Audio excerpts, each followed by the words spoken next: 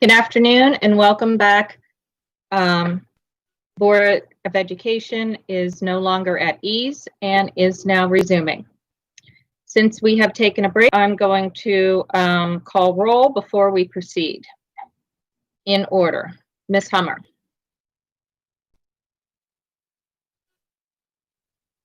Oh, here. Sorry. Mr. Here. Miss Ellis. Here. Here. Ms. Schallheim. Present. Noland. Here. Mr. Lod. Here.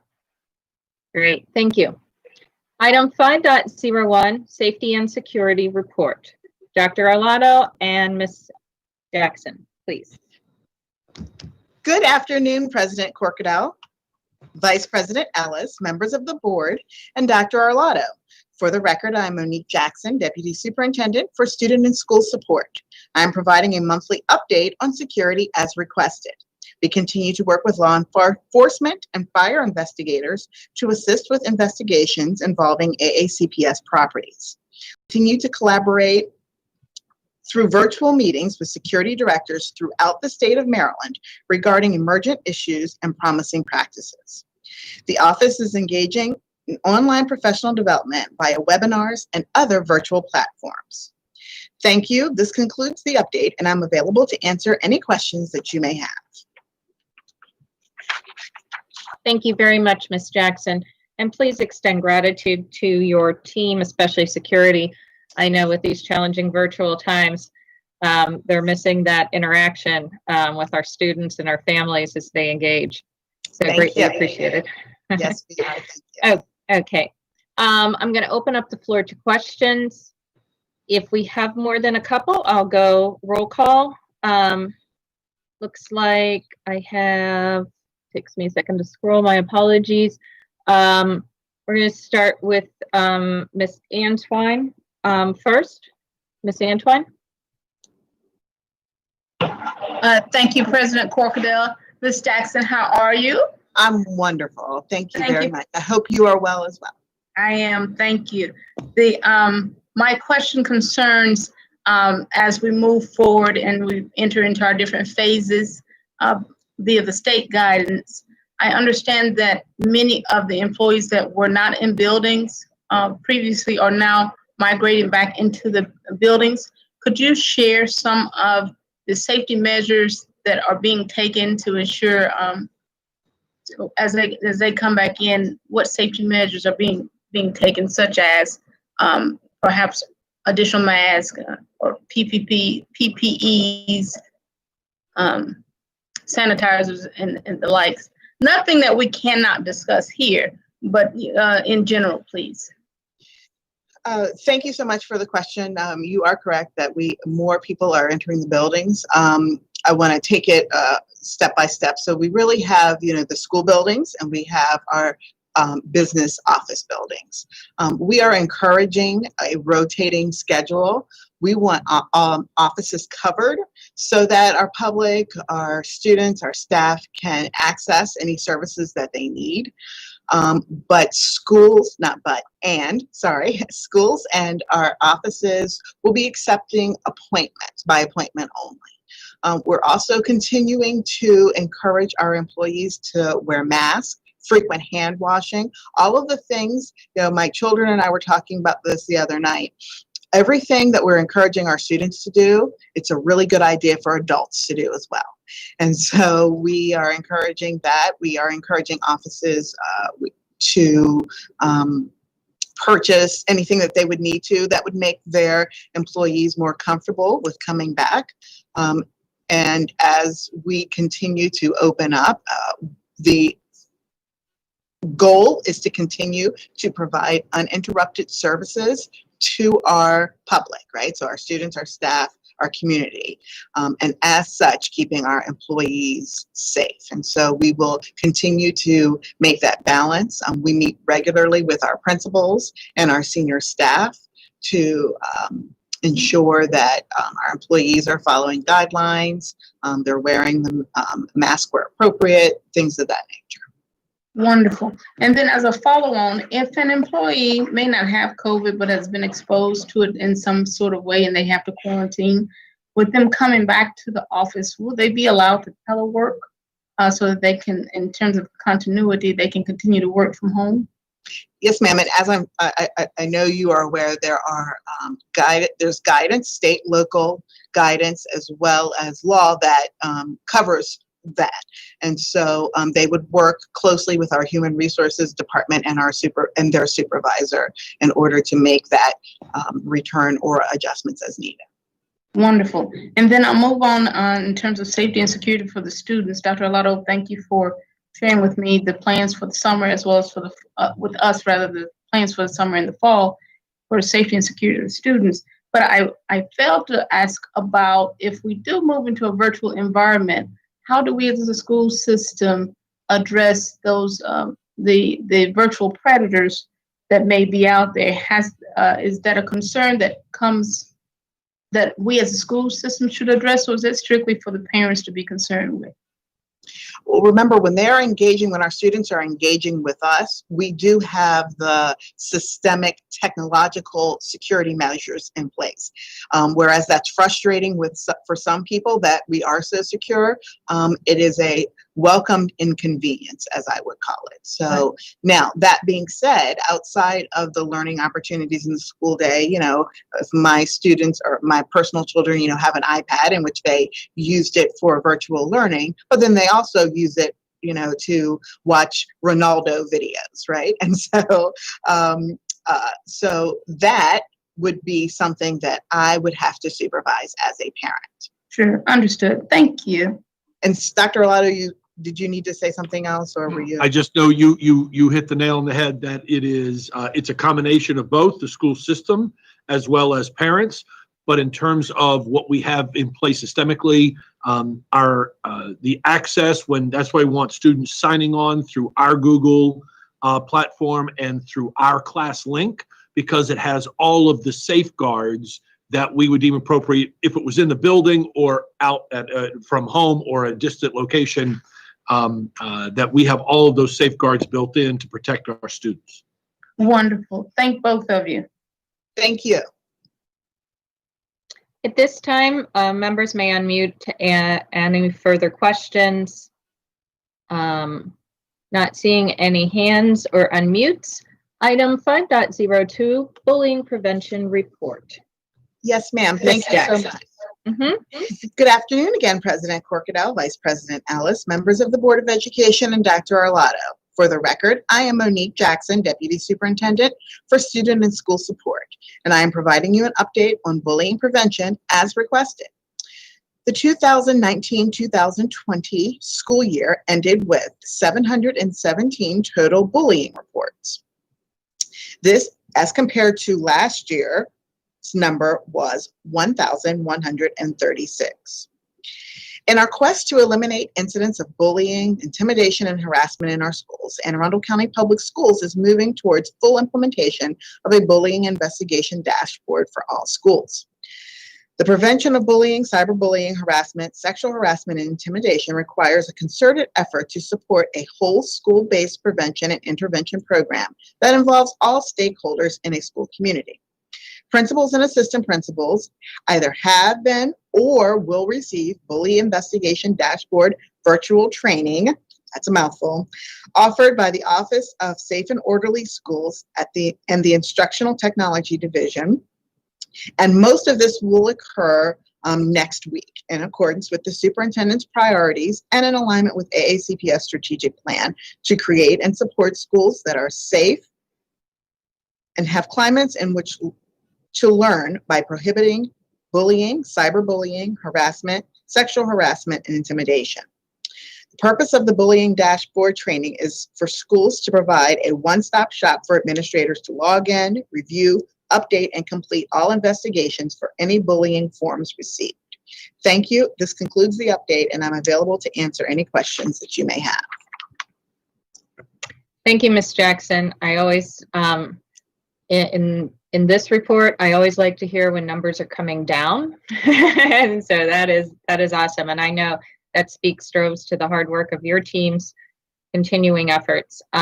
Do we have any questions or comments from the board at this time? Ms. Antoine.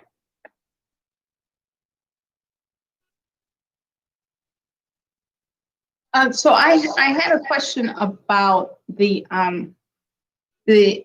virtual training. Is that going to be via simulation, or what does that entail? Is it just they all call in and they go through reviews, or? So thank you so much for the question, Ms. Antoine. So it's very similar to the platform in which we're experiencing now. Most of our training does take place via teams, in which the facilitator, and we talk about lessons learned from a pandemic. It's a really efficient way. I have learned, as much as I'm a person who loves the personal interaction, I also appreciate the time that I get back from not having to commute and things of that nature. And so we found that it's a very efficient way to get the training complete. And I know Dr. Gillens is in her report is going to talk about another training that we did. And so it will be a simulation. It will begin with a virtual simulation of the platform. And I know many of you are familiar with and understand this whole concept of platform, but speaking as a person who this is, I'm in my 23rd year. This will be my 23rd school year with Anne Arundel County Public Schools. And we've gone through a lot of transition when it comes to being able to condense our work and work virtually. And as such, when prior to this platform being recognized, and again, thank you to Student Services and Instructional Technology, you would have to click on this platform to do this. And then administrator would have to then go into another area to do something else, and then you would have to combine all of this. Well, this is basically a one-stop shop so that administrators, as well as the central office personnel, can see what's happening, trends, our cases being closed out appropriately, and things of that nature. So to rewind back to your initial question, which afforded me the opportunity to elaborate on those items, it will be a simulation, and then they'll have time, because you'll be sitting at your computer and you'll have access to the actual database. You'll have some time to explore after the training, you'll have some time to explore the dashboard itself. Wonderful. And this is for this particular time is for the administrators and central office personnel only at this time? Will just administrators at this time, because they're the ones who receive, follow up, and as appropriate, reports of bullying, cyberbullying, harassment, sexual harassment, intimidation. Thank you. Thank you, ma'am. Thank you very much, Ms. Antoine. Any further questions from members? You can unmute. I believe Ms. Scholheim, you have your hand up here. Great. Go ahead.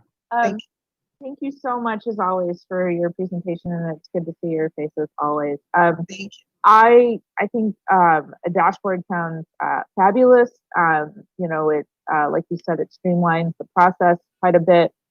I'm wondering if down the road, the bias reports can also be fed into this. I understand that some of these things are reportable to the state, some of the other things might not be, and please correct me if I'm wrong, but wouldn't it be great to have like a one-stop shop for all things of this nature all together?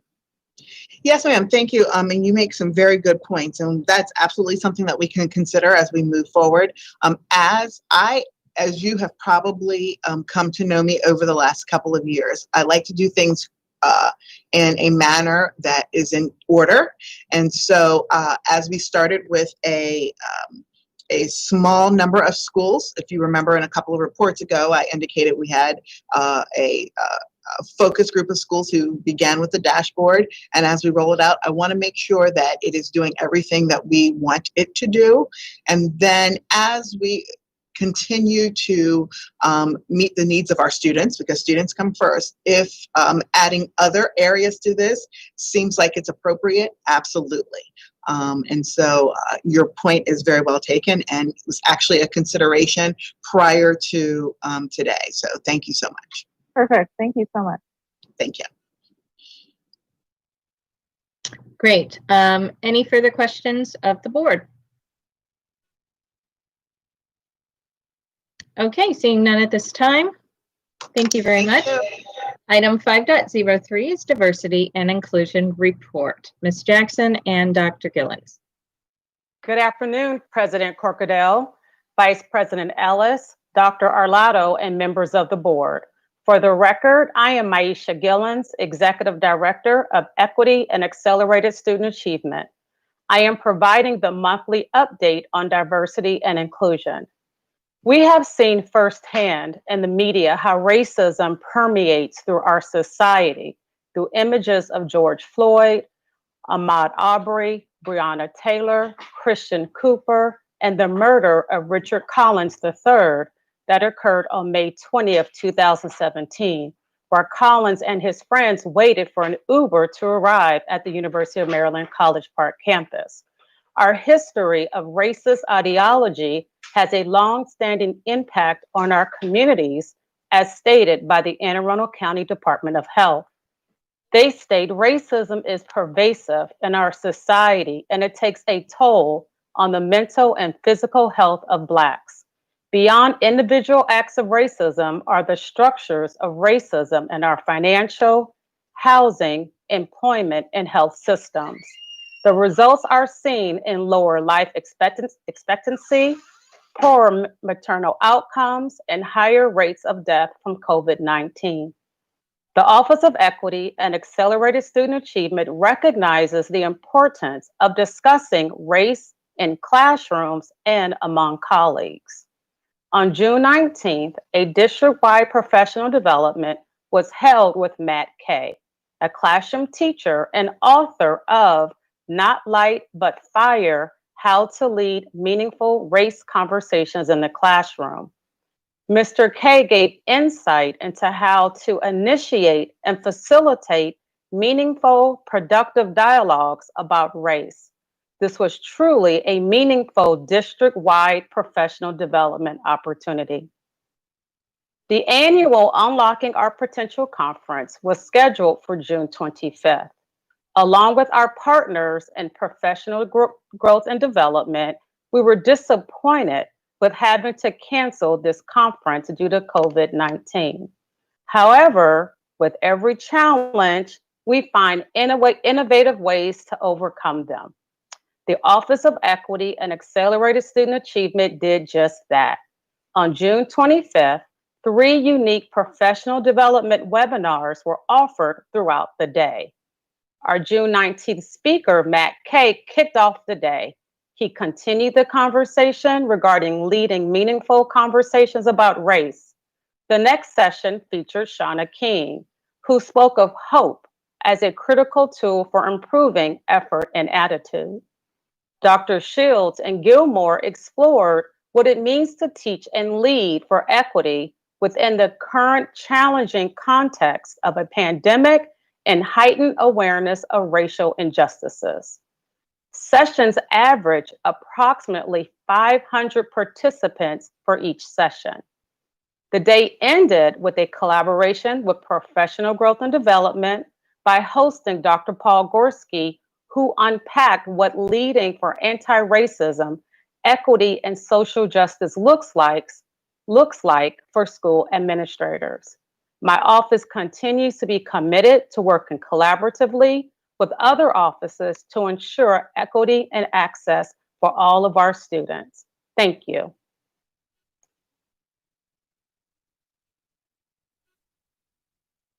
Thank you very much, Dr. Gillens. Greatly appreciated. And your words of leadership in our community are well echoed and heard. Thank you. I want to open up the floor to questions and information first. We do have several, so we're going to take roll call order. And Ms. Hummer, please. Yes, I'm going to defer mine until the end, please, after Mr. Lott. Thank you. Okay. And with that said, let's continue. Mr. Smith. Thank you, Dr. Gillens, for your wonderful report. So I just had a few questions. How many teachers were at the training on June 19th? So it was, for June 19th, it was mandatory for all teachers. So all teachers in Anne Arundel County Public Schools. We had to do YouTube Live to accommodate that. Awesome. And my same question was for June 25th as well. Same thing? No, so that was, since we were in summer break, that was, I want to say optional, but also part of the 20 hours that teachers do have to gain over the summer for credits. And one of the credits definitely had to be equity. So it was a mixture of individuals who needed the credit, but also individuals who had far surpassed their 20 hours, but really are vested in wanting to continue this journey around having these conversations around equity. Awesome. Great. It was a mixed bag. Yeah. So with these conversations, did they talk about like specifically where they would happen? Like I guess throughout classroom materials, but did they talk about specific like advisory lessons, around race? Woo, that's a loaded question. So it has been a variety. Definitely no presenter has specifically spoken about advisory because that's pretty unique to Anne Arundel County Public Schools. When you have consultants who present in different states and different jurisdictions, they don't know specifically about advisory. However, they definitely talk about how we show up every day. How do we lead and teach through always thinking through the lens of equity? So that should overlay whether it's advisory, whether it's social studies. There also were sessions definitely about curriculum, right? How can we leverage our current curriculum, making it relevant, addressing current issues and not being afraid to doing that. I appreciate with the conversation about relationships do matter. So we know the adult relationship with their students matter in engaging in this dialogue. Oftentimes, current events, they kind of put us off track with students because we have to meet their social emotional needs as to what's going on around them. So that was a lot part of that dialogue is no matter what you teach, how are we showing up for our students every day? How are we establishing a safe environment in which students can speak their truth and allowing for voice and critical thinking about information that's coming in? Thank you. So my next question is, I see everything going on. We all see the environment. And if we do go back to school in person, I can kind of see this happening. A student showing up in a Black Lives Matter t-shirt, right? And I want to know if the student will be made to take that off or, is that protected? A student will not be made to take that off. And I appreciate that question. We just literally won a webinar about 2 weeks ago, members of the exec team, about Black Lives Matter, recognizing how to enter to that conversation, because I can appreciate that question. And I'm a realist. Sometimes, that term in itself sometimes have people's back go up, right? And I don't know if you were able to tune into the parent, how to talk to your students about race. That was one of the things we purposefully did. We introduced the language of Black Lives Matter to have it so the community can have a better understanding as to what that means. So thank you for that question. And the answer is no. Students will not be asked to remove a shirt that says Black Lives Matter on it. Great, thank you. And just one more question. So, we have talking about having these talks with students, and I come from a lens of a student of color, having these talks. And, I've lived through the experiences. But did they talk specifically how to have these conversations with majority white students? That is a good question. So I would say none of the presenters, well, no, that's not true, because we have talked about demographics. So we know every school demographic is very different. And so if you have a student with a majority of, I don't know, let's say children of color, the conversation may sound different. If you may have it in the reverse, right? And how does that conversation sound? Especially when some people may feel like, well, there's no need for me to talk about diversity. My school environment isn't very diverse. Well, what does that look like? What does that conversation sound like? So yeah. Now that, I'm reflecting on your question, for sure, it just may sound different as far as demographics and the makeup of demographics and meeting students where they are and what current issues are happening, because every school, has its set of challenges. And then how do you enter into those conversations based on the students who are in front of you? So yes. because I can just, imagine for what I've seen, on social media with students from all across the county.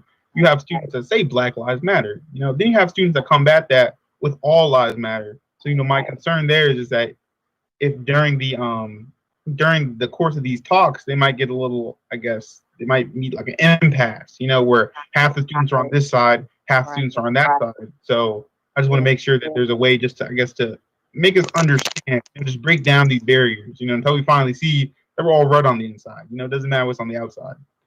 Yeah, and these are the conversations we're definitely building teacher capacity. If a teacher were to experience or witness this happening in front of them, last year I presented, or I guess it was this year. I feel like it's been 5 years since we've been in this pandemic.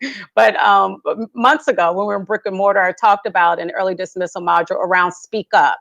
And how do we teach our teachers to help our students? So in a situation like that, there's a strategy called either educate, right? So let's educate each other as to exactly what does this mean? Because I just think there's a lot of misunderstanding as to what certain terms mean. So that's that place of learning, right? Let's learn from each other. So it doesn't necessarily have to be the standstill. Let's provide a space for a learning opportunity to hear different perspectives versus this, having to be combative.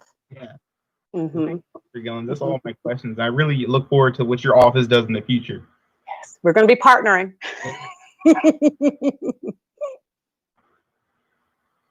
Thank you so much, Mr. Smith. Greatly appreciated. Miss Ellis. Thank you. I'd first like to thank Mr. Smith. You asked some great questions, and to segue into the first comment that I was going to make, Dr. Gillens, it's great to see you. And I just have to say that anytime you present to us, I learn. So I thank you for what you brought to us today. I've learned a lot as usual, and look forward to keep working together as a board to support all of our students, particularly in this area. Thank you so much. Thank you. Thank you, Miss Ellis. Mr. Granite?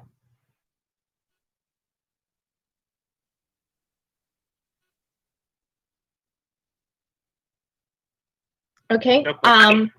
No question. Oh, sure. Thank you. Okay, thank you. Ms. Schallheim.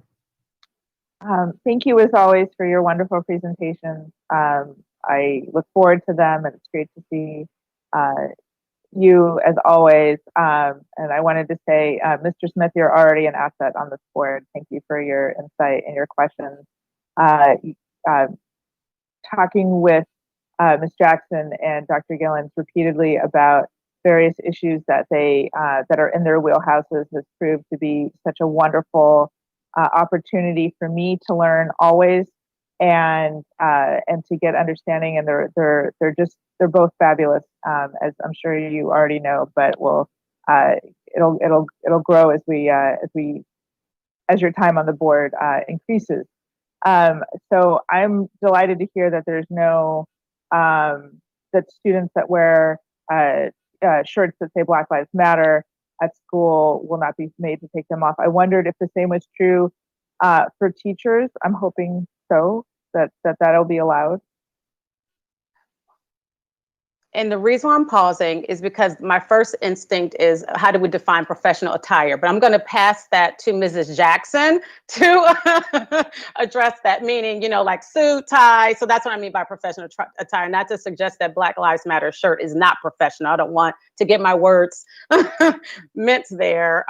So if it's okay with you, Mrs. Jackson, from an employee standpoint as to dress code or the requirement of what we expect for AACPS employees to wear. Absolutely. So thank you so much to Dr. Gillens. That's a great question, Ms. Schallheim. We have not talked about that specifically in relationship to that, but we do have guidelines in our employee handbook for professional attire, and as long as the attire meets the guidelines, then and is not specifically prohibited, then the employees. great. Like maybe add a collar to it, some buttons, you know. That's like, that's the like on your fancy it up a little lanyard, bit. right? On your Yeah, lanyard. and- Uh-huh. yeah. Ms. Schulheim, that is a greater conversation that is more polarizing than anything that I have ever dealt with in over 20 years. Not the specific Black Lives Matter T-shirt, but just that professional dress. So Absolutely. I mean, I'm the daughter of a retired educator, and she wore like 80s style suits and whatnot to school. I know that's not a thing anymore. Anyway, and I also want to applaud you, Dr. Gillens, for saying their names. We need to say the names. We need to understand those recent and not so recent events, how they impact our students, how they impact our teachers, and how those unfortunate events can be used to teach so that we don't repeat and turn out students that are anti-racist, hopefully, or at the very least tolerant and empathetic and compassionate. And so I just thank you for your work. I have no specific questions. It's just always a joy. Actually, I do have one. You spoke about some wonderful PD opportunities for teachers with regard to equity, and I started thinking, I kind of want to be part of that. You know, I want to learn too. And can I be a fly on the wall? You know, in the Zoom next time, or the Google Meet? If that's allowed, can you share that schedule with our board leadership? Yes. We would be more than happy to share. We have a wonderful, through Professional Growth and Development, our Professional Growth and Development Office, an anti-racism professional library. And we will be more than happy to share that information as well as our speakers. So for example, I am not able to make one of the professional developments, but I did go online and find the speaker and signed up for a free webinar. So we would be more than happy to give you that information as well. You know, as you know, our executive team is engaging in a book study on white fragility. Highly recommend book studies because it helps you gain different perspectives. So I didn't mean to jump in on you there, Dr. Gillens, but you know, I would encourage also, in addition to the online webinars, taking advantage of some of the reading that we have. And again, we can put that together. We can get Professional Growth and Development to put that together for you and give it to the board. I am volunteering them because I do not supervise them. They're under Dr. McMahon's leadership. And so, no, I'm just kidding. They will be more than, they can certainly do that for us. Fantastic. You know, we can all stand to learn, you know, and be part of what our teachers are part of. You know, when we had that retreat with you all, it was fabulous. So let's do more. So thank you so much. Thank you. Thank you very much. And it looks like Ms. Howell may have a job or two to do in aid in the dissemination. So whatever we can do to assist for myself or her, most certainly. In that. And next we have Ms. Antoine. Any comments or questions? Yes, thank you, President Corkadell. My first comment is, Mr. Smith, I think you were looking at all my notes. To have you on board and to address these real concerns in our environment and in a real-time fashion. Dr. Gillens, thank you very much. Since your last report, there has been a tremendous amount of work from you, Ms. Jackson, and your entire teams and the community efforts, and it is not going unnoticed and it's making an impact. So thank you very much for that. Since Mr. Smith was so eloquent in asking all of his questions, I do have one question. I saw in the news where a teacher was soliciting the books of that will be considered diverse books, more focused books on diversity. I wanted to know if our teachers in our school system have that kind of leverage as well, where they want to share books that maybe the community or parents or even the students bring in and read to the students. Certainly. And if I know that Ms. Batten is on the call, just in case I misspeak, but there definitely is a process, a vetting process, right? And there's in a variety of ways. I know I've been a guest reader at schools, and oftentimes the school may say, bring your book from home.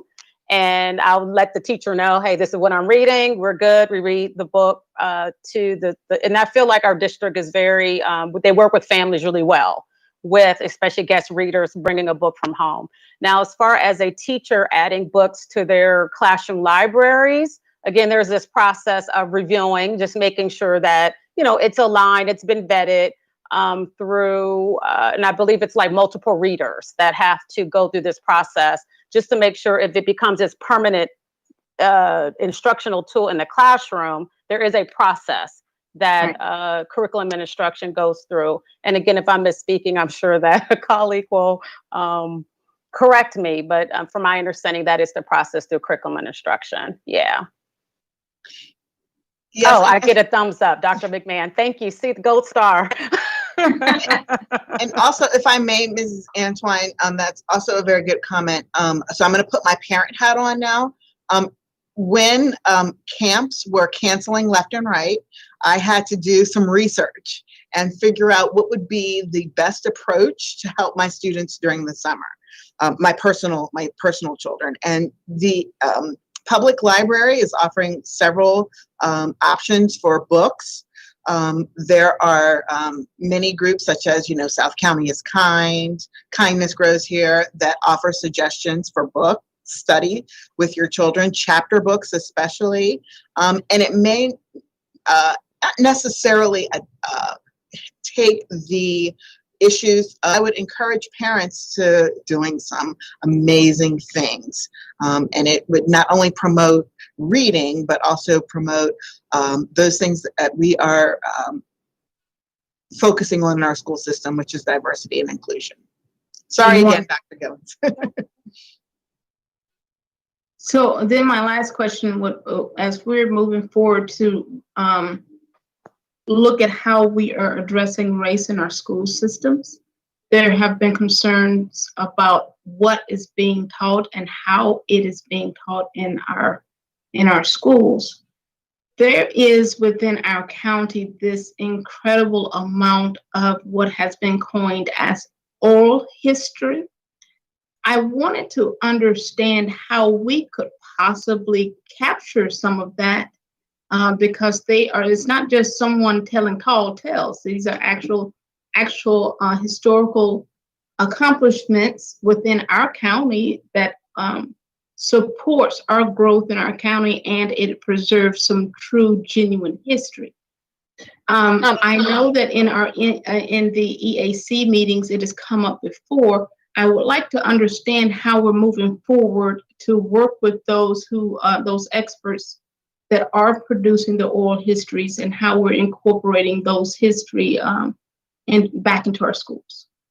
Thank you. And again, I know my colleagues and CNI will help if I misspeak.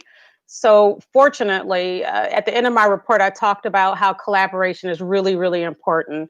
And I am so proud of the collaboration that my office have had with curriculum and instruction. So much so, literally, one of my newest equity specialists just had maybe a half a day with this social studies curriculum coordinator to talk exactly what you're saying, oral history, looking at our curriculum documents, how we're presenting history, literally. And I have not had an opportunity to touch base because it happened like yesterday. And so we're literally in the midst of having the conversation. Hopefully, Ms. Antwine, by next week, hopefully we'll have an update for our EAC meeting, right, to say how that went, but we just haven't had an opportunity to debrief. But they literally met yesterday. And these are ongoing conversations, but they had a designated amount of time to talk about movement. Also, the equity leads have been a part of the Curriculum Writing Academy it's now in its second week. And so they are assigned to critical content areas to embed in items, to your point, oral history, what is a good fit for certain curriculum content, right, that makes sense for some shifting to be made through that lens of equity. So I'm really proud of that partnership as well, that we're right there with alongside their curriculum writers. Excellent. And speaking of the EAC, Mr. Smith, this EAC group is a collaborative effort between Dr. Gillens and her team and the entire community leadership. It has been instrumental since its inception in changing how we look at those things that create vulnerabilities in our school system, not just race, but a host of entities to include food scarcity and otherwise. You hear my baby. My apologies. Okay. But so I would absolutely love, Mr. Smith, if you would be willing to join me when I go to those meetings each month. It's led again by Dr. Gillens and her team, but I think the insight there will definitely shape your agenda as a student member of the board. Outside of that, I got my baby to check on, so thank you. Thank you.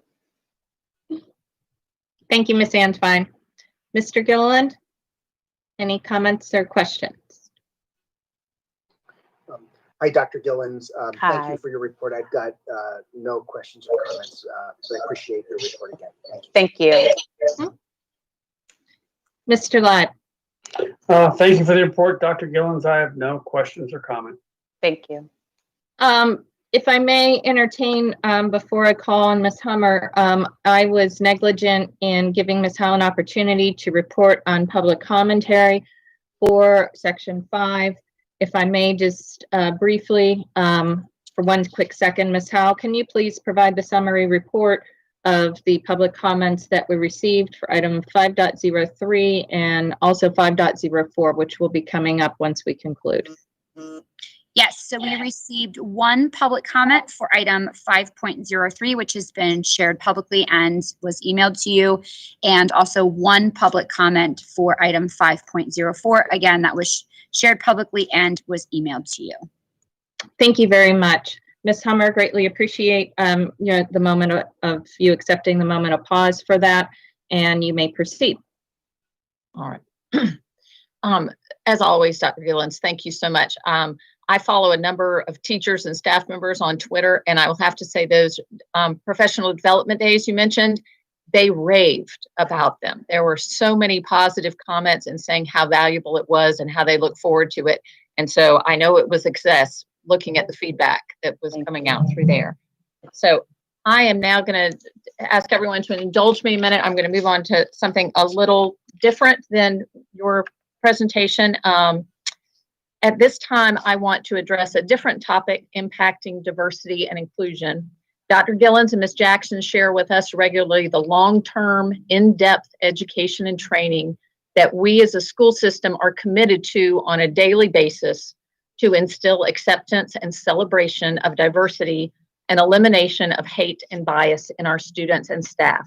This is the hard work that is often not readily seen by the everyday public because it is incremental and builds throughout a child's schooling. This is the most important work that we do as a school system. But there are other things more symbolic, but also important that we can do to create an inclusive and welcoming environment for every child and every staff member. Just like so many cities and towns and churches and colleges throughout the country, now is a time for us to revisit our own history and thoughtfully consider if we are honoring and memorializing persons and events that reflect our goals and values. I am not someone who supports wholesale renaming or removal of all monuments and memorials to figures from our past. I believe all people are imperfect, however, and that these memorials need to be revisited to ensure they accurately reflect our history and also reflect the values we espouse as a community and a nation. We have one of those memorials within AACPS that I believe we need to revisit. Oh.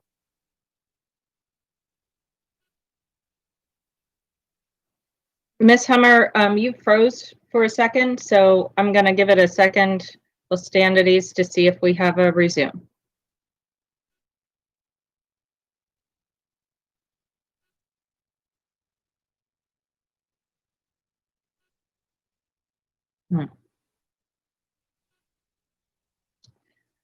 I'm gonna wait another couple seconds. If not, I will present a motion to hold this item until, and we can take it up perhaps,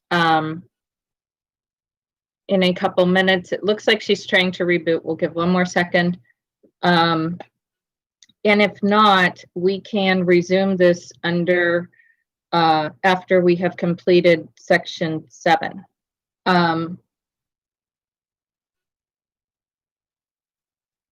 Okay, if the board would like, I would like to entertain a motion that we hold item 5.03 open, and resume it when immediately following item 6.08.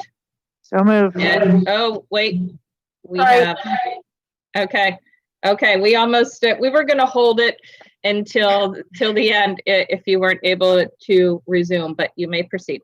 We just had an internet outage and everything went out and it just came back on. So I'm sorry about that. I was trying my best to get it back on. So let me continue. Walter Mills was a lifelong educator in Anne Arundel County Public Schools, teaching and serving as principal at Parole Elementary for 46 years.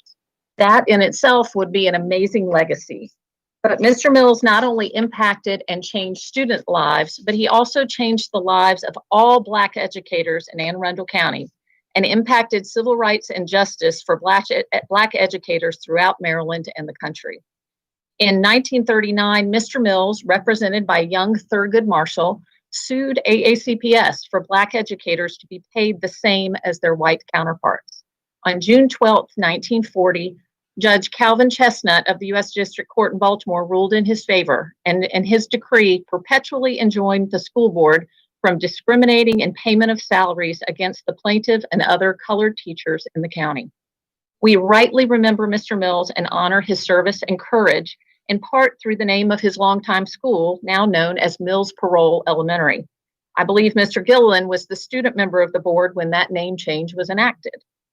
Today, it's offensive to think that educators would be paid less due to the color of their skin, but at that time it was accepted by many without question.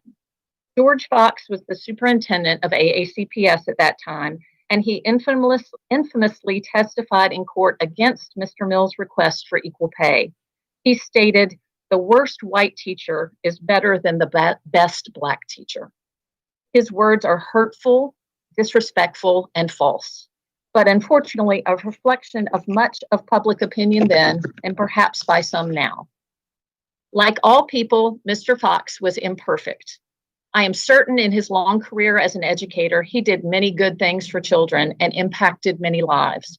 I hope that his attitudes towards Black educators changed and progressed over the course of his career. He should not be erased from our history, and he should be remembered both for the good and the not so good that he accomplished. However, when our focus is to teach our children that they all have worth and potential and value, perhaps having them attend a school named after a man who so publicly stated his thoughts on the value and worth of Black educators is muddying that message. Keeping a school named for him now that we are aware of his views of Black educators and thus of Black children undermines our teaching of the unlimited potential of every child. I can only imagine how it would feel to be a Black educator and walk in each day to a building named after a man who considered my teaching to be inferior to any white teacher simply due to the color of my skin, or to be a Black child attending the school named for a man who felt that children of my race didn't deserve to be taught by what he deemed the best teachers. It's time to reckon with our histories and acknowledge that people are imperfect. Imperfections can be forgiven. People can grow and change, but even with that lens of forgiveness, the name of a school may not be an appropriate tribute. Thus, I believe we should create a committee of parents, students, community members, staff, perhaps a local historian, a diverse group who can more deeply study Mr. Fox and his career and report back to the board a recommendation as to the name of the school. I am not demanding a name change. but I am stating we need to confront our own history and thoughtfully consider whether the symbols we have reflect the values we espouse today. So based on that, I move that the board request the superintendent form a committee of parents, students, community members, and staff to study the name of George Fox Middle School and make a recommendation to the board by March 2021 as to whether the school should be renamed. Second. Okay, we have a motion and a second. I suspect that we may have several comments from board members at this time, so we're going to move through roll call. Ms. Hummer was the motion originator and will therefore be provided final words in debate. And so we will start now with Mr. Smith. Mr. Smith, any comments, questions, or otherwise? I think Ms. Hummer really summed it all up in her, brief statement about the issue. And she said it right. We're not trying to erase his name out of history. We're just trying to, change how we memorialize people. And, George Fox Middle School has been around for like 50 years. So, maybe it's time to make a change. So I full-heartedly agree with Ms. Hummer's movement. Thank you. Thank you, Mr. Smith. Ms. Ellis.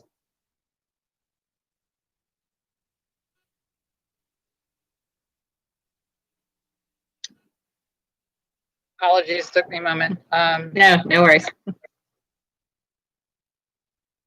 Yes, I agree that I would not support making a decision to rename the school or any school in the moment, but I certainly support investigating the name of this school and determining at a later time with the proper input what it should be. So thank you.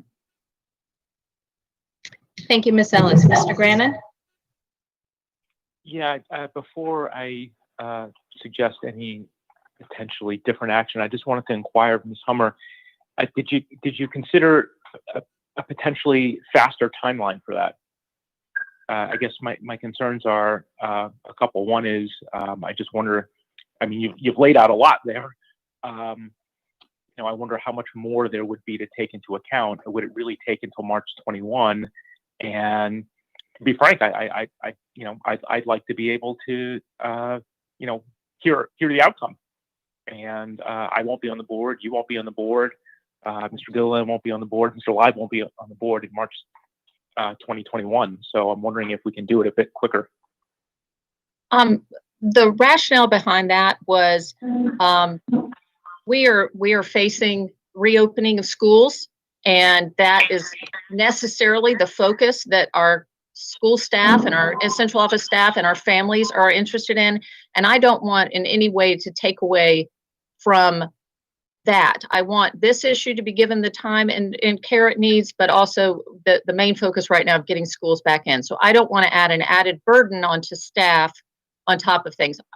My motion says by March 2021. It certainly could be sooner than that, but I didn't want to put something too soon that would make something rushed or take away from the vital work that we need to do to get schools opened right now. I think that's got to be our main focus, and that this is something important, but not necessarily should be the main thing for in the next couple of months. I'm certainly open to moving that up somewhat, but again, I don't want to put too much of a burden here at the beginning of school on the staff and the community when they're focused on how we reopen.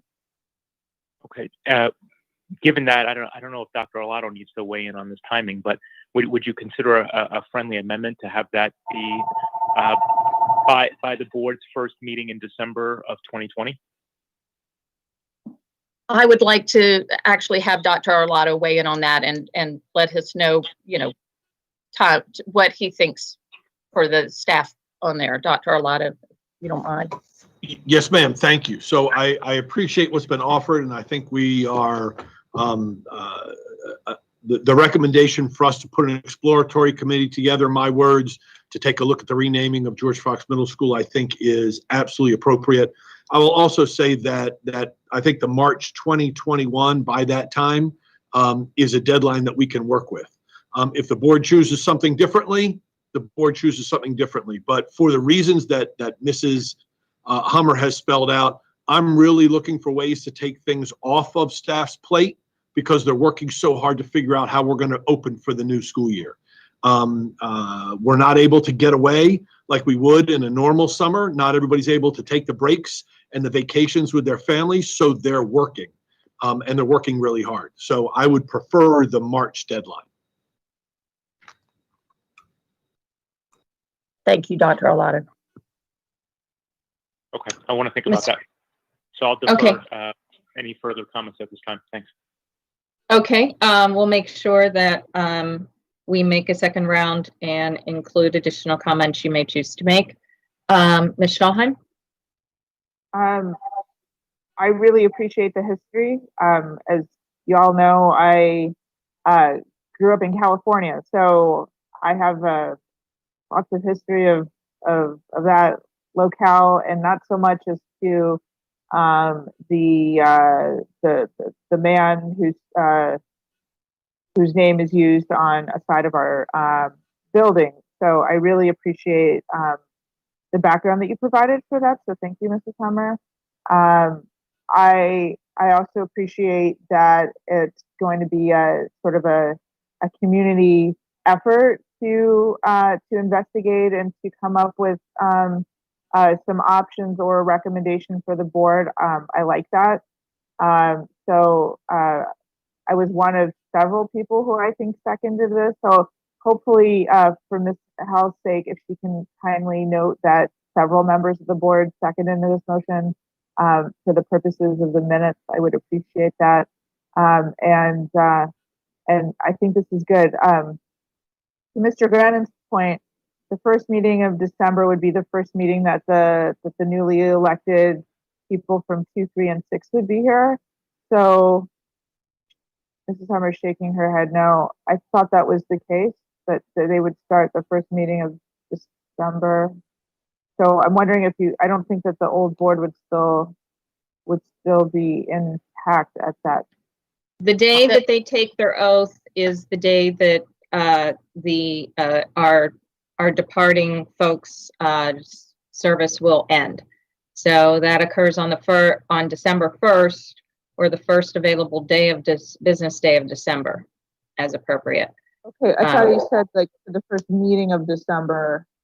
That's so that wouldn't correspond. Anyway, correct. No, I'm saying you're correct in that the new board, the newly elected board members would be joining us for our first meeting in December. Yeah. I believe. Okay. So, and also, like I'm not sure putting more on staff's plate in the interim is a good thing. You all have enough to. So, anyway, just in short, I'm supportive of this, and thank you. Thank you, Ms. Schallheim. Ms. Antwine? Any comments or questions? I do have, I'll start with questions for Ms. Hummer. Ms. Hummer, thank you first of all for looking into this. I wanted to know, considering the issues before us, why this particular school name was brought to your attention, and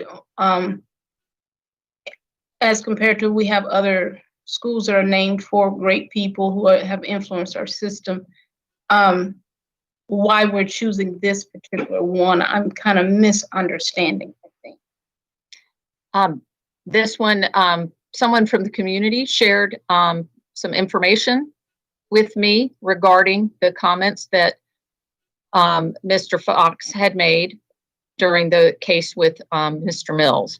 And so I did some further research myself. So it was really because I found out about this. That's why that came out, that it really came to my attention that there were some issues with some of the past actions of Mr. Fox that I think deserve to be looked into further.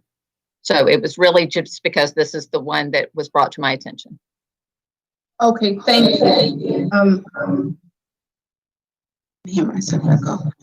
So then my second question would be the date. You and some of the other current members would not be on board, and we're looking at probably about 6 months of research. So would it not be feasible to at least see this research done and brought back to us in November when you all can weigh in on it? As I said, I am trying to be very considerate of the school system and what they're doing. I have full faith in any members that come after me that they will do what is best for the school system. So I don't feel that I have to weigh in on ahead of time. I'm putting this out there. But if others feel differently, but again, the main thing for us is our students in the buildings and opening school right now, and I don't want anything to detract from that. So, because we want this committee to be community members and parents as well, everyone over the next few months is going to be very, very busy and have a lot on their plates to get school back and get back to work. And would we get the input and the participation that we'd really like to get for people right here at the beginning of school and reopening? That's a question as well. I want to make sure that this is done thoroughly and well, and we include everybody as much as we can who wants to have input into that decision. So that's where it comes from. Oh, excellent. Well, thank you for that, Ms. Hunter. With that, President Corkadale, if you're planning to do a second round, I had some friendly amendments I wanted to share. So I'll save that for that time. You're muted. Well, we are going to make one more round. I know there's one. I know Mr. Grannon had also deferred potential. Mr. Gilliland, any questions or comments at this time? Thank you, Madam President. And I apologize. I'm going to have to go into a budget briefing in about 15 minutes, so I will have to drop from this meeting. But I will just say, I've been part of a couple of renamings, and I know that this is not what's being discussed today. This is a precursor to perhaps that happening, and I want to commend Mrs. Hummer for her diligence in framing this in such a way. But she mentioned I was on the board when we named the current name Walter Mills Parole Elementary, and I was in the legislature and came down at the community's request to testify in front of the board when we named Harmon's Elementary after Frank Harmon. Frank Hebron, and now Hebron Harmon's Elementary. And I was a private citizen at the time.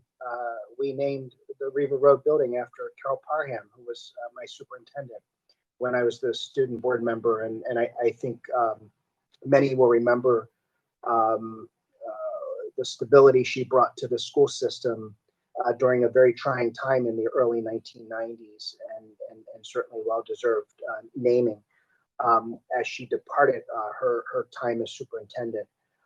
I say that to say that I know the diligence that goes into renaming, and I think all three of those individuals certainly were deserving and memorialized in the appropriate way. I was not here in the 30s. I don't know the history of George Fox, and it was only after Mrs. Hummer shared that story with me. I like how this is staged, in that it is the renaming committee is very exact in that it must be parents, and in Mrs. Hummer's case, she's asked this to be a little bit broader to explore because we can involve others, and potentially, as she referenced, a historian that can validate this. I think if those words are true, and they could very well be true, that's repulsive, that a superintendent of this school system would have made those comments. I don't think there's no way possible that can be excusable. So if that's the case, I think this is a direction that the board ought to take today. Yeah, we'll be gone soon. 4 of us will. I'd love to weigh in on it. at least the initial step. There's just no way timing wise we would be here for any renaming. But having said that, I also appreciate that a lot is going to be happening in the fall, and I would not want, as this is a motion to direct the superintendent, I just don't want to put him in a box and create the impossible for him so that he's scrambling in October and November to get something to us before we depart. So I do appreciate Mr. Grannon's comments. I'm just worried about the other stuff that's going to be happening this fall, and if this is rushed, again, involving the people that this could potentially involve, it's broader than a renaming or a naming committee. That would just be parents only. So again, I support Mrs. Hummer's motion, and look forward to next steps. Thank you, Madam President. Thank you, Mr. Gillen. Mr. Lott? Thank you, Madam President. I'd just like to reinforce Mr. Gilliland's comments. I mean, I was with the school system in '95 for Mills Parole, and there when the Riva Road was named for Dr. Parham, my boss. And I will support Ms. Hummer's motion. Thank you. Thank you, Mr. Live. I do have comments for this particular item too, and that is support.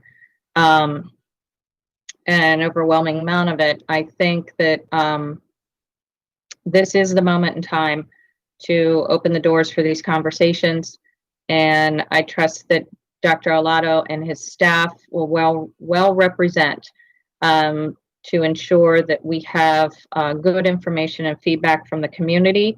And I also think that this could be one of those teachable moments that Dr. Gillens talks about as it relates to the community in having such a conversation. I was not around for those measures that were being referenced, but I do know that progress means having these conversations and making these decisions. And so I would hope maybe perhaps if our departing members cannot join us on the dais, perhaps the evening that we have those discussions, they could come back as a guest and have an opportunity perhaps to address the board at that time, being that all of you would have been a part of it. And I thank you all for that, and am very appreciative of the consideration to staff and to our team and under our circumstances of the fall, and appreciate that measure being taken and considered. So with that in mind, Ms. Hummer, there are several other comments and questions that the board members would like to make at this time. So I will reopen. I don't think everybody does, so I'm going to give me a second to scroll. We have got a lot online today. My understanding is Mr. Grannon and Ms. Ellis and Ms. Antwine, all three requested additional. So let's just go in the roll call order of that. Ms. Ellis, Mr. Grannon, and then Ms. Antwine. Ms. Ellis? Thank you very much. I first would like to say that Mr. Gilliland really eloquently summed up my feelings about this. So I do appreciate the motion. I did start out earlier saying that I would not support renaming any school in the moment, and I, still feel that way. But I agree that if upon this investigation it is confirmed that these are the words used by Mr. Fox, then absolutely that is extremely concerning for our community, and I would fully support renaming the school. So I appreciate that we are going through this exercise. I believe the vote will be in favor of that. Can I ask what staff would be involved in this committee?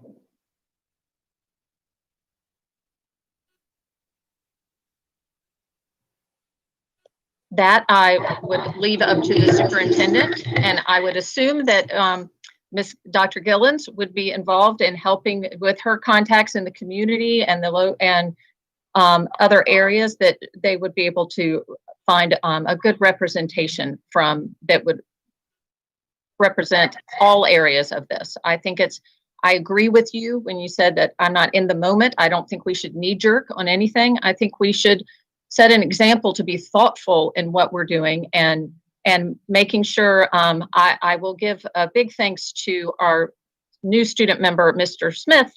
We spoke earlier and he said, there are many people that have come back later in life and apologized and realized and atoned for that. Do we know that Mr. Fox did that?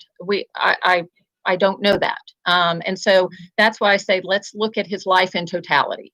And that's not doing a knee jerk without greater in-depth discussions and study on that. And so my motion is to direct the superintendent to form this committee, and I trust that he and his staff will find the right people who can really look at this in the way it needs to be looked at. Right. So I'm kind of torn with the timeline because I greatly, it clearly from his first statements, it's important to Mr. Grannon to be a part of this, and I would like for that opportunity to happen, but again, we don't want to do anything in haste, and we do need the opportunity for the process to play out. So,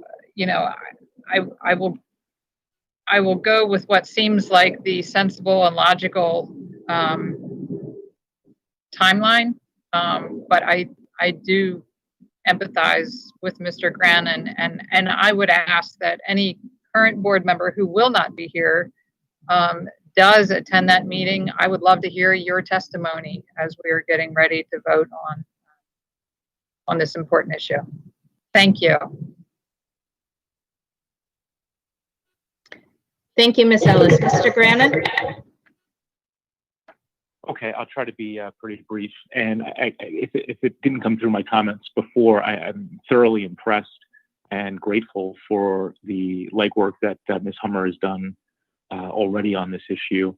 And I think that is certainly kind of influencing my views on this. I guess, obviously with the caveat that, assuming everything that Ms. Hummer has reported today in this meeting is accurate, and I have no reason to not believe it, we have to remember, obviously the country was very different then. I'm not excusing it. What I'm trying to make clear is that it's extremely credible what she's reported, right? That these were, these were the considered, thoughtful views of very educated people at the time at all levels of society, all the way up to the President of the United States. So while it sounds reprehensible to us, it's very believable that this was the testimony of a school superintendent in a federal court discrimination lawsuit. So I guess what I want to emphasize is, while it might be surprising to us sitting here now with all this passage of time, not just his remarks, but his position that he took in that litigation would have been well known to everyone in this community, including the school board at the time, the school board that approved the naming of that school after him. And I think that is really something that, we should consider all this, how kind of reprehensible that is. And I understand this point about, okay, people can apologize and do all that kind of thing, but that, great, he could apologize, but, that was a position that he took in a litigation and lost. I guess I'm kind of proud to say that my fellow Howard Law School alum, Thurgood Marshall, had something to do with defeating him in his position there. And I guess what I'll say is, I'm certainly going to support Ms. Hummer's motion. I think it's extremely laudable that she's brought this to our attention. I guess I'll speak very frankly as someone who deals with deadlines all the time. Deadlines, you very rarely do things before deadlines.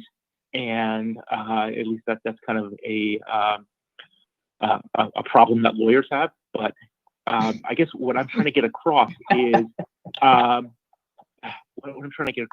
if the committee can be formed, let's say by October, just for the formation of it. If they come in and they decide as a community that they want to act more quickly, I think that we should, not set up a process in which that is discouraged. So I guess I don't know that this has to be a friendly amendment or what, but I would just say that if perhaps we could just say that, by March 2021, but we want the, or maybe we can just direct the superintendent that this motion passes, that the committee should be formed, by October and, begin its work. Obviously, if they come back with something sooner than that, and then since I guess I won't be here to vote on this, I'd like Ms. Howell to, record in a way that's clear in the minutes that were I on the board at the time of that vote, I would absolutely, regardless of any apology or anything later done, the point is that, he took a position in court. This isn't something, he was saying, kind of after work at a bar or something like that. This was this was a position that he took in court, and he lost. And I think that is, again, something that would have been well known to the board and to the community at large when the school was named after him, and to have that continue on is just improper. So that's my views on that. Thank you. Thank you very much, Mr. Grannon. And what I'll do is just suggest at this time, when Ms. Howell has compiled the meeting minutes, to send this particular agenda item over to make sure it truly and accurately reflects the statement that she would like on record, if you guys are comfortable with that. I appreciate that. Thank you. Thank you very much.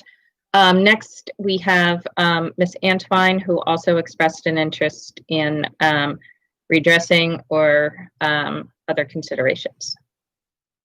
Thank you, President Corkdale, and thank you, Ms. Hummer, for taking the time to share with me and the board the rationale behind you introducing this particular school for renaming consideration. Not to be renamed right now, but to look at the history of the person is named for. So what it puts me in the mind of is what Dr. Snowden back in, I believe, October asked that we do as the Board of Education, and that was to appoint a committee that would look at what may be influencing hate and bias in our school systems. So I think that this is on a smaller scale, a lot of what we can address on a larger scale. I think the outcomes will introduce more than we anticipated. But I would like to ask that you please also consider other schools, and just in case some of our constituents or community leaders or families bring up what some others may have said in the past, and then we have to go back to the drawing board. If we can, since they have so many months once formed to look at this, my recommendation for amendment is that we look at the schools that are bearing names of people, and we research the histories of those names as well. Miss Antwine, I'm echoing there. I actually thought of that. We don't have a lot out of our whole inventory. We don't have a lot that are named after people, right, but we do have a few. A few years back, our school system did take on a project in connection and worked with a local historian in Annapolis. And many of our schools have displays in their lobbies now that's about the person they're named after. So some of that initial work has been done. I would hesitate to put them all in under my amendment, because I would like this committee to include people from the community who are directly impacted by that school. So not every school in there, but really to hear from the people who live there. And I would say that for any school that we were looking at, that really talk to the people in the neighborhood and get their, as you said, their oral history of different things. And so I'm not opposed at all that the school system look further into all the names, but I really want to keep this one specific to George Fox to make sure that we are focused on that community and their input and and feedback and history for there. Okay, and then just for my knowledge, George Fox Middle is in Annapolis. What? No, it's in Pasadena. Pasadena. Okay. Okay, well, thank you. That would have been my amendment, that we look at all the schools. I have a feeling that there are some other historical leaders that have definitely addressed race and in their leadership, and they have not addressed them favorably for people that look a lot like me. And if this should come up, we will be looking at doing the same thing. So what we're doing with this one school is setting a tone for future actions. So thank you. And I'll throw out there that for any students watching, if you're looking for a special project to do, like for your IB personal project or global community citizenship or something, researching the name of your school would be a great project to do, and could lead to that, to greater understanding for how the names came about for everything, good or bad. So I'm not assigning that to everyone. I'm just throwing that out there to any of our students who might be interested on looking for a topic for something in the future. That's all I have. Thank you. Okay, thank you. And Ms. Hummer, was that your concluding remarks, or did you have one more statement that you would like to make? I don't have any further questions and stuff. I don't see other hands up unless I'm missing someone. But once again, greatly appreciated, because, you know, understanding our history and who we are and where we come from leads to greater, better things and improvement. And I think this will go a long way for the community and perhaps an opportunity of healing. Thank you. That's and I appreciate everyone's support on this. I think this is I think a lot of the everyday instruction and things for our students is not something we as a board are on the ground doing each day, but this is something we as a board can really make a stand and take action for. It's one way that, you know, symbols matter. And I'm grateful that everyone is in support of that, of moving forward on this. So thank you. Okay. Without further ado, Ms. Howell, please call roll. Ms. Hummer, Aye. Mr. Smith, Aye. Ms. Ellis, Aye. Mr. Grannon, Aye. Ms. Schulheim, Aye. Ms. Antwine, Aye. Mr. Gilliland, Aye. Mr. Live, Aye. Ms. Corkadell. Aye. Motion passes 9-0. Thank you very much. We were still in 5.03 diversity inclusion. Do we have any other comments of board members now that the motion has come and passed? Any final? I'm seeing no action of the board. We're moving along to item 5.04, the transportation report. Dr. Arlotto and Mr. Shiknovsky, God, and Alex, sorry. You have the floor. Sorry about that. Good afternoon, Alex Sheknovich, Chief Operating Officer, providing the transportation update relative to board agenda item 5.04. So I will tie up some loose ends and correlate back to the wonderful presentation that Dr. McMahon and Dr. Arlotto presented earlier today regarding the school opening.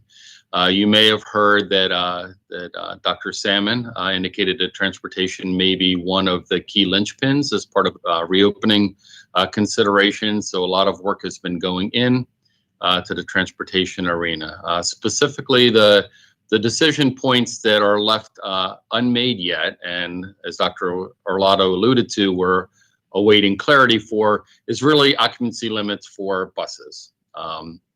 If you think about a conventional bus that would hold, 12 rows, double stacked, 2 kids on each side, I could see about 48 students. Again, just trying to paint a mental picture. The social distancing guidelines that many are proffering at this time would put that occupancy of that bus at around 11 or 12 students. Others are in the camp that with proper face coverings, etc., that it would be safe to have one student per each bench seat, which would bring the occupancy up to 24. So clearly that is a fulcrum point in terms of putting together the planning required to assist the rest of the larger committee and the superintendent in finalizing their recommendations. There's another few other COVID-related matters tied into transportation as well, some of which have thankfully improved. Two of our concerns were that buses have to be inspected here in Maryland and drivers have to be certified and be able to take their training, on-road drivers training requirements. The MVA is back open for business. We have now been successful and are aggressively scheduling buses for their inspections, and drivers once again can go and do their road tests. So that certainly is two other obstacles that have been removed. Because of some of the supply chain disruptions, there are, as you know, as you may recall here in Maryland, there are requirements that after a certain period of time, buses are placed out of service. They have to be taken off the road. Because of some of the supply chain disruptions, there is the potential that some of the buses that not only us, but the contractors had ordered may not arrive and be able to be put in service prior to August. It does appear that the regulators are more than open to providing short-term duration relief to that, which is great. So for example, if the bus was set to be arrived and placed in service in August, but it's delayed to October, not only us, but other school districts, other public school bus transportation providers could get that extension from the state, which is, again, good news that removes one potential concern item. The last one that I'll address, and one that I don't have a good answer for at all, is the same concerns regarding our drivers that we have with our own faculty and with other employee agents. Many of our bus drivers would fall into some of the potentially risk categories, either by age factor, by underlying medical condition, etc. And so there is a concern, and it's the exact concern that you've read about with teachers returning or other professionals coming back into the school or work environment, is to what extent some bus drivers or bus aides potentially may elect that due to their own health concerns, they would be either unable or unwilling. So we are working with our bus contractors, and our own staff, by the way, but more particularly with our bus contractors, because we know more than 90% of our buses are contracted out. To have the contractors work with their drivers to be able to seek assurances, to be able to get them to telegraph their decisions. Are they in fact coming back to work, et cetera, as the school year ends? So that is still on the list of concerns. So I would say, you know, of the two big ones that we're left with right now, it really is that school bus occupancy limitation factor that we're seeking some direction from either the health providers or the state educational agency, and then that concern regarding personnel returning in sufficient numbers such that we have sufficient drivers to run the buses. And with that, I will conclude my brief remarks and turn it back over to you, Madam President, and your colleagues.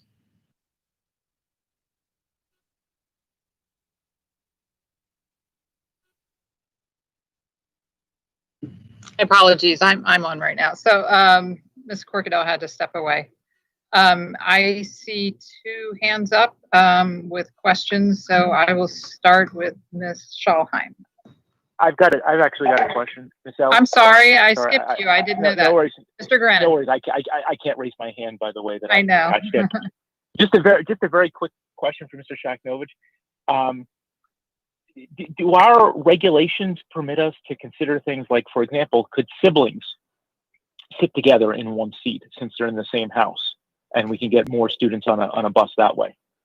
So very good question that has been discussed, and that is I didn't want to go down to greater granularity, but for example, if you have to sit every other row, put a fallow row in between two youngsters, the specific question is yes, and we've posed that. If they come from the same household, then could we have two in that seat and then potentially skip a row and then have an unrelated youngster, in the seat behind them? So we have exactly posed that same question. I think personally, my own personal opinion is I would hope that the ruling would come favorable for that. I think it would aid, especially the younger students, it would aid them in possibly having an older sibling next to them. So it's not just a bus count issue, Mr. Grant, and I agree wholeheartedly with that, but I think just for some of that comfort level of the students, I would hope that the medical professionals and regulatory agencies would provide for that kind of consideration. Okay, thanks. That's all I had, Ms. Ellis. Thank you, Ms. Okay. Ellis. I'm back. Greatly Ms. Schallheim. appreciated the fill-in. Absolutely. So we were going roll call, Ms. Schallheim, correct? Well, I had Oh. two hands up, so I was going by hands, but then Mr. Gunn okay. jumped in, so No I- worries. I don't know Okay. that we need to go all the way around, but Okay. well, Ms. Schallheim. All right.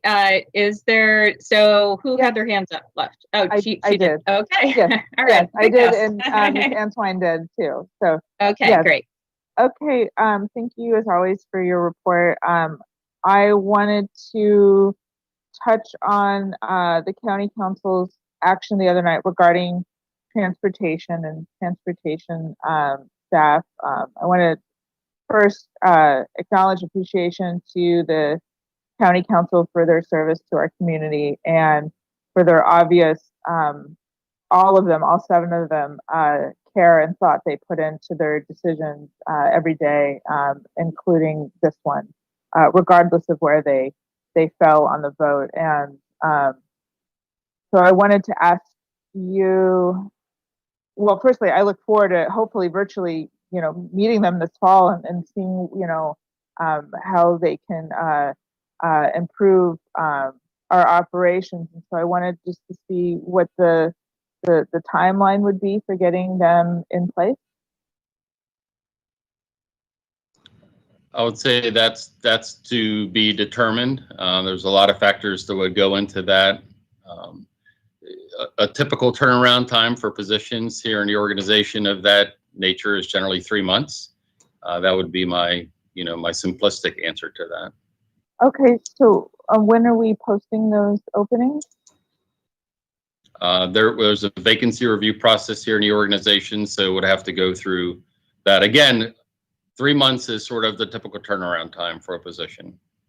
Okay, so you're saying that they still need to go through that review process to then be determined of whether or not those folks would have the opportunity to join our organization? Is that correct? So if I could jump in, I think what Mr. Sheknovich is saying is in light of the budget constraints that we are predicting from the state, that all of our positions, anything that is vacant now, including these transportation positions that you're alluding to, are all going to be up for debate for us. They're all going to be looked at carefully, and we'll begin to free up. We'll begin to hire on an as needed basis. So all of the positions have to be put into that, as we talked about yesterday in small groups of the board about budget, that we are predicting some budget shortfalls during the course of the year based on what either the Board of Public Works, the governor, or the state legislature is going to do. And so all of our positions will be looked at carefully. Okay, no, I understand that. I also, was listening to the county council's meeting the other night, and the messaging was clear from them that there's this expectation that those folks would get hired to start doing the work of that was, to correct some of the things that the transportation consultant raised. So I guess I'm surprised, and I'm not, that they would now have to, that the goalposts have moved a little bit since 2 nights ago. And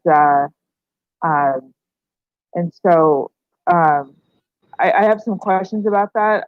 I'd like to think about that for a second as Ms. Antwine asks her questions, but Ms. Ellis and/or Ms. Corkadell, I'd like to be recognized at the end of that. Thank you. Your request is recognized, Ms. Schalheim. Ms. Antwine. Thank you, President Corkadell, and thank you, Mr. Shagnovich, for the presentation as well. What Dr. Arlotto, what you just shared raised some flags for me as well. I know what was shared with us yesterday.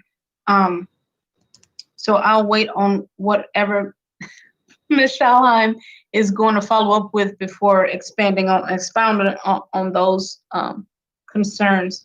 But my other concern is contracts. Many of our contracts are based and designed on occupancy of those buses and the students they're transporting.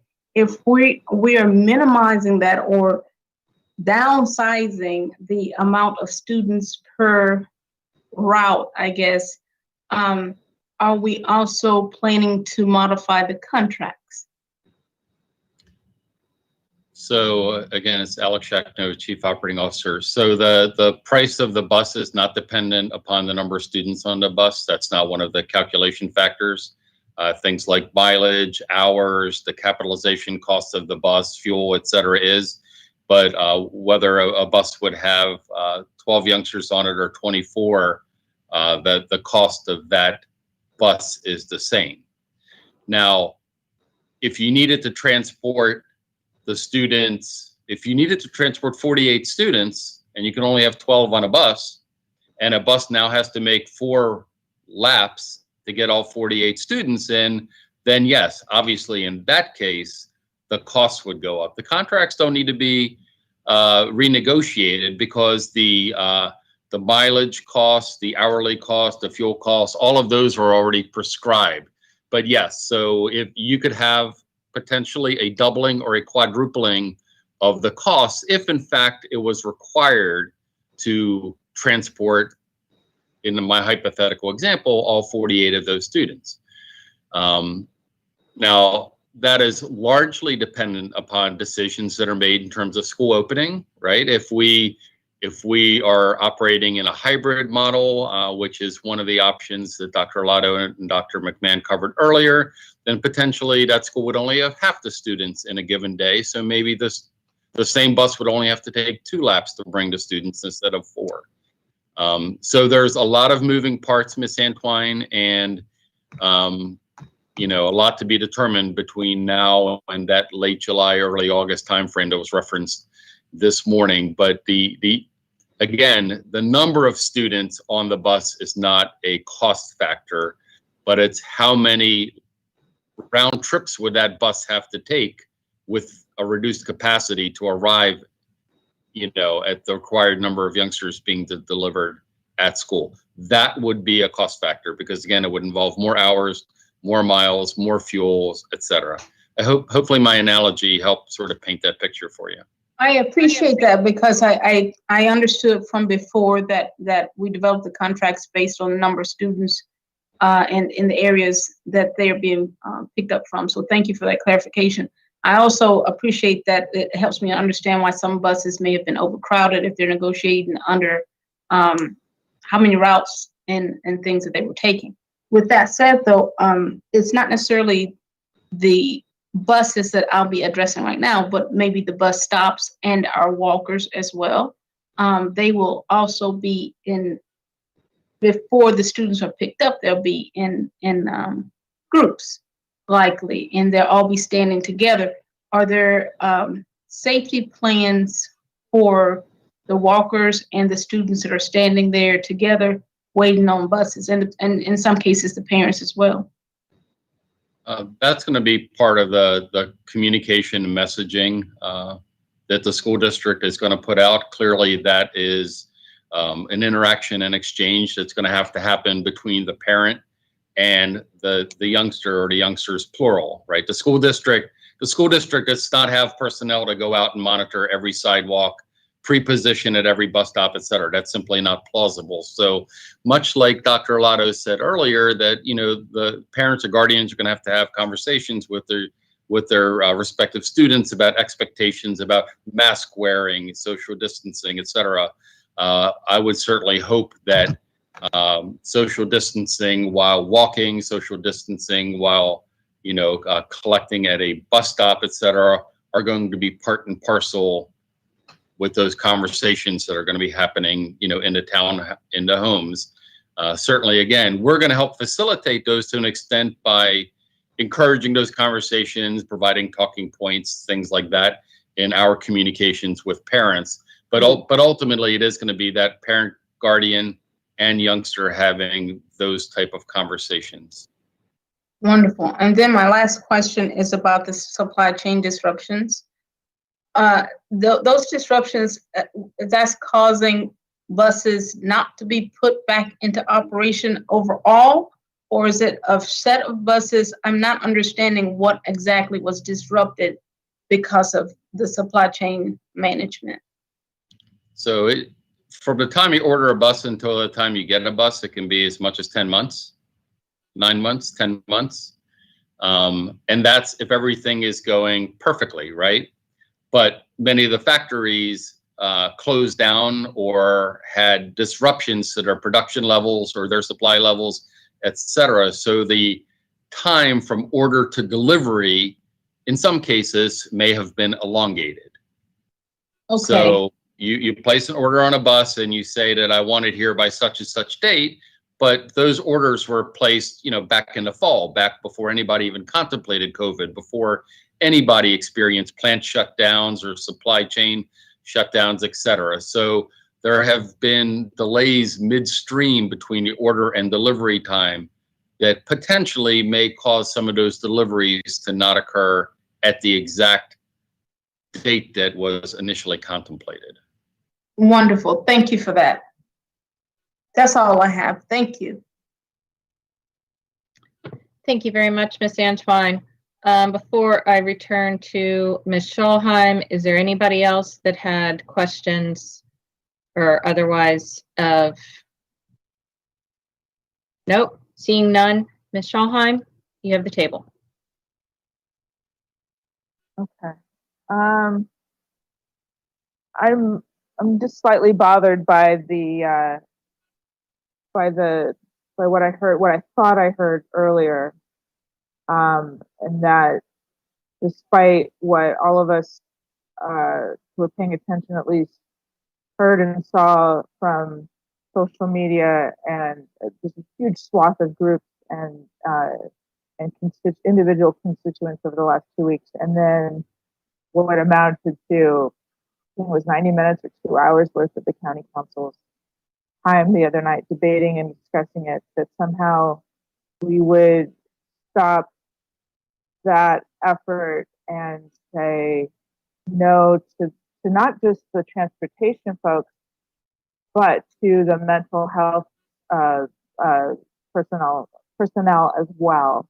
Because I think the message I heard out of that meeting loud and clear was that both are needed, both are necessary, not just for the moment we open in any capacity in the fall, but you know, for long-term efficiencies and support to our students. So I just wonder what the plan is. So you're essentially saying to me that it's going to go to this committee. What do you expect the committee? What do you expect will come out of that? Do you believe that we will be pursuing in the advertising, hiring, and onboarding of both these and the counselors, the PPW, the social workers, etc., or are both now going to wait? I totally understood the budget shortfall conversations, and it's great to have numbers, but they're also very much hypothetical. You know, we're talking in hypothetics now, and we have no idea what the MGA will do with that. So I just wonder, can you help me understand some more about where you think this is going to go? Because that'll definitely impact how I proceed. So, Ms. Schulheim, as we have discussed with you and other members of the board, and the public knows full well that we are under the prospect of possibly being cut $18 million from our operating budget is huge. That's half of the new money that this board has seen in their budget for FY21. And so I think it would be irresponsible of me as your superintendent to move forward with the full hiring of all positions in a year where we could lose $18 million somewhere along the way. Now, you're right. It is, I won't say it's completely hypothetical because the governor has said flat funding. So we know that's not a number that was just pulled out of the air. But we don't know, you're right, what that number is ultimately going to be, because there are others that are beyond us, including legislature, that are going to have to make decisions. But I think it would be irresponsible if I were to take all of the positions that we have access to now, because the county executive and the county council passed budgets, your budget, the board's budget, and I have access to another 267 new positions that we didn't have a year from now, hire all those positions with a prospect that we might not be able to cover their salaries throughout the entire year if we lose money in a budget. So that said, therefore, I and my team are going to have to, we will be working together, my team and I, to decide and prioritize those positions that we want to put forward now to hire for, and possibly some that we're hired for later. The priority will always be in the classroom. Right. No, I understand that. And I believe that the priority should also be those positions that impact students directly. Transportation and mental health professionals are certainly ones that do. I've heard Dr. Salmon say that transportation will be is one of the critical challenges. We don't know how long this thing will persist. I've heard talks of a vaccine at the end of the year, I've heard talks of a vaccine at the end of next year, everything in between. We have no earthly idea how long we'll be in this predicament. And so we won't therefore have any idea how long we will have to really change up how we normally do things. And then we also have to combat the real reality that a lot of our students are not going to come back to us how they left. You know, there's some real there's going to be some real serious mental health issues to address. And that how and when will we be informed if those positions made the short list? And those positions again are the 7 transportation staff that the county council addressed the other night, and the mental health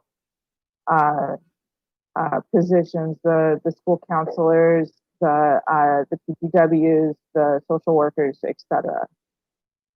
So I don't have a timeline.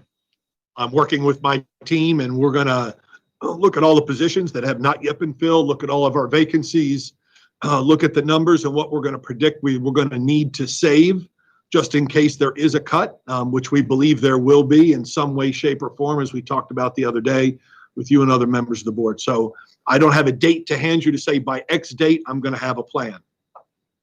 Something that's being developed now. In the meantime, we are advertising teaching positions. We are advertising counseling positions. We are advertising vacancies for PPWs. That work is going on. We've not put a hiring freeze in place. The work of the positions we have, because keep in mind, we're not just talking about new positions. We have a turnover of 400 or 500 people every year. And so we have many vacancies than were throughout the spring and the summer months. We are advertising jobs, we are interviewing, and we are hiring.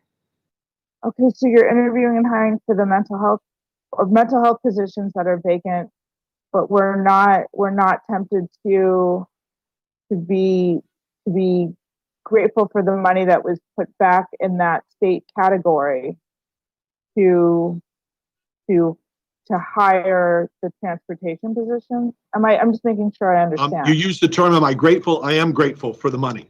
Absolutely. I'm grateful for the fact that in the difficult times that we're in through this pandemic and the fact that we're in a recession, that we were able to get a maintenance of effort only budget and then some, an additional $1.4 million, $1.5 million from the county council. I think that's very generous given the circumstance that we're in. So I am very grateful for those monies.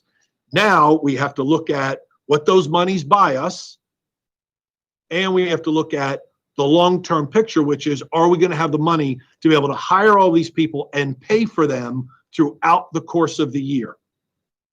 I hear you. Is I now know joining. I might be flogging a dead or dying animal here, but the county council was extremely clear that money should be in that category for that purpose, and I personally agree. And not only that, there's some efficiencies and therefore some savings that could eventually be seen by having those skill sets in place, because although things are wacky for the moment, they will not always be, because pandemics by definition come and go, and then we'll be back to a more normal situation. So if we're thinking that we're going to hold on to that cash in that category and then second quarter or first quarter or whatever, transfer it then out of that category to meet some other need somewhere else, I'm not okay with that at all. And let me interrupt, because you've never heard from me that I plan to take money out of that category and transfer it somewhere else. So I don't know from where that's coming, but it's not come from me. You've not heard that from me. Right.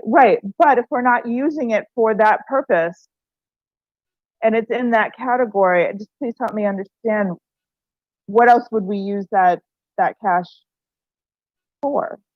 It would be a savings, right? Oh, so you bank the It's savings. a savings by not hiring into a vacant position.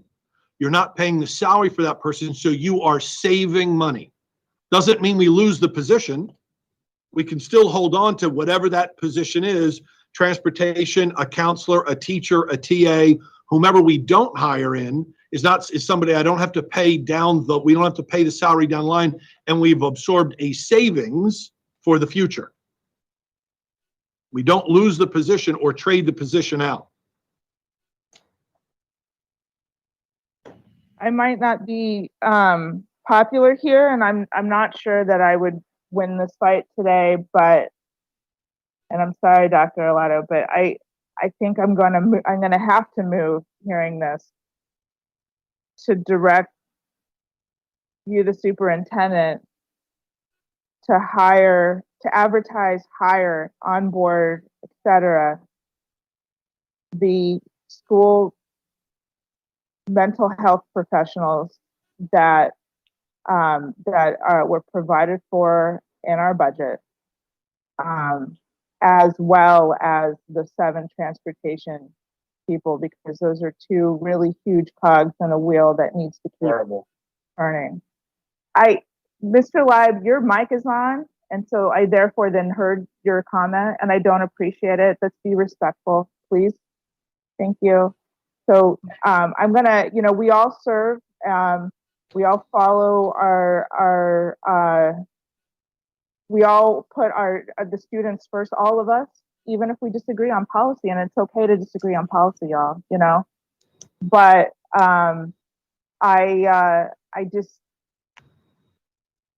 after all that has gone on in the conversation regarding this versus that the last 3 weeks, I want to bring the conversation back to the fact that both are critically needed, and both are needed now. And I can't ignore that. I serve with my heart on my sleeve and the kids on my mind, just like all the rest of you do, even if we disagree on policy. But I have to go there, and so I am. So that was my motion. Second.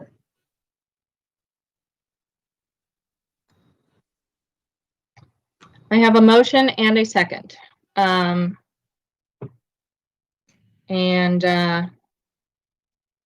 Okay, so roll call.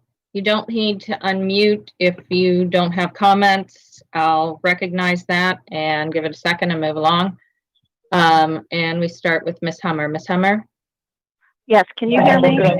I can hear you. Just quickly, can we have the Yes, motion just succinctly restated, please?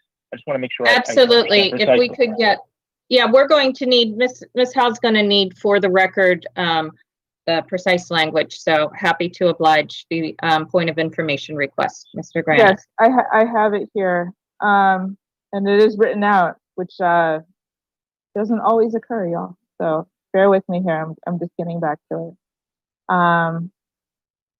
I move that we direct Dr. Arlotto to promptly advertise, hire, and onboard the 7 new transportation positions, as well as the 9 school counselors. I believe there's one school social worker and 1 PPW provided for in our budget.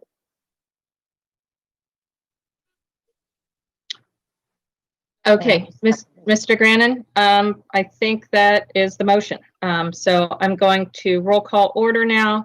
And thank you, Ms. Schalheim, for repeating. And we're going to start with Ms. Hummer. We were able to hear you, so hopefully we still can with your phone. Okay, yes, my internet went out again, so I called in. I have a couple of questions for Dr. Arlotto, and these may have been answered in that brief time that I was offline, so I apologize if I'm repeating if they have that. Dr. Arlotto, when you talk about this position review committee, this is a standing committee that has met weekly and reviewed every single position in the school system for the past decade plus. Is that correct? That's correct. We call it the Vacancy Review Committee, and they review every position from multiple lenses, multiple departments, to ensure that we are hiring appropriately and keeping an eye on our budget. So it would not be unusual for transportation positions or mental health or classroom teachers to go through this committee. In fact, it would be unusual if they didn't go through this committee. Correct. Every position goes through the committee. Every single, and so just because it goes to the committee does not in any way mean that it won't be approved. It's just that it gives a second set of eyes over everything we do, or not a second set. I think there's 4 or 5 people on the committee. Is that correct? Correct. It's a form of check and balance before it ultimately gets to my desk.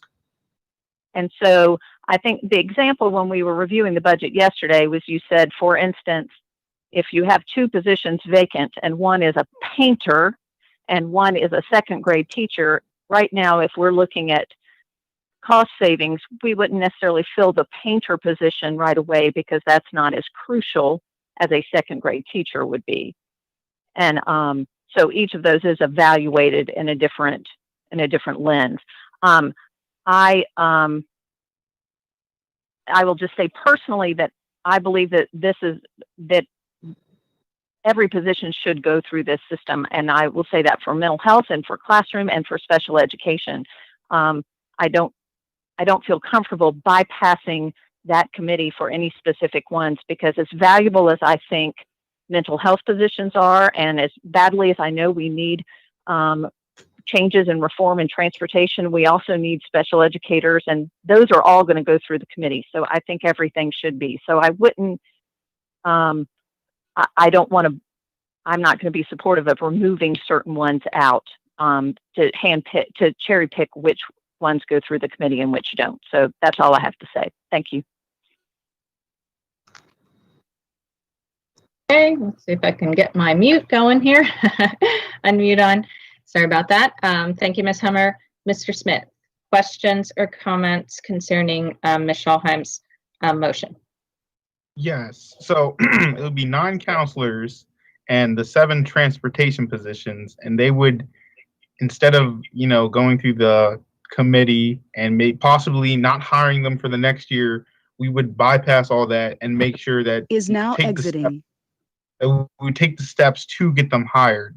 So my question is, how much, does anybody know how much money all in total, all these positions is going to cost the county? Can I weigh in on that a little bit?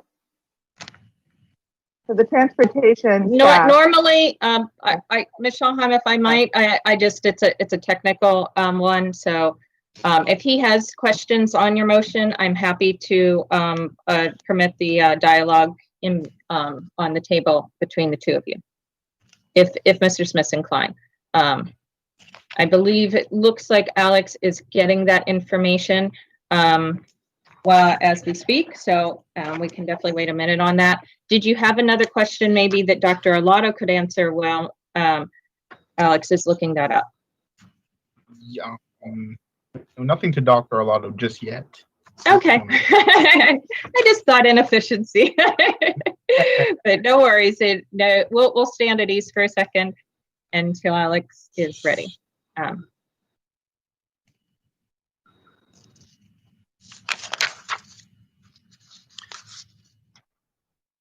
So the transportation positions, Mr. Smith, is $745,100. The school counselors is $926,300. I believe I heard a psychologist. So the psychologist would be $119,800, and I believe I also heard a social worker. That's $108,600. So almost $2 million. Right. And so, Ms. Schulheim, with the transportation, I was under the impression that there's a GIS, right? A GIS specialist who's in charge with that. Then there's also a manager of it. And then is there a secretarial position in that? there is. So there's 7 transportation staff total. Mr. Technovich, please correct me if I get this wrong, but there's a GIS specialist, an operations manager, 4 routers, and a secretary. 3 routers. 3 routers. Okay, so GIS, operations, 3 routers, a secretary, and what's the 7th one? Lead bus driver. Lead bus driver. So you have a friendly amendment? Because we could go there if you wanted to. I mean, it's just one position, but do we really need the secretary? Right? So if there should be a friendly amendment to this, my personal, Dana Schulheim's personal priority of the 7 would definitely be the GIS person, the operations person, and at least 1 router. Those 3 would be the most important to me personally. I don't know. I can't speak for anyone other than myself. Okay, because this whole debate, wouldn't really be a debate if we didn't, under the threat of losing so much money. I'm just trying to think of how to be, fiscally responsible, keeping the well-being of the students in the forefront, as we always do. So I guess that just helps my thought process. But those are my questions.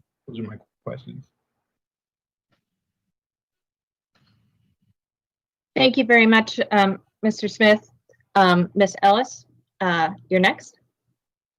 Thank you. And I was so engaged in that last Q&A that I kind of lost my train of thought. But so let me collect my thoughts here for a second. I know where it was going. So this, I'm sorry, what is the hiring committee? I see the value in that, and I appreciated the explanation of that earlier in the meeting. But now in this discussion, it makes me wonder a little bit about, so when the budget is ultimately adopted, it is the board's budget. And I'm concerned that the budget belongs to the board. In other words, the board's priorities should be baked into that budget. But then it becomes the school system's priorities, Dr. Arlotto and his team, to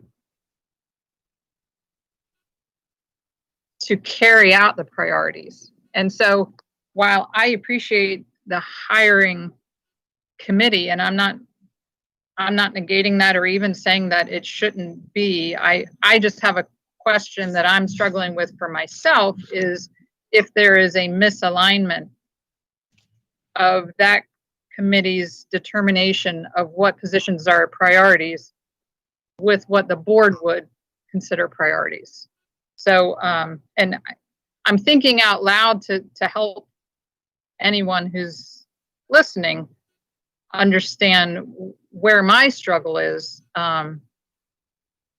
because it's not my intention or desire to micromanage the operations of our school system.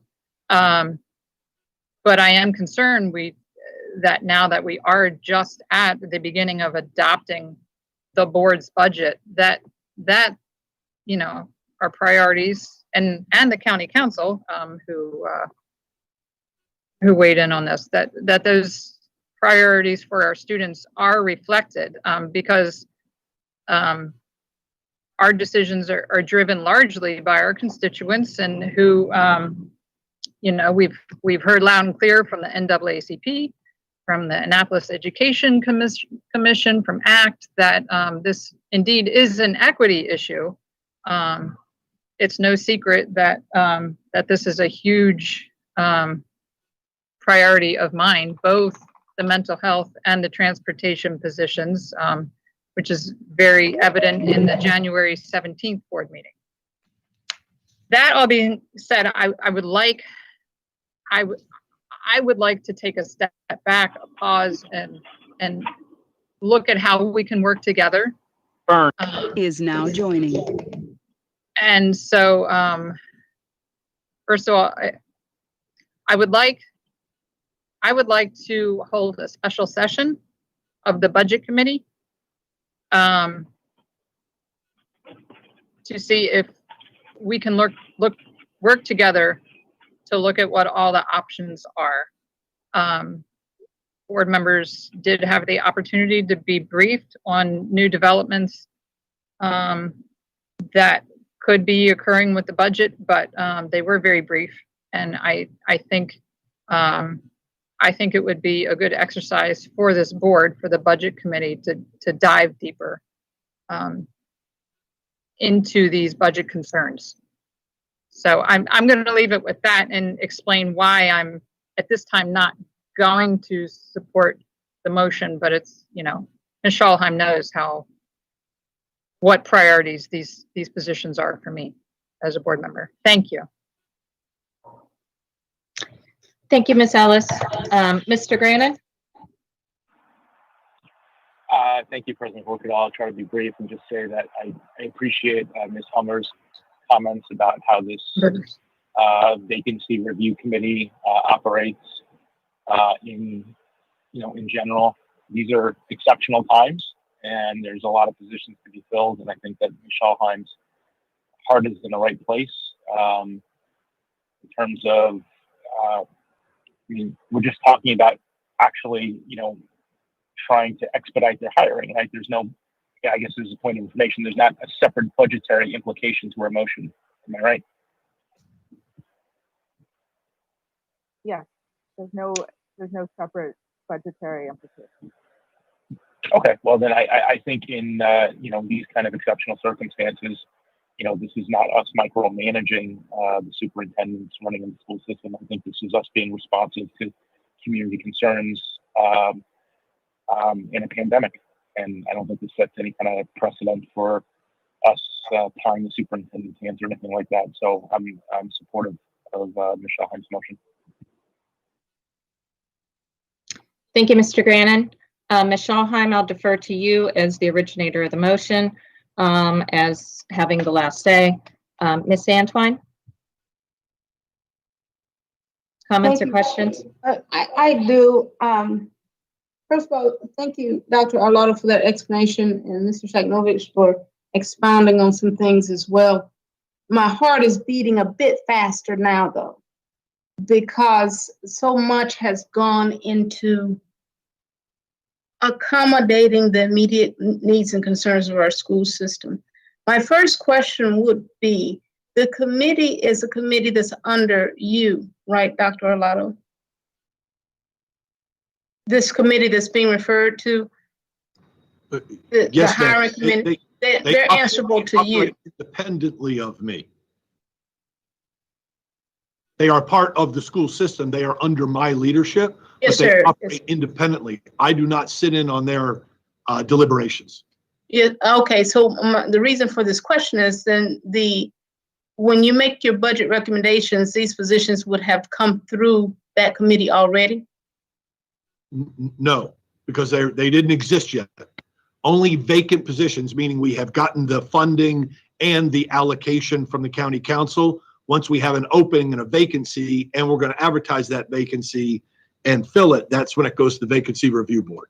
Okay, so then they are a part of the hiring cycle of things, whether we expedite it or not. They are always part of that hiring cycle. this Correct. committee. Okay, so I'm trying to understand how then I heard that they would be overlooked or skipped if we move forward to expedite these particular positions. So I'm not understanding why they would have to be skipped in order to do that, where they could just do their normal standard checks and balances of what they were planning to do and we move it forward. I think I'm missing that. The board would be directing us to hire those positions, so there'd be no need for them to go through the vacancy review board because they would be approved.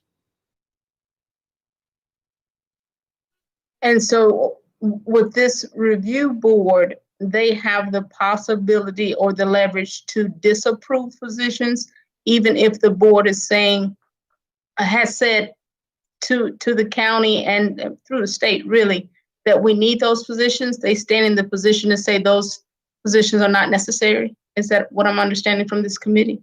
Correct. They can trump what the board's priorities are. Well, you're mixing terms here, I think. Okay. They can, short of the board action, they absolutely have the authority to recommend to hire or not, to fill or not fill a position. Okay, so with that, it would seem to me, let's take out the fact that we have some very pressing concerns, that these particular positions have been at the heart of much, not only controversy, but extreme need for our system and especially our students. Let's take that out. If the Board of Education has reviewed over this last budget cycle with you and your recommendations that this is a prioritized need, then that committee then focuses on those vacancies, period, right? And they don't necessarily come back and say, okay, we don't need that. How is it that they would take the risk of saying, hey, we don't need that, even though all the way up to the Board of Education, we've said that we do. That's what I'm confused about. The difference here, Ms. Antwine, is the factor that we may get shorted $18 million from the state. Under normal circumstances where we've been fully funded and there is no specter of losing any of our budget at any point during the year, then we can go about our business and advertise jobs, advertise positions, hire them or put them through vacancy review, and then give the green light to hire. But we are under the specter of losing possibly $18 million. And so now we have to think about some very difficult decisions about all the positions we have in hand, those that are most critical, those that impact students the most, and whether we want to fill all those positions, because in the end, if you fill all the positions, you're going to have to pay those people. Right. And if you don't have the money, you can't pay them, right? That's just simple math. And so the difference here is you're sort of You're talking about the normal operations of the vacancy review committee, under normal circumstances versus the circumstance where we're in now with the specter of losing $18 million. Okay, and then I, as the superintendent, I'm going to have to make some recommendations to my team at some point to start to make some cuts that will allow us to save money so that we can pay our bills through the end of fiscal year 21 with the idea that we could lose upwards of $18 million. so then the risk we are based on that possibility of losing that money, we are now focusing on the fiscal part of this need rather than the other parts of that need, which would be the effects on those, our vulnerable students. And so what I'm asking in that is the possibility of this committee understanding that drastic need. It baffles me that they would even entertain that portion of the 18 mil cut, which I think we estimated at 2 mil, that they would do that before they entertain other areas of cuts. I'm a little bit confused about why those particular positions would be looked at for cutting at all, or as you said, as for savings at all. I don't know that they will be cut. Okay. I don't know that. I never stated that they would be. I said that they will all go before as any other position, a second grade teacher, a computer tech, a painter, or welder, or from the transportation division. All those positions have to be looked at. And I don't know that they're going to be, I never stated that they would be cut, to use your term. But Sure. I did state that it was not a given that they were all going to be, that we would advertise and hire those positions now. Because we have to go through a process and we have to look at all the positions that we have available to us, because there is no way, and I am going to have to suggest some other cuts in this school system that are not personnel related in order to save money. But the only way you're going to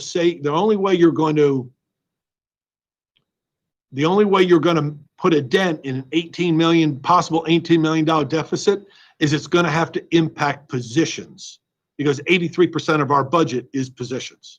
So then, in reality, this is something that will be possibly taken up with the board at a later date overall when those decisions are made? No, ma'am. No, I mean, I wouldn't come back to the board and say, is it okay to hire or not hire? Those are decisions operationally that are left to the superintendent. Got it. So then I come back to Ms. Schallheim's motion of the expedition of the hiring, even in the midst of the possible fiscal cuts. We have some very, very, very pressing concerns. So should we not look at, even if we don't hire all of them at once, the need is still there. Could we not expedite in hiring? I would prefer all, but at least part of those to start meeting the need of our school system and especially our students. Is that a friendly amendment? Because I'm listening.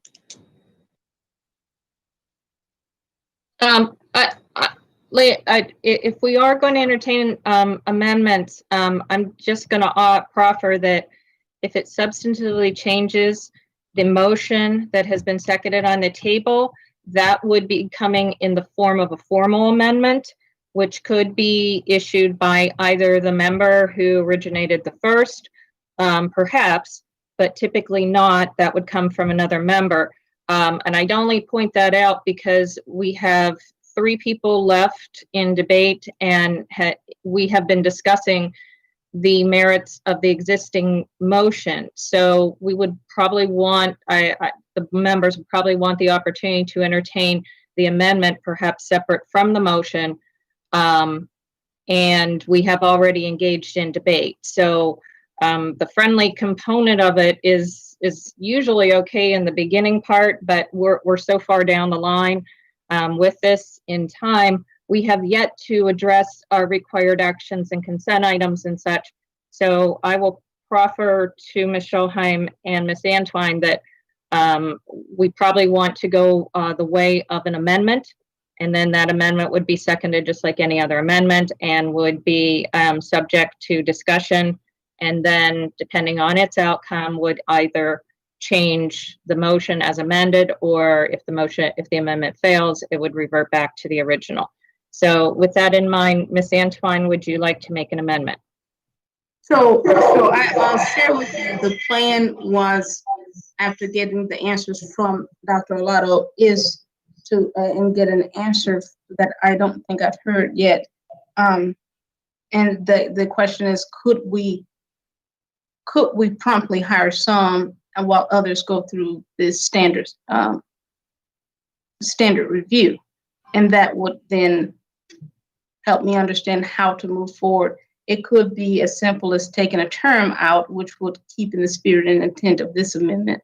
But I wanted to understand if that's something that's possible, Dr. Arlotto. I'm sorry, Ms. Antwine, I'm not sure that I understand the question. What is it that you'd like me to answer? So we got $2 million worth of, within this particular amendment, we have $2 million of concern in hiring. And the amendment, as I understand it, the motion, as I understand it, is that we promptly advertise and hire these professionals, right? And so from what I'm understanding from you, we have to also consider the fact that money will be lost quite possibly down the line as early as before we even start the school year. And so with those considerations and the additional consideration that these are critical needs in our system, could we do hiring of some at this time immediately and allow the others on the list to go through the standard vetting process to include the committee that's answerable to you?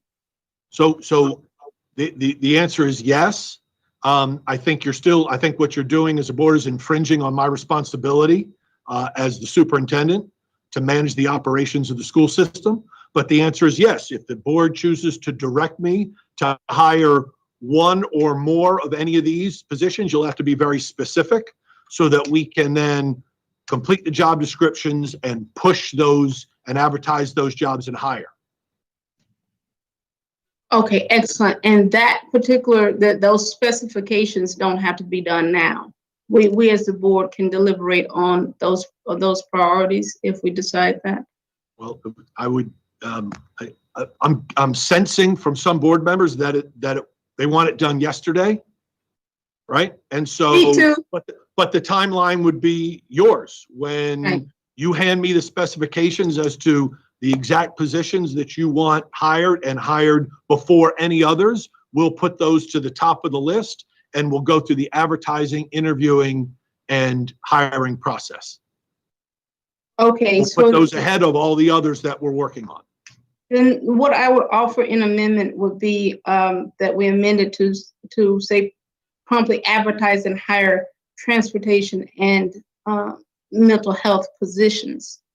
Therefore, it leaves open the possibility of some of them not being hired and put through the traditional vetting process. And it also protects that need that we have. Therefore, we'll have the additional positions in place immediately while others are subject to the vetting process. Okay, so my understanding of the amendment, let me make sure that myself and Ms. Howell have a clear read on this. The original motion that had specific positions called out in mental health and transportation shall be amended to remove the position specificity to afford the superintendent the flexibility of some versus all. Is that correct? So in what I'm looking at from what I jotted down, if we take out the term "the," that will open that scope. And so therefore he would have the leverage that he's alluded to that he needs as a superintendent to determine which ones are immediately hired and which ones go through the vetting process. Okay, so could you restate then the amendment? Because we don't have to restate the original motion. That's one of the other reasons why I went with the Hart amendment. We just need the amendment to the motion. So we don't have to reread the original motion. But if you could just one more time, I just want to make sure.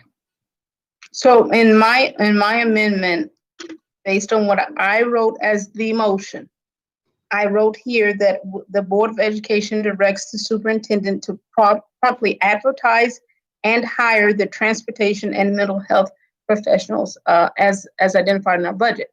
So what I am saying is if we take out the term "the," that then will allow him to immediately hire some, and then allow the others that the budget has identified. It will allow a savings in case it goes through the vetting process and identified as those that are not as much of a priority. Okay. I need to address a point of order that's coming in. There's a concern of the comportability of the original motion. So I'm going to ask, I don't know, I need to get an attorney here to speak. I'm going to see if Mr. Burns is available still via phone. If not, I know Ms. Ortiz is, okay, thank you. Mr. Burns, could we get a, perhaps a review for the benefit of the staff? And concerns have been raised, I think, not by Dr. Arlotto directly, but that this motion, is it in alignment with state law and as designated with the superintendent's responsibilities in its accordance with laws, policies, and otherwise? I know that's a big one and a mouthful. So I will also entertain the possibility, if we cannot address it immediately, if we need to put a hold on this and revisit it after like 6.08, I'm happy to do so. Mr. Burns. Well, let me try to provide some guidance with respect to the larger issues, because I think the board knows I'm respecting your debate process and motions and amendments to motions, but I will simply say this. The board, as a matter of law, strikes its budget, and notwithstanding some of the last minute changes or attempted changes and the county council speaking as the final funding authority, those things don't change the fact that once you strike your budget as approved by the council, those are your budget categories, and the 14 major categories within them are the everything from positions to operating expenses that are funded. You have in essence spoken on that point for the coming, or now the current fiscal year. When it comes to hiring of staff, and that is, when I say hiring of staff, I mean everything from the 6201 hiring of professional certificated teachers and principals to the professional assistants in the superintendent's office, and the hiring of non-professional or non-certificated staff in the rest of the school system. You have to be very careful that you don't first mix budget with hiring and employee control. And secondly, be careful to observe the boundaries of where the board has a role in hiring decisions in the first place. I say all that because it's really important that, if you are speaking at this time as to non-certificated, employees of the school system, meaning not principals and teachers, guidance counselors, and the like, then I would advise the board to be careful about making motions or passing motions that in any way direct the superintendent what to do, because that does not comply with the law. If what you are doing is making a motion to direct the hiring of certificated individuals, understand that, again, the statutory process is that the superintendent recommends for appointment to the original positions and any promotions, those professional employees, and then those come before the board for approval or for denial of approval, for rejection. But again, the superintendent statutorily is the one who brings those recommendations to you. And if a motion in this situation is that the board wishes to express its strong sense that the budget as passed and finalized in the last couple of weeks be followed in all decisions made, that's one thing. If you start talking about hiring specific positions, I'm concerned that you are creating issues and or precedents under the law that are not in the board's best interest and in fact may not be legal. Okay, Mr. Burns, thank you. Thank you for that. So then, excuse me, I'm still in the point of order. I'm still in the point of order. Just hold on. Right. And also the motion maker, as I understand it originally, was Ms. Shalhan, correct? Right, that's what I was going to say. We're talking about there was a point of order suggested to get clarified on the main motion. That's why I meant no interruption or disrespect to either ladies. I just, it seemed important enough to make sure that it is addressed. And so I'm going to open the table. If Ms. Shalhan would repeat her original motion that triggered the rest of the discussion that now has me concerned, at least, that would help me because I can certainly give you specific advice as to the pending motion. That's where we want to get to. Yeah, so let me read that. I move that we direct Dr. Arlotto to promptly advertise, hire, and onboard the new transportation positions as well as the new school counselors, CPWs, school psychologists, and social workers. That's the end of it? Yes. Yeah, I think that's a troublesome motion, and I thought maybe the amendments might eventually get you to a place where it wasn't like that. But rather than have you all go round too long about it, I would simply say that is far too down into the statutory prerogatives of the superintendent. And I would not want to see this board in this important moment of debating your budget and pending potential cuts and everything else get lost in those legal issues. I think directing your superintendent, if that's what the board's will is that the budget be followed, and then the consequences of not following it are obvious to anyone who's listening. That's one thing. But I think to start directing the advertising, hiring, and filling of positions would be an error by the board. I don't speak that strongly on your motion.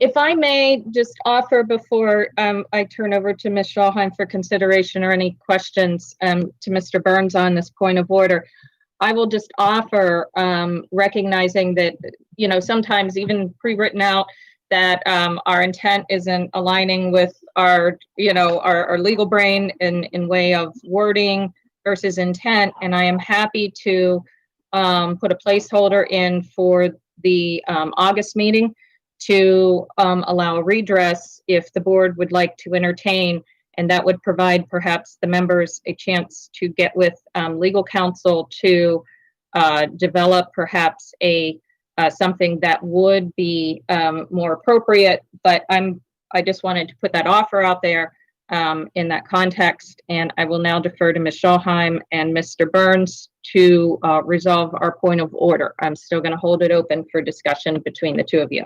Yes, I have. And as a clarification, I know it came up as a point of order because of the potential amendments. I just want to be clear. My advice was less a point of order in the parliamentary fashion and more. Again, we don't have the ability for you all to call a closed session here. I'm giving my advice to the board with respect to the viability of the motion.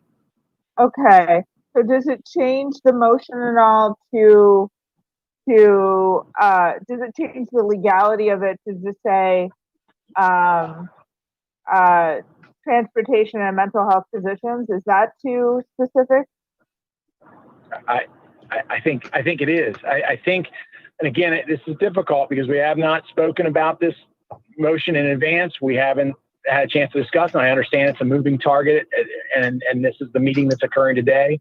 I can't emphasize more strongly than I have that motions by the board to directly hire specific positions of staff are troublesome. or at least problematic, I should say. That's the right word. Okay. So in light of that, I mean, it's such a shame that we have to go another 6 weeks and lose potentially 6 weeks. And because, you know, I asked for a timeline and wasn't given one, and was told that no update would be, that no update on these positions specifically would be provided. That, I mean, I just worry about losing that time, but in light of what you are saying, I'm, after I've heard, you know, this was a moving target because I wasn't sure what answers I was going to be receiving today. Now that I have a sense of what I'm been receiving, helps me formulate things a little bit better. So, in light of your advice, let's get together and work on a better motion, so that because all I want at the end of the day is progress and traction on these issues. I don't want to be misunderstood on this at all. We need those transportation people. We need those mental health people. The whole of the county has spoken on this. WISE Act, the NAACP, the Annapolis Education Commission, all of them have spoken clearly about this issue. The county council has spoken now twice about these issues. And so, first when they passed the budget, and secondly 2 nights ago. And so I personally, as a board member representing District 5, need both of them to be hired as soon as possible and put into place. So, but I want the proper motion to encourage that. So I'm totally willing to hold until August. I'm just sad that it's 6 weeks. You know, that makes me sad that we're going to lose 6 weeks. But yes, I will hold. Okay. So what we're going to do is we will hold this until time specific to the board's next public meeting, and it will, unlike this time, we do not have department reports. Well, I don't know. Yeah, we do actually, because it's our only meeting in August. We would, but this is a known action now, so we will place it in section. I don't know what the section number will be. That changes from meeting to meeting, but it'll be placed under action items, and that'll also afford additional, perhaps, opportunity for some, public, continued public input that you have recognized. So, motion is this item is going to be held. Yes. And so that would be the moment in time, once we get that additional information, that amendments could be entertained. I'm going to suggest, in the interest of time, it's 4:45, and we still have must perform to, because we do not have a second meeting in July, quite a bit. So let's keep moving along. There are some that we just have to get approved. So let's see what we can accomplish. And we do have a little bit of wiggle room as it relates to the policies. We'll wait till we get there and see how we want to feel about it. But I would like to move along now with 5.04 now being closed out. Madam Chair, Madam President. Yes, sir. This is Mr. Live, and I have not had an opportunity to speak. I apologize. I forgot we were still in the middle of transportation, and you're correct. We do provide opportunity for everyone on the reports.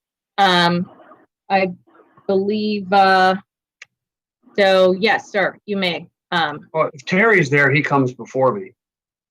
I think Terry had to sign Candace off. comes before Terry.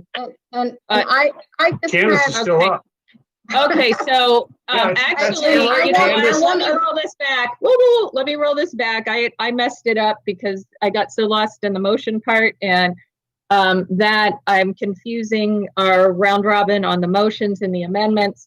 So let me just draw it back. 5.04 is not closed. I misspoke. And we are, Ms. Schallheim actually still has the table. By making a motion does not close out the table. So Ms. Schallheim, you still have the table, and then we will continue to proceed in roll call order. Thank you. I think I've made myself clear. I hope I'm being heard.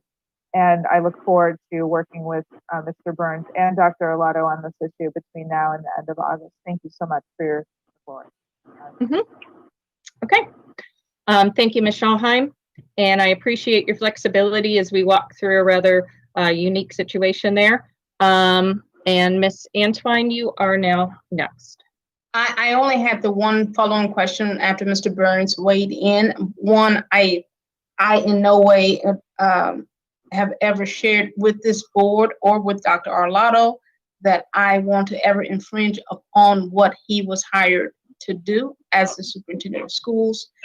I am very concerned, though. My bottom line is always the well-being of our students and our system, and even a possibility of that being disrupted was a concern. With Mr. Burns sharing about, the emotion as it was phrased would infringe upon those rights and responsibilities of the superintendent.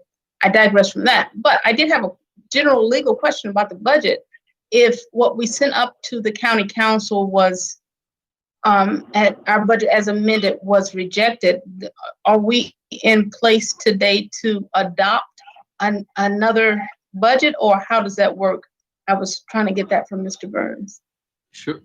Let me take that, Ms. Antwine, because the county council did adopt a budget, and you asked to alter it. Your request for alteration was not approved. So at the moment, you revert back to what was adopted by the county council. So I at least want to get you back to the right place in time. Right. And certainly Mr. Burns can weigh in beyond that. Okay, and that would be all I wanted to know if we had to revote for a new budget. Mr. Zaknovich nailed it. Moving at this point, you're in your new budget cycle moving forward. The portions of the statute relating to the budget are going to relate to transfers in a normal course. But the budget was struck by the council, and you're now into it. Okay, thank you. That's all I have. Thank you, President Corkadell. Absolutely. Thank you, Ms. Antwine.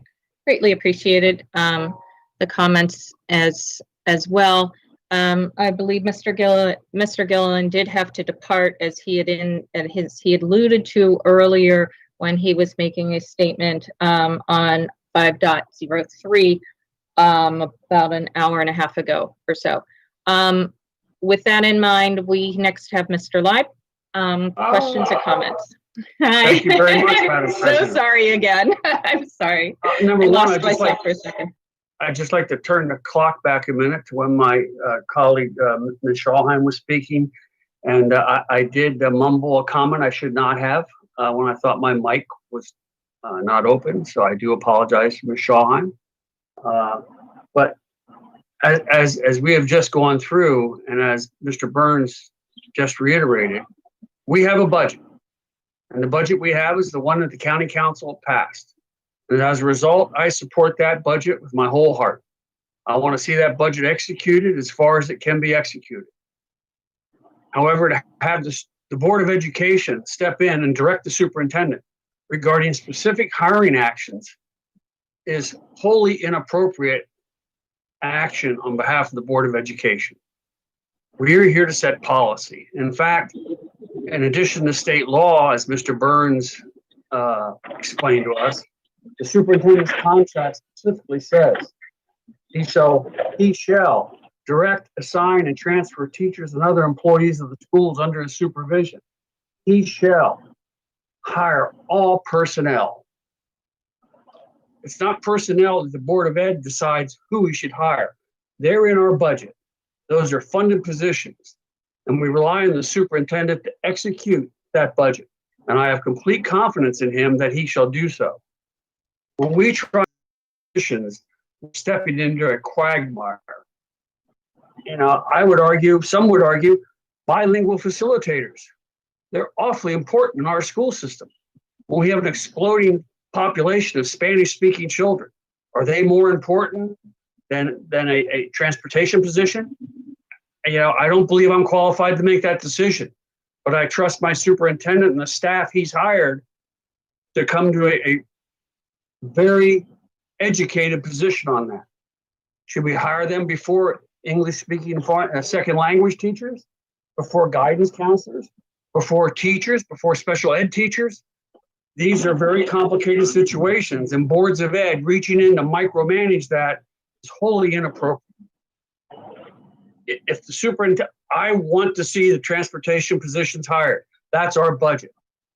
But in our current financial situation with the threat of pending cuts, we're going to be doing everything we can not to furlough employees. That's what happened back in FY08 and FY09. The school system scrambled and didn't have to furlough anyone. And neither did the county. But these are very difficult times. And so I, for one, I do not support putting this on our agenda as an action item. Directing the superintendent what our hiring priority should be is not our job. Our job, we put forth a budget, it was adopted, and I rely on the superintendent to execute it to the best of his abilities. That'll be the best for the entire school system. I represent all the children in Anne Arundel County Public Schools and all the parents. I don't represent just District 30. So anyway, I want to have a chance to say my say. I fully support the superintendent and his actions he has to do in order to ensure we come through this upcoming crisis as a whole school system and not chop to pieces. Thank you. Michelle, can I respond to that, please? You were cited in the in the comments. Yes, but I would suggest to limit to new conversation, and certainly you have an opportunity to respond. I will just caution everybody on our Robert's rules concerning proper conduct of debate. President Corkadell? Hey. Yes, sir.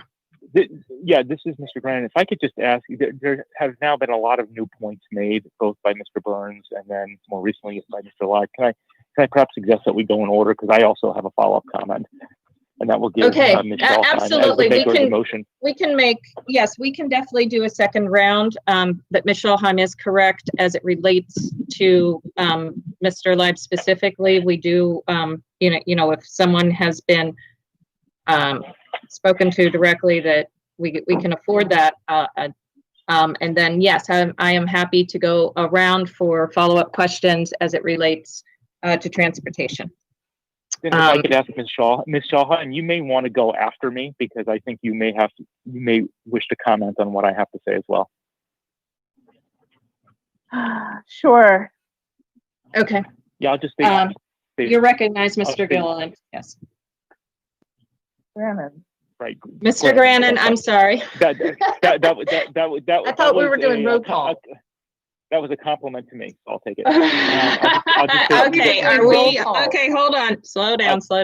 It's getting a little late, and my words are coming out a little slower than others are moving. So I believe Mr. Grannon's suggestion was to resume roll call, and that is what we were in the process of. Michelle Heim deferred her response over to additional comments, specifically over to Mr. Grannon. So she has deferred a portion of her time on response. And so I will grant this, and then we will resume roll call, and that could include Mr. Grannon another time as well. You may proceed, sir. I'll be very brief, President Corkadell. Thank you for that. Without opening up a debate, I just say it's just objectively true that the budget is ours. The budget is in the purview of the board. So the county council sent something back, but this is why, for example, we changed our calendar. We're not beholden to the county council. We are the final arbiters of the budget. So we should start saying that and stop saying any kind of loose comments about, it was the county council's budget. It's our budget. We're the final deciders. Clearly, as the final deciders of the budget, let's just say, as an example, and this is with all due respect to Mr. Burns' comments, and it's perfectly appropriate for him to give cautionary advice to the board. But for example, if we, as the final arbiters of the budget, pass a budget that says we're going to have 22 new physics teachers, and let's just say, to make it really clear, that the superintendent had proposed a budget to the board that we're going to have only 20 physics teachers, and we changed that to 22. It clearly is not the case that the superintendent could basically pocket veto those other two positions just by not hiring them. That is absolutely incorrect, and I defy anyone to point me to any authority that says that that's proper. That cannot happen. So what really needs to happen here is that we're going to have a substantial reduction in the budget, and we're going to exercise our purview as the board to determine the budget. Budget necessarily determines headcount and positions. Once these budgetary reductions are known to us, the superintendent needs to come back to this board with any proposed revisions to all of the personnel that were approved in the budget that we determined. If he proposes that certain positions not be hired because of those budgetary reductions, we can take those into account, hear his reasoning, and then we will make the determination as to whether those positions are to be filled. It obviously and cannot ever be considered by this board that we pass a budget that spells out how these positions are allocated, and then the superintendent simply determines whether those positions should ever be filled. That's not the case. That's all I have for now. Okay, thank you, Mr. Grannon. Greatly appreciated. And Ms. Schalheim, if you would like to say Yes, anything else, but let's limit it to Mr. Leib, and then we can resume for transportation, That's please. exactly what I want to do. So, Mr. Leib, I heard your comments. You obviously thought them. You said them. Your mic was live, and I heard them. And I'm offended by your comments. And I know that you apologized for having a live mic, but then you went on to fully chastise me and misinterpret my my thoughts and feelings towards this particular issue, and insinuate that I would intentionally, purposely want to pass a motion that is somehow illegal, and that I don't have the students' best interest at heart. And to that, I'm very offended.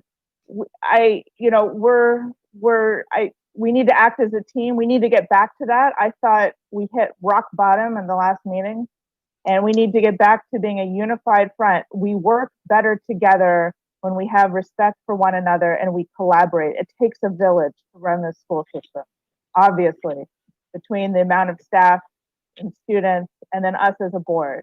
And I can tell you that, our relationships are always evolving and in flux. And I can tell you that I collaborated extremely well We have a board meeting upstairs. Thanks. with another member yesterday, and I feel like our relationship is better today because of that collaboration. Is now exiting. And I'm sure that this other member would agree. And so if we can just keep to being civil and not insinuate other board members' motives, I would greatly appreciate that, because I thought that was made perfectly clear during the last meeting. So I hope that we can work together civilly for the next 5 or so months, and with mutual respect for one another, because that's how we started. We held hands right before the first meeting started in December of 2018, and I had your back in the face of some really brutal comments that were directed your way. So I just hope that I'm being heard now. Be civil, be respectful. Let's work together as a team for the purposes of benefiting all of our students. And don't ever insinuate my motives or that I would purposely, knowingly violate the law by putting through a motion. You might not agree with me from philosophically, from a policy point of view, and that's okay. We don't have to agree. As witnessed by the county council the other night, they don't always agree, and yet they're perfectly civil to one another, 90% of the time. And I really like that, and I think we can do that here. So because Mr. Burns weighed in, I withdrew my motion. Wasn't that perfectly clear? So I'm not going to pursue that motion because it's not legally sound. It's not advisable for our council. I listen to our council. So anyway, that's what I wanted to say in direct response to your comments.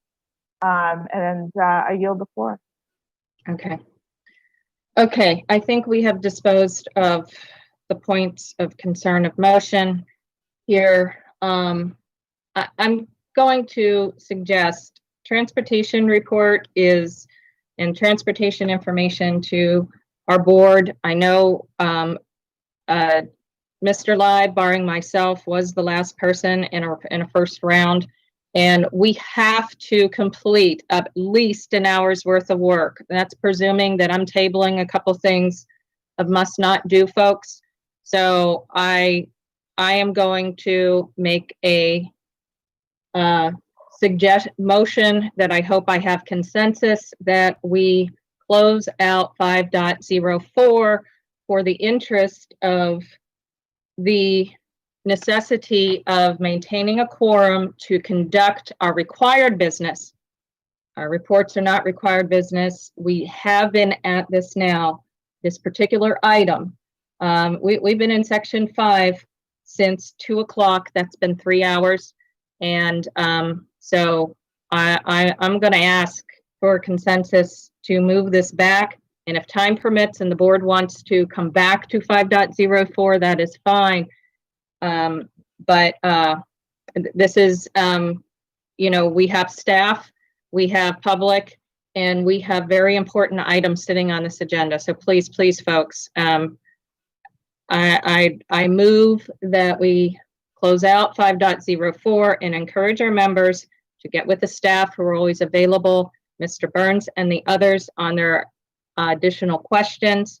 And there will be another opportunity for all of this, both the report, the regular transportation report, and the other in August. And, we may have to special session meet in the interim anyway. So do I have consensus? If I do have dissent, please speak now, and I will make a formal motion to do so to alter the agenda. Okay, seeing none, I want to extend my appreciation to all the members. I'm really, this is as I said, in the interest of the whole board, that we conduct our must-do business. So with this in mind, I mean, all of the business is important in ours, obviously. But let's roll through and see how quickly we can get through some of this stuff. Maybe time will afford additional commentary. We can return to it, and I would be willing to entertain that at the end. Item 6.01 is administrative personnel appointments. Dr. Arlotto. Yes, ma'am. Thank you, Madam President. I recommend to the board the personnel listed on the attached sheets be promoted and or appointed. So moved enthusiastically. Second. Motion and second. Ms. Howe, please call roll. Ms. Hummer? Aye. Mr. Smith? Aye. Ms. Ellis? Aye. Mr. Grannon? Aye. Ms. Schalheim? Aye. Ms. Antwine? Aye. Mr. Lime? Aye. Ms. Corkadell? Aye. Motion passes 8-0. Thank you. Item 6.02, personnel. Dr. Arlotto. Yes, Madam President, thank you. I recommend, that the board approve the actions as stipulated on the attached sheets. So moved. Second. We have a motion and a second. Ms. Howe, please call roll.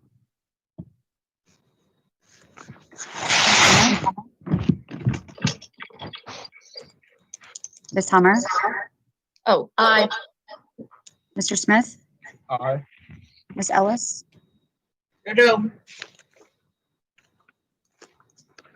Aye. Mr. Grannon? Aye. Ms. Schalheim? Aye. Ms. Antwine? Aye. Mr. Lime? Aye. Ms. Corkadell? Aye. Motion passes 8-0. Thank you, Ms. Howe. Item 6.03 is the Citizens Advisory Committee Code KBA, which is on its second reader. And before we address the pre-published amendments to the fellow board members, I'd like to give Ms. Ortiz a chance to do her normal second reader reporting, and then we will entertain information questions to Ms. Ortiz and then proceed with the amendments and discussion. Ms. Ortiz. Good afternoon. For the record, Jeanette Ortiz, Legislative and Policy Counsel. So before you on second reading is Policy KBA, Citizen Advisory Committee. This policy received a 30-day public comment period. We did receive one public comment, and actually I think we received it even before first reading. And so the board was already aware of those comments.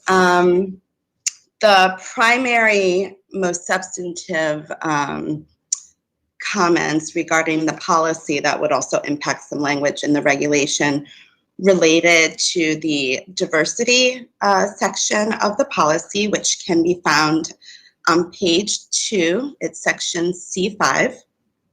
And so you may recall that there were some questions from some board members and also the public comment with the language that's currently in there. I did not make any changes because it's the policy, and so the board would have to vote on any substantive changes. But essentially, the current language that's there was a result of a desire by the policy committee to be a little bit more specific in the commitment to diversity. And so during the policy committee discussions, we did, Mr. Burns and I both cautioned that, you know, we had to be careful because there are some things that legally we are unable to or very limited in asking applicants. And so I was asked to sort of look at, you know, any sort of legal guidance on this. And so that current language actually came from the Blueprint for Maryland's Future, or the Kirwan Commission bill, because those are questions that would be legally acceptable. However, there was concern that the language could be considered limiting, and that was not our goal. And so I did share with the board my recommended language to address the issue of diversity and also make sure that we're legally compliant. And so my recommendation is that the language would read, the board shall approve the membership of the CAC through a nomination, screening, and selection process that reflects the board's commitment to non-discrimination in accordance with policy AC non-discrimination, and strives to ensure that the membership of the CAC consists of individuals who collectively reflect the diversity of the citizenry of Anne Arundel County. So I think that should hopefully cover, you know, the concerns and the goal of that language. And then that was really it for the policy. As I mentioned, we have similar language in the regulation, and so that depending on how the board chooses to move forward on this, you know, may impact the regulation. And that is all that I have for the policy. Thank you. So thank you, Ms. Ortiz. I'll just to advise the board and refresh in case you did not have a chance to check your email since this morning, the amendments that both Ms. Schalheim and I had published yesterday evening, as she had alluded to, we worked on, you know, we did have a conversation about some of the different language options, and agreed that in efficiency and for our board's purposes and the purposes of our meeting, the document that I had sent everyone has all of these amendments in a nice, neat format. So once general questions for Ms. Ortiz will be entertained, and the language that she has just specified is one of those. I would prefer us to go in the order of sections that amendments were proposed numerically so that there is some consistency throughout that. But I do want to make sure that board members who may have additional questions that they were not able to answer or did not think of asking during the first reader, to give that opportunity. And then after we dispose of these, obviously it's a second reader, additional amendments will be entertained by as appropriate. I do think there's someone who does not have their mute made, and we may be able to hear them. So just caution on the mutes until it is your turn. And so questions on, I'm just going to do this by hand. And then, of course, Mr. Brannan, if you need to weigh in with questions prior to us getting going, most certainly. And I see Ms. Scholheim's hand is up. Ms. Scholheim? Yes, thank you. Ms. Ortiz, I just want to express my gratitude towards you for all your work you do every day, but specifically coming up with what I personally feel is a really good solution to our C5 issue. The last iteration didn't really sit well. I saw Michelle's, I saw where she was going. We tried to add to it. It was like a back and forth that happened for a while. It was all very productive. And this, to me, any rational person would understand what this means and act on it. And so I really appreciate that. My one singular question has to do with your also really good suggestions for the application. And so this is more of a process question. So I understand we're going to deal with the policy first, but I guess at what point in time do we address the application? Is that post third reader even, or is that alongside this? Because I also think your open-ended questions that don't infringe legally on anything were good too. So maybe you can help me understand the order. Yeah, thank you, and you're welcome. I was happy to assist and try to make sure that we encompass the goal and also remain legally compliant. That's always the tricky thing, especially when you're dealing with applications and identifying characteristics. But yes, so the application is belongs to the board, and the board is able to amend it. I did see that there was a proposed amendment to the current policy that speaks to the application and it coming before the board, and that the board would have to agree or vote to make any future changes. And so if that's what the board desires, then that would be the process that you would follow. I have not been involved in the application process. My guess is that we've had this application for a little while now, and it only really has one question. And so my thought was and I want to give a shout out to my colleague Asha Smith, who's the Senior Manager for EEO Compliance, because I wanted to make sure that we were able to ask questions and come up with policy language that would get to our goal, but also be legally compliant. And so she was super helpful in drafting that language. And so, we only have one question to the application, one substantive question, I should say, currently. And so adding additional questions that the board may choose to add in the future, I think helps to get diverse perspective and individuals to be interested or to apply to be members of the CAC. And I know I also gave some recommendations on maybe some outreach that the CAC can do or the board can do once if there is a new application goes out for the next round of either vacancies or appointments.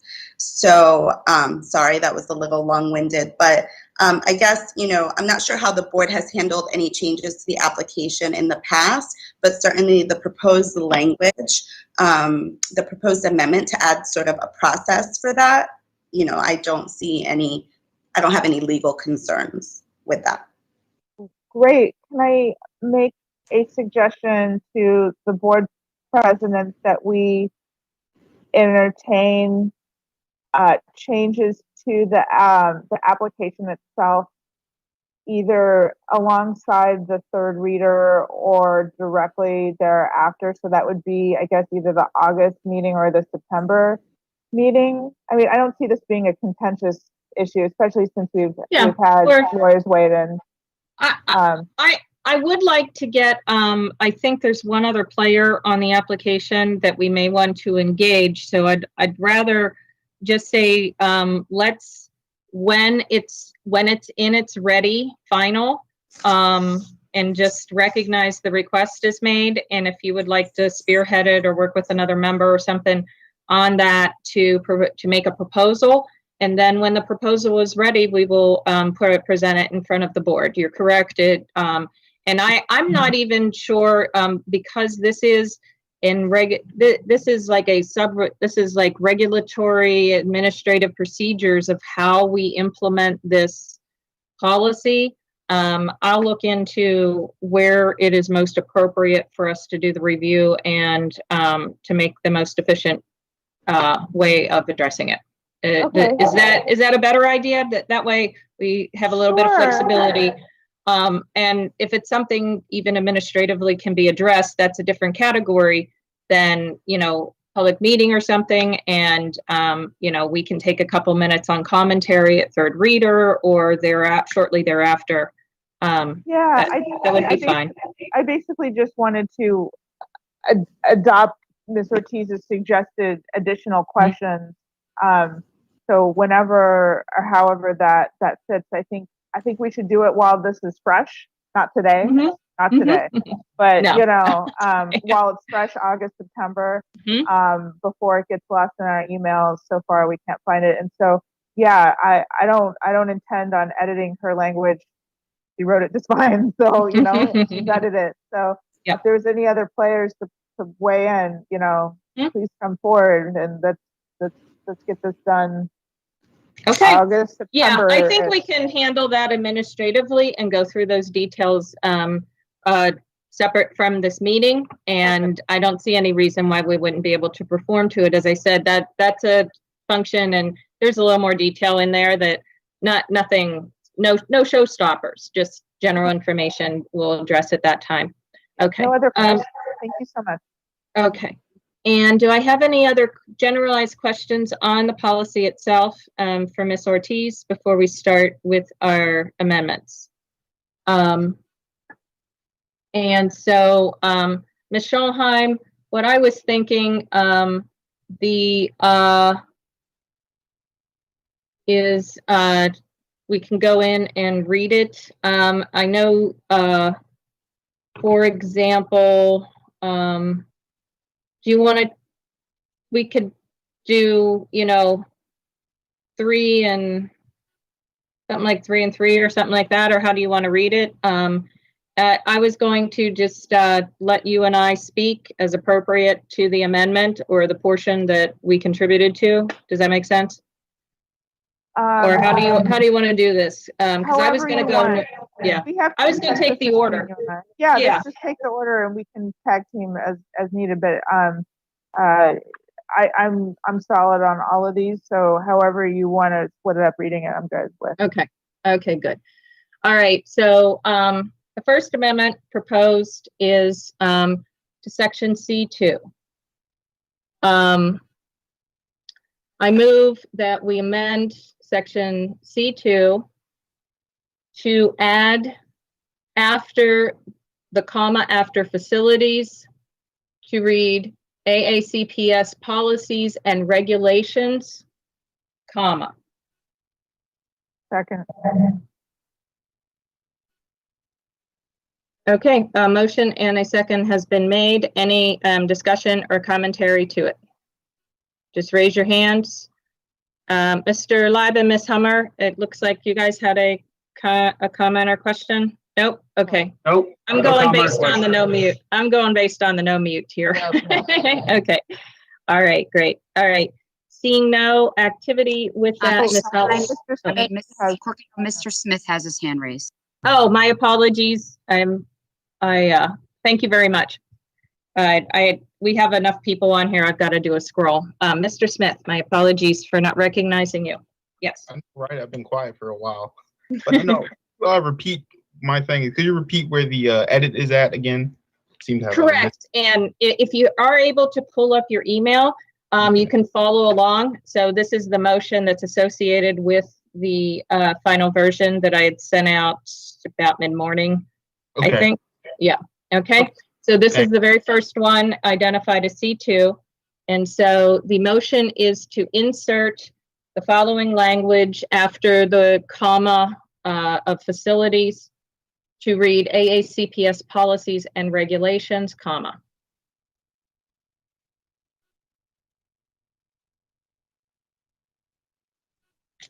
Any further questions, Mr. Smith, or comments? No, none. Thank you for the clarification. Okay, thanks. No worries. No worries. Okay, seeing none. Ms. Howe, please call roll. Ms. Hummer, Aye. Mr. Smith, Aye. Ms. Ellis, Aye. Mr. Grannon,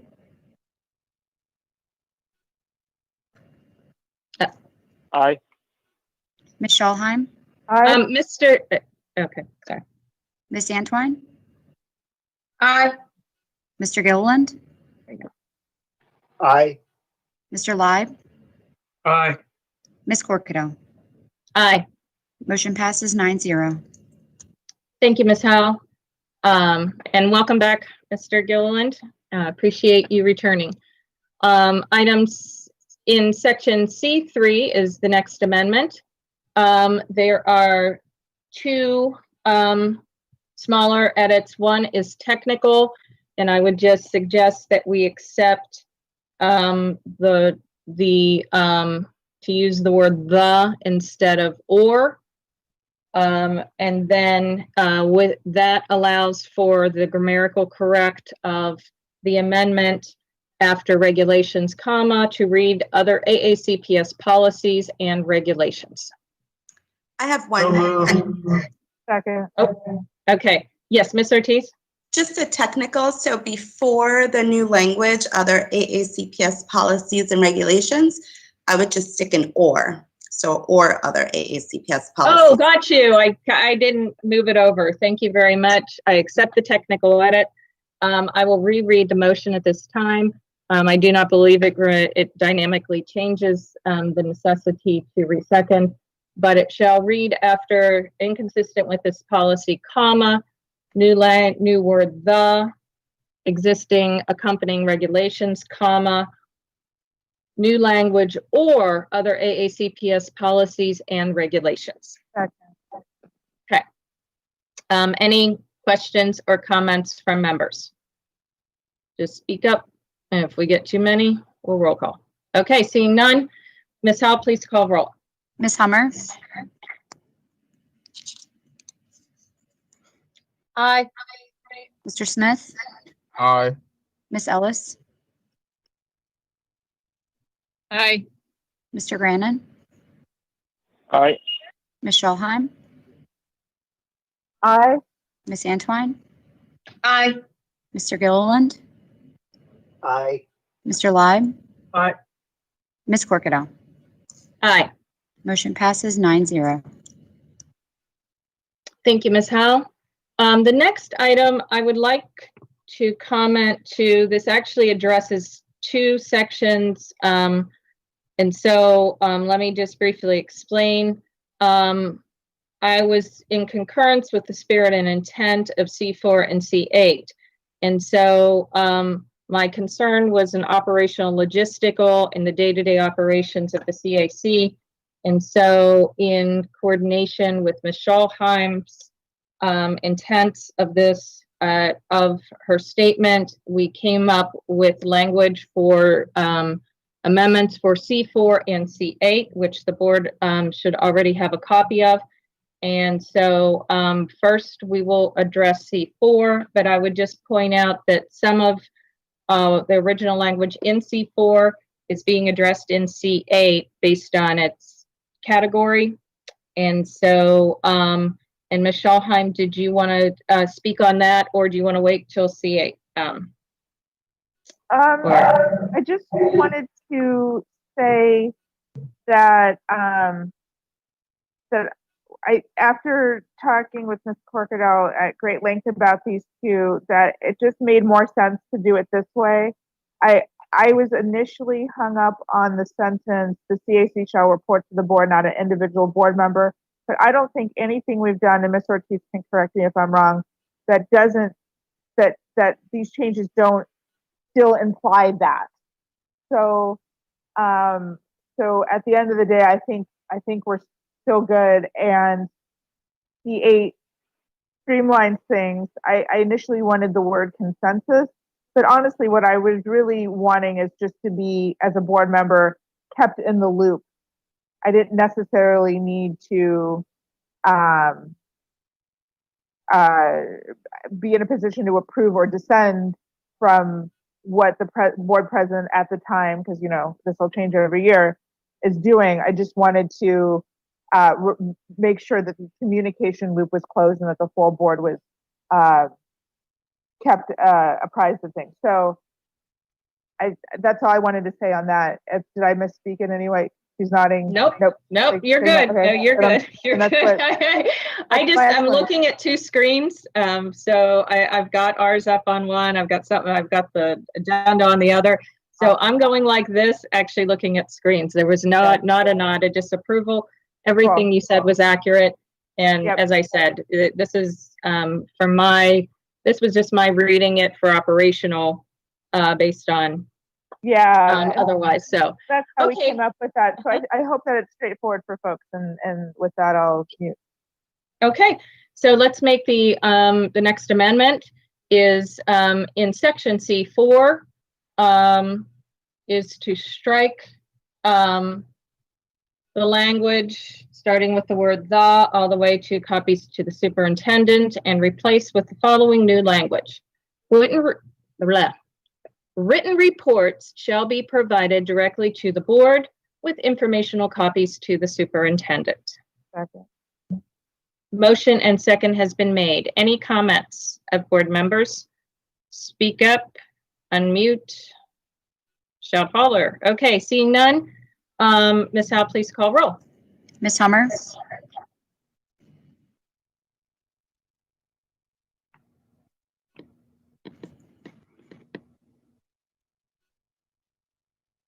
Mr. Smith?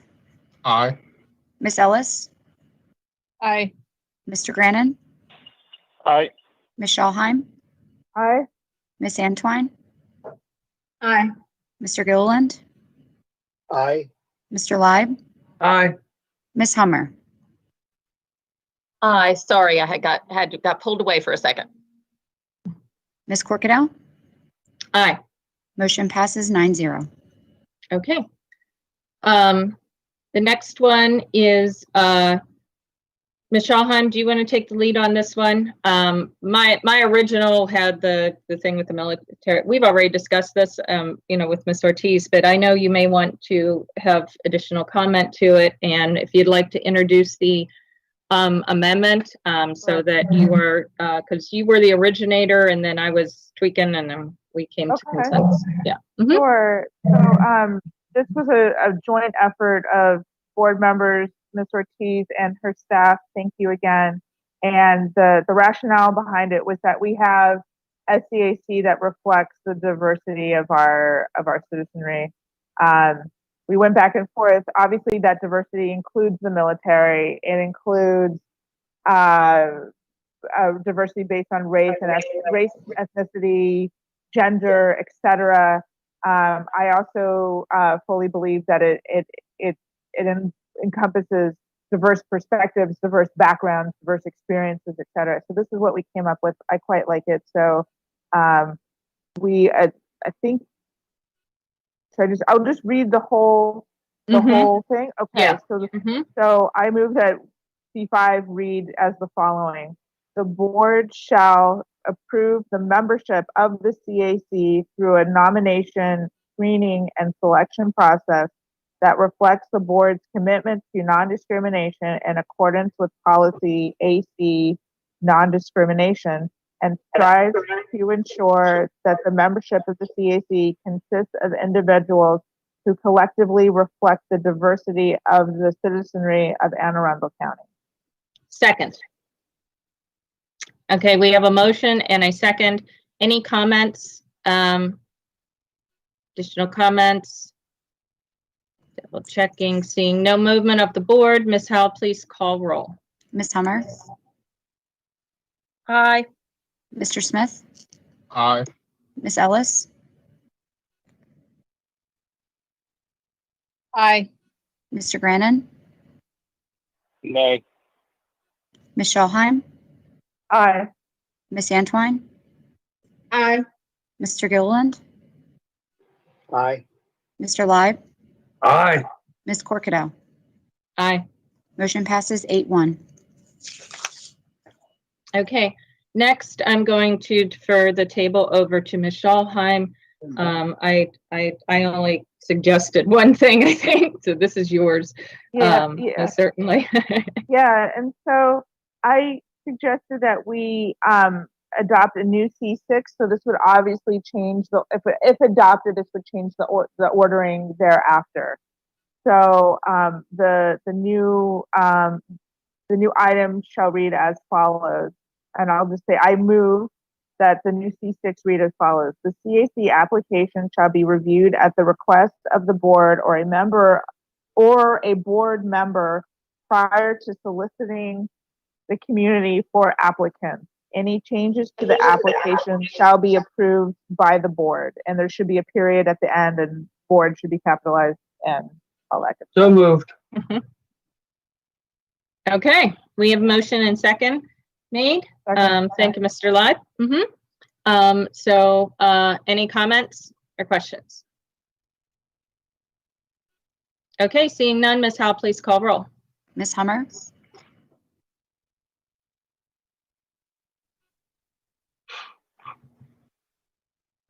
Mr. Smith, Aye. Ms. Ellis, Aye. Mr. Grannon, Aye. Ms. Schallheim, Aye. Ms. Antwine, Aye. Mr. Gilliland, Aye. Mr. Live, Aye. Ms. Hummer, Aye, sorry. Ms. Went out Corkadell. again. Aye. Motion passes 9-0. Thank you very much. The next amendment being proposed is this was when I read the original C7. I know we're going to renumerate, so I'm going to refer to this as the old C7 since we have just now adopted a new C7 and we didn't new C6 and we did not replace the old C6 with it, but added two. This is the old C7 will be now new C8, not to confuse everyone at this late in the day. But this was when I originally read it, understanding the intent, I did have concerns that to make sure that we are identifying the meetings are dictated in part through the by the CAC. They are a reflection and extension of us. So all of the similar rules and how we conduct ourselves and the resources that are made available to them are a collaborative effort between the resource folks, which is Dr. Arlotto and his team. Think of production, think of our, Miss Lombardi, who is their liaison, as well as the facilities in and of themselves. And what COVID has taught us is that our flexibility must be there, and making sure that not only that there is no public awareness of our intent to always strive to make sure that the Maryland Open Meetings Act is in accordance. So in this particular one, I worked with Ms. Ortiz as well as Mr. Burns to develop language that kept the spirit and intent of providing that flexibility of multimodal meeting options, but recognizing that we as a board still have to have certain practical boundaries as it relates to budgetary resources, production teams in the evenings, that's overtime, that's other things. We may have limitations from time to time. Those are typically things that are handled in its due course.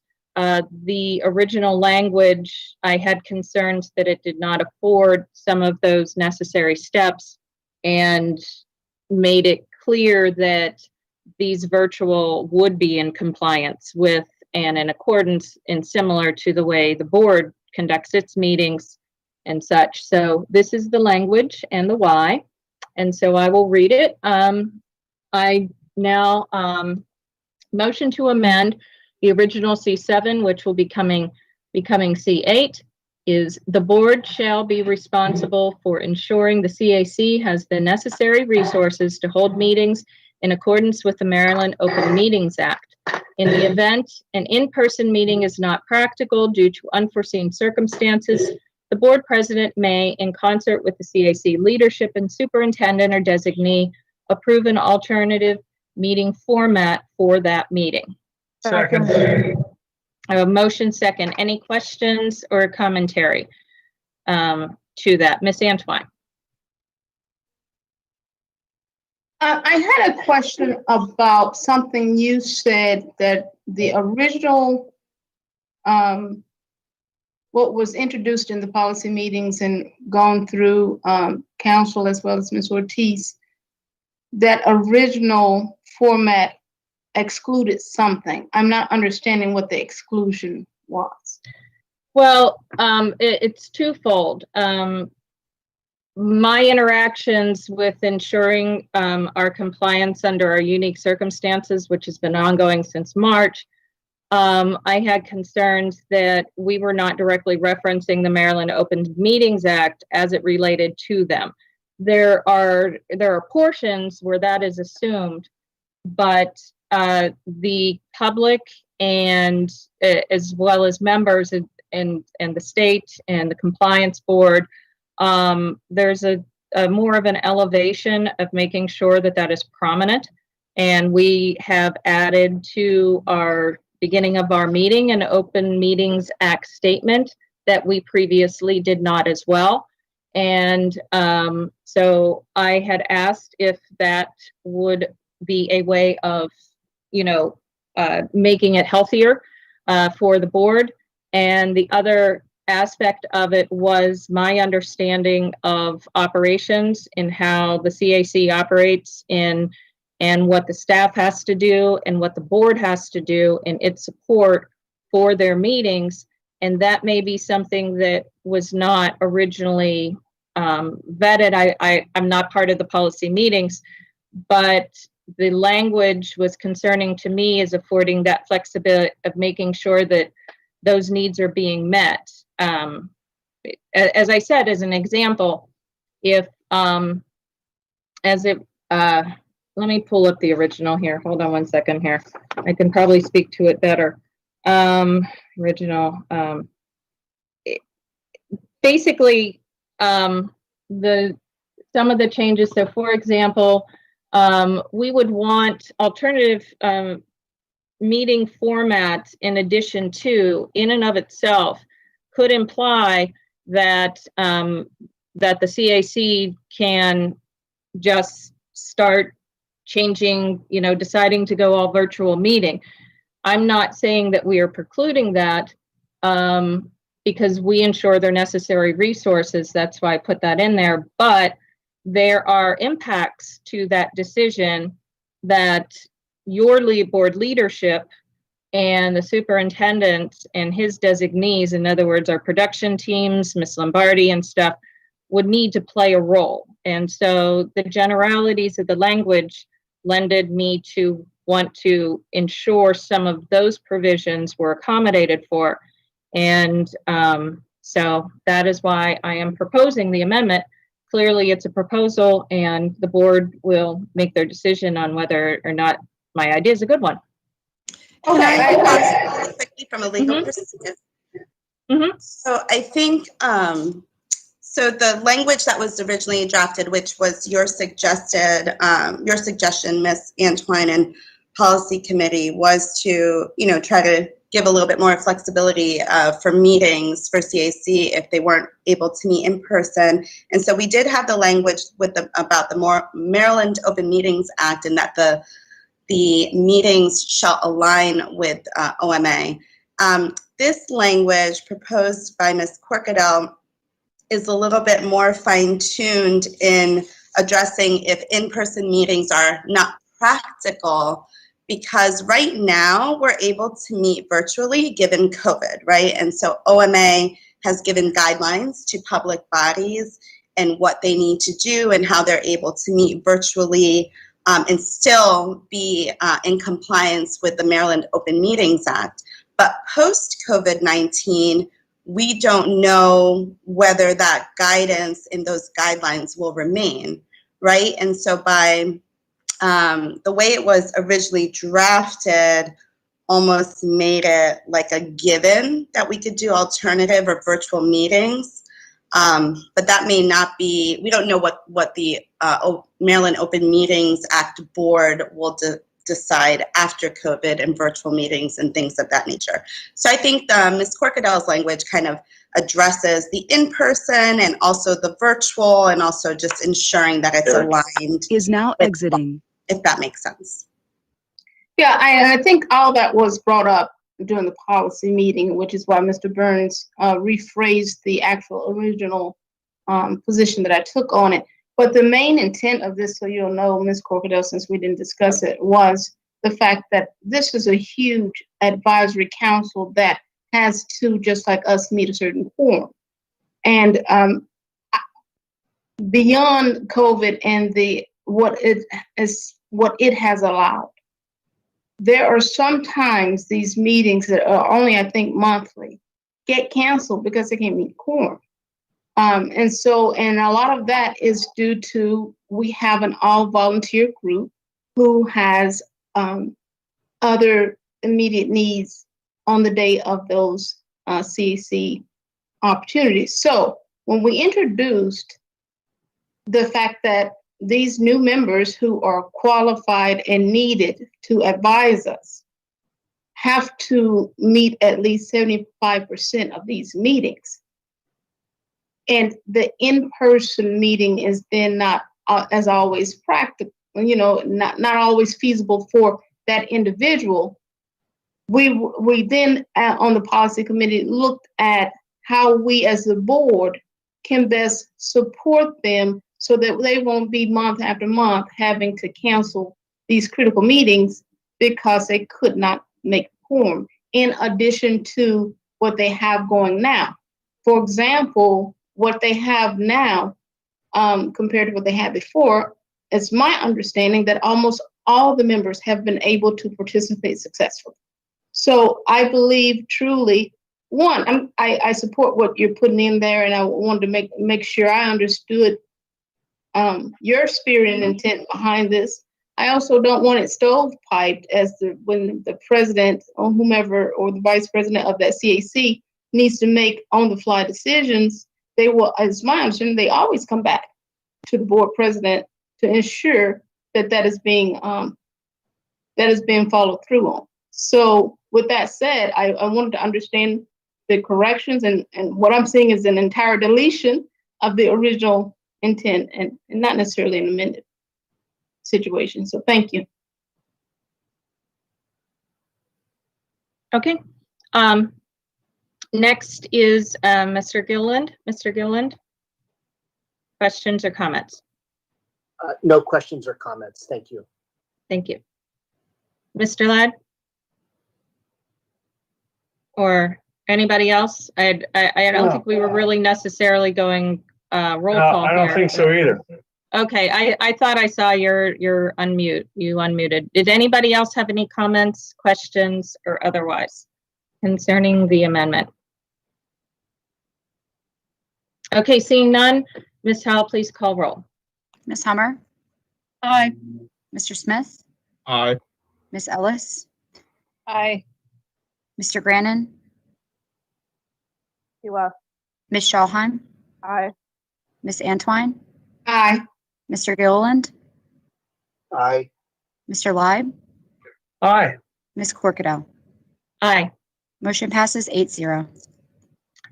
I would just like to extend to Ms. Antwine my particular appreciation because as my email yesterday had indicated, I was not in a position to share prior to it as much as I would have liked to connect with everyone.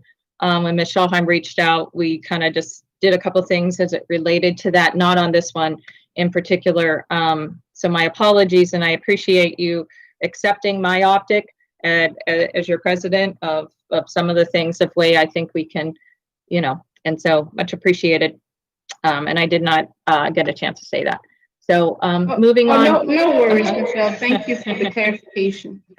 No, thank you for your flexibility. Okay, I'm calling this one, and this is one that Ms. Schallheim and I collaborated very closely with. I'm going to just say this is, as I had mentioned, as we had mentioned in C4, I'm not going to reiterate it. Ms. Schallheim, did you have any further comments? And did you want to read the amendment? Because I know this was one we worked closely on. Sure. So again, this one is, I just wanted to, I saw where Ms. Corkadell was going, and I just wanted to provide a feedback loop to the full board so no one would be like, oh, what happened later, So just notification and communication purposes. And so I therefore move that the new, however it's supposed to be numbered, amendment reads as follows: unless otherwise directed by the board president, upon notification of the full board, the CAC shall report to the board as a whole and not to individual members of the board. Notwithstanding any other provision in this policy, the CAC shall continue to inform the board of community feedback regarding education issues, activities, and programs in schools. Second. We have a motion and a second. Any comments or questions of members? Seeing no movement of the board, Ms. Howe, please call roll. Ms. Hummer? Aye. Mr. Smith? Aye. Ms. Ellis?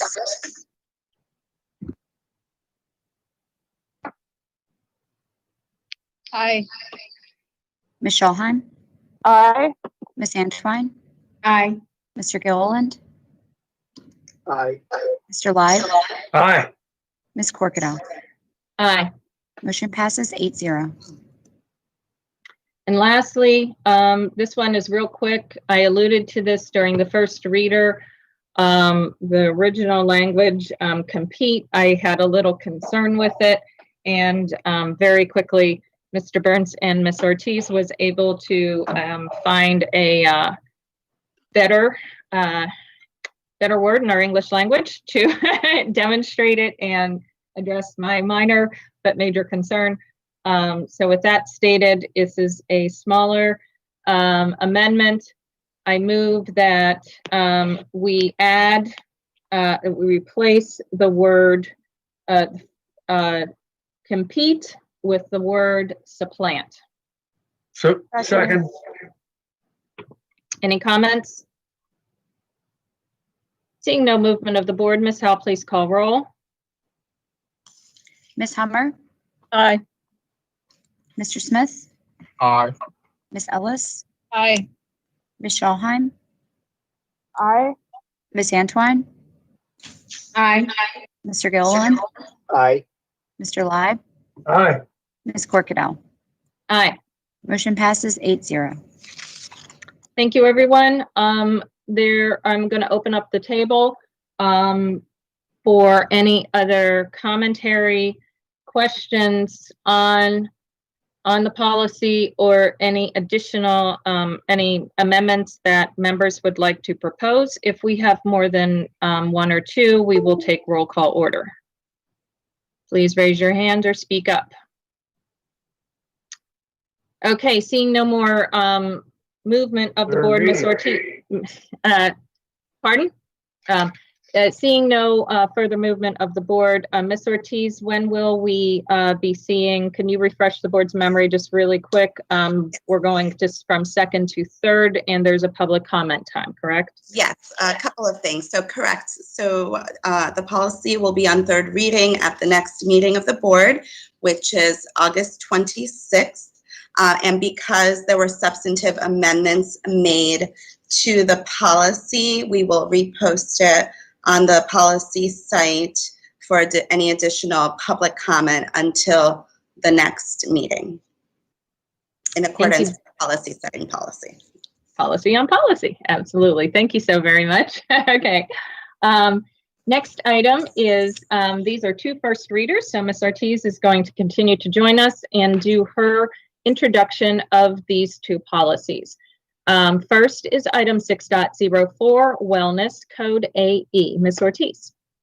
All right. So, yes, I think I still have with me Jody Rizzi, Supervisor Food and Nutrition Services, that can also answer any questions if the board has any questions. But Food and Nutrition Services is bringing policy AE, Wellness, before you on first reading.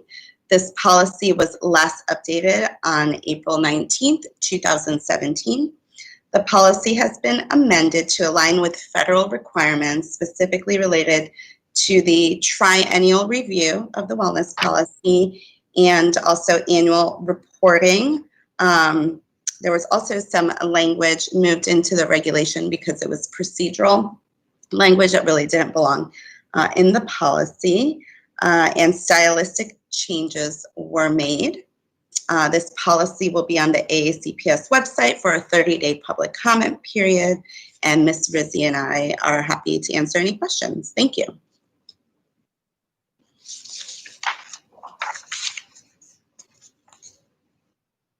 Thank you. President Corkadell stepped away. I'm just looking. I don't see any other hands, but I have a couple questions.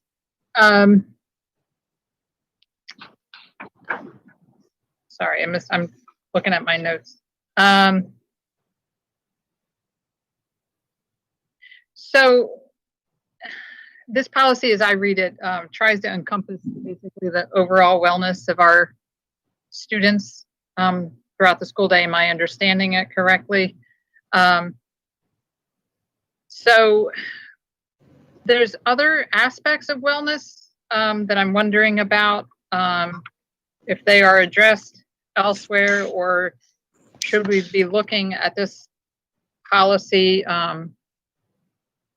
to include other substantive things, or should there be another policy? And I don't know. So I'm going to ask about things like educational practices and school operations issues like school hours, breaks in the day, opportunities to get outside, those kinds of things. If we wanted those addressed based on,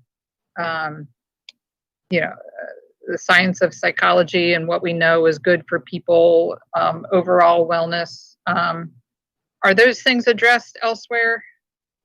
So this policy, again, is in accordance with federal regulations. And so it's very specifically drafted to align with federal requirements.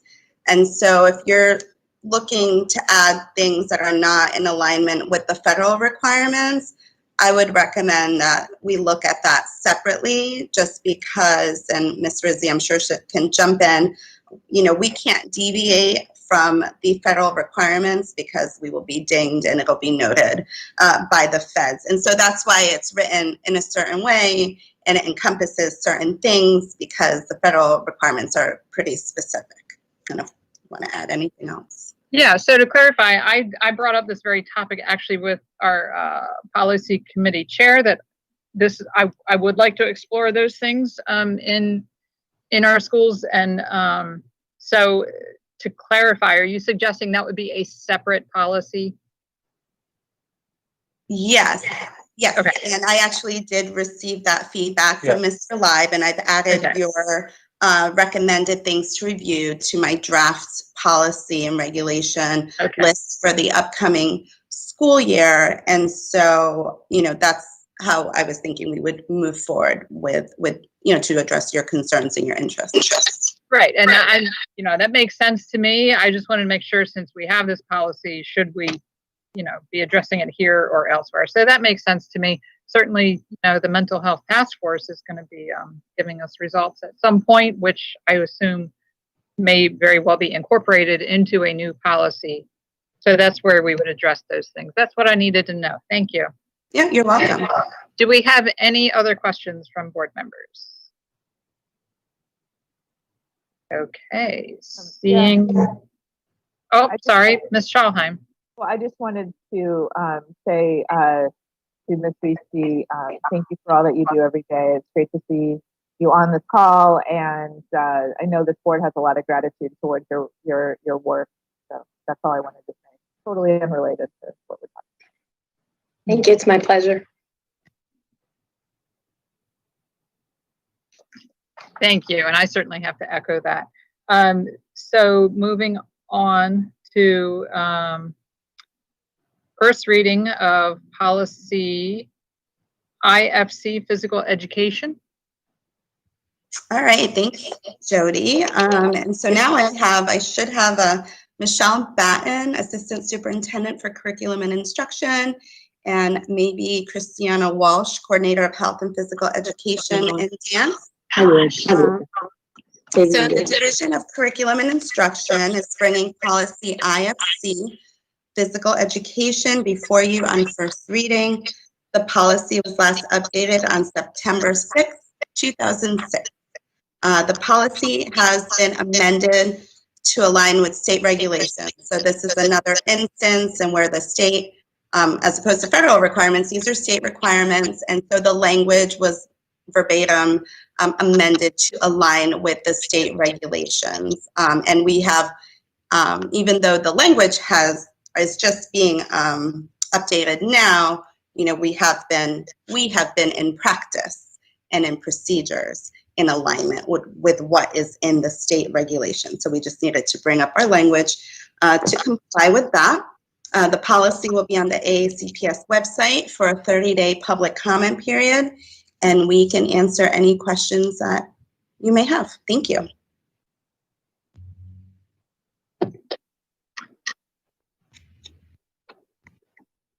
Thank you. I'm looking for hands, looking for unmute. Does anyone have any questions?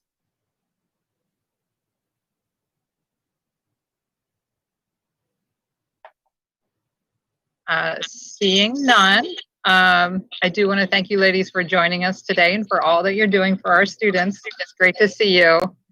And I think we're going to be moving on. Thank you so much. Thank you. Thank you, Miss Ellis. I made it back. Thanks for filling in. Too much water this afternoon. Anyways, next item is item 6.06 is the Rippling Woods Elementary School, the design development. Mr. Technovich. I'm going to jump in if you don't mind. I'm going to begin by giving you my recommendation. Sure. Sure. Sorry about that. And I recommend an approval of the Rippling Woods Elementary School replacement design and development. So moved. You have that before you, and we're certainly glad to answer any questions. Second. Okay. Any questions for staff? I see Ms. Schalheim's hand up. Ms. Schalheim? Not a question, just a comment. Of course, as you might expect, I did read the majority of the bigger packet and the whole of the smaller one, and I was very delighted to see all of the nods to sustainability.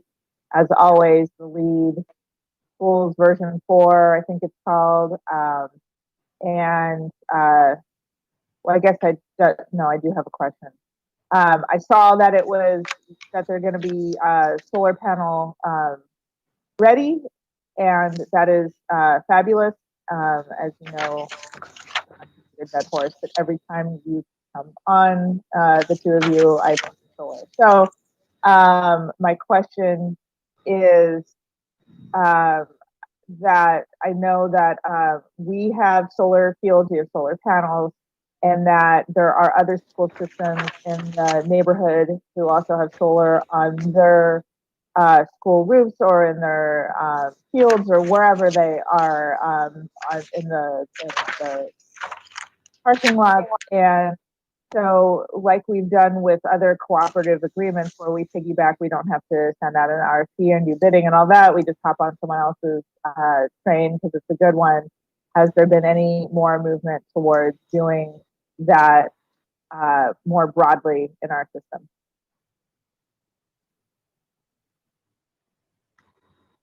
And I'll jump in at once. We are looking at, Lisa Seaman Crawford, Director of Facilities, we are looking at, as we get more and more roofs ready, trying to look for another power purchase agreement, and to lump all those roofs together to get the best price. So we're waiting till a few of them are ready, and then we will go out with a request for proposals. That's great. Have we kicked over any rocks with our existing power and light company who might also be dabbling in this industry, either as themselves or as a subsidiary of themselves?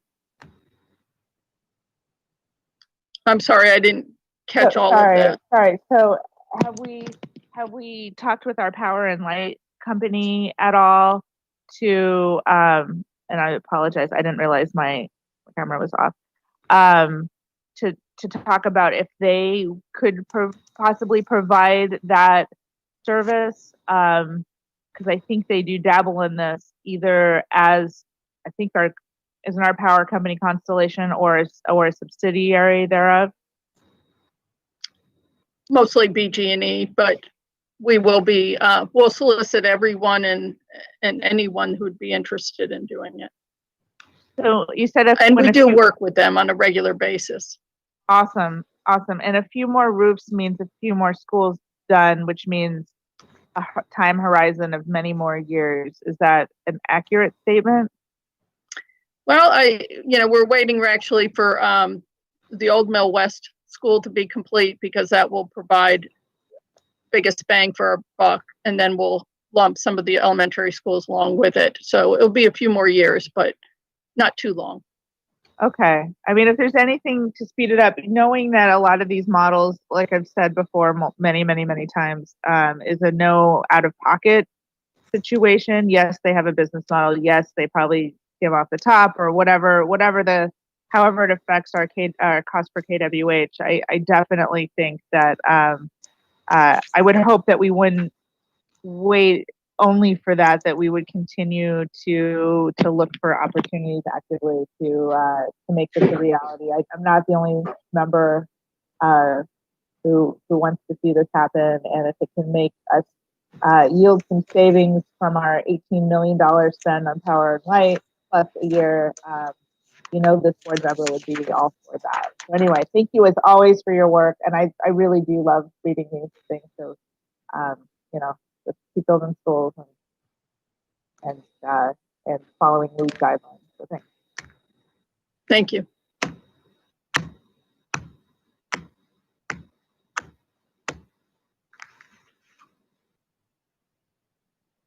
Michelle, Melissa?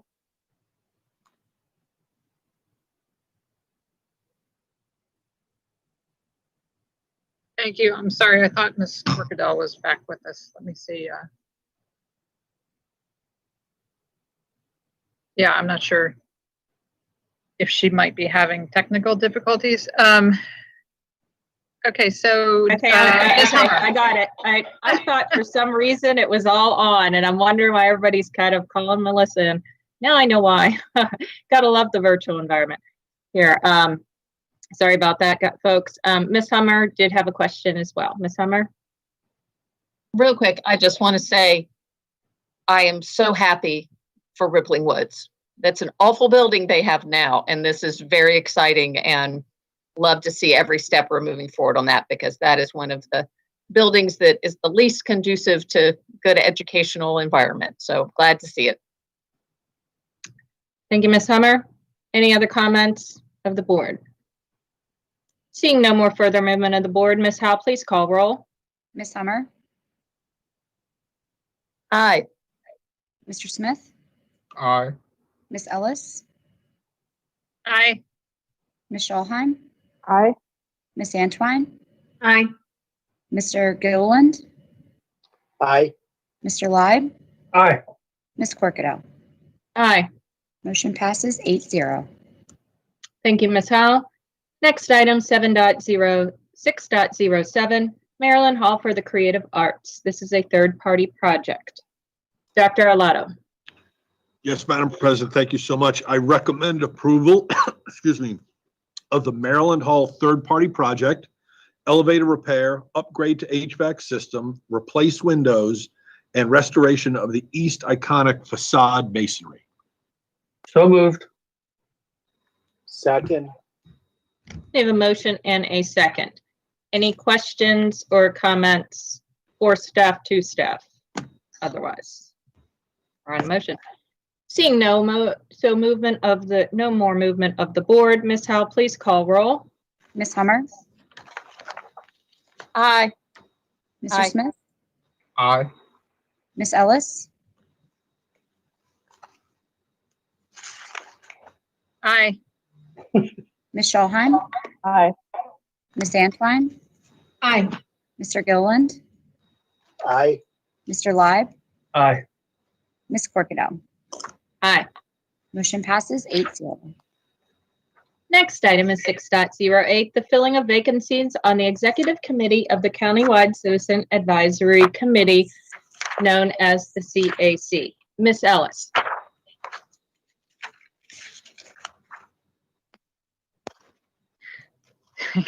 Take your time.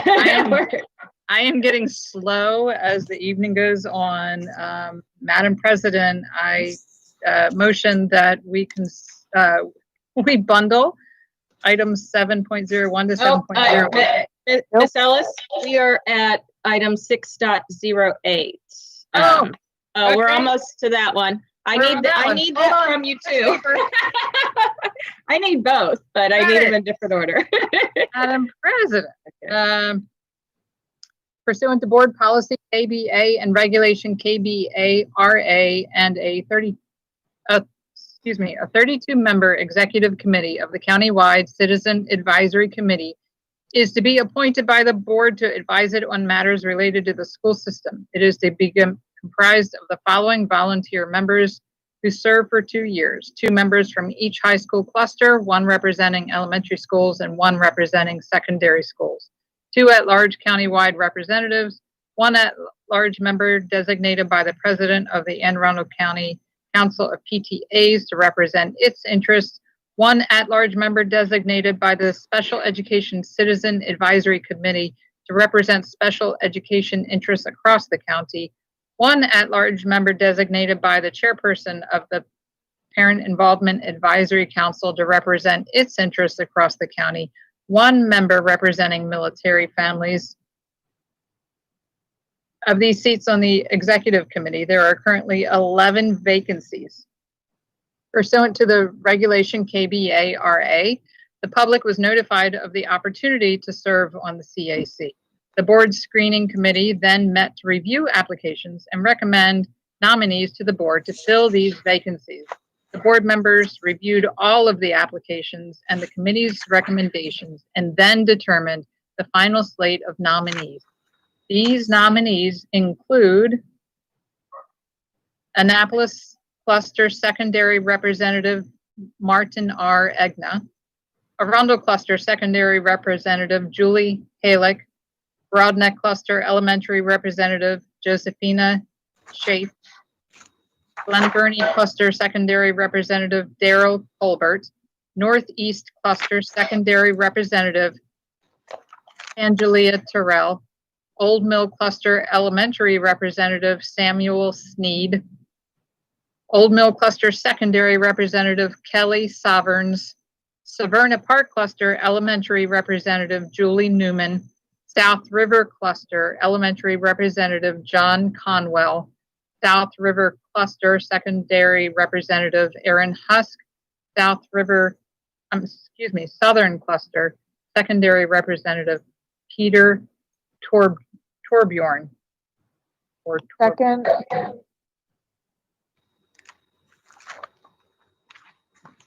Okay, we have a motion and a second.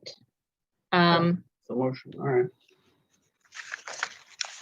And, oh no, you know what, Ms. Ellis, you did not provide for motion, which could be as annotated, of course. We got the second before the motion. I motion to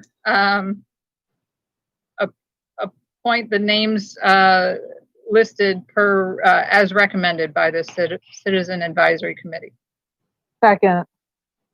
Okay. Thank you very much. I just want to briefly, on behalf of the board, thank the CIC for another fine year of dedicated work. And under these particular circumstances, recognitions already having happened aside, I just want to do an extra shout out, as well as to the hard work. I am one of 4 on the nomination committee and can say that the efforts put forth by my colleagues on that committee this year has been enlightening. I've learned a lot and continue to grow, and was continue to be amazed and extend my respect and appreciation.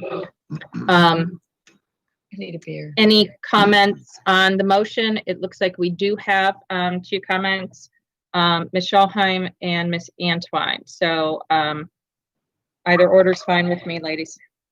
Yeah, so I just also wanted to share my gratitude to the nomination committee. Thank you for hearing me.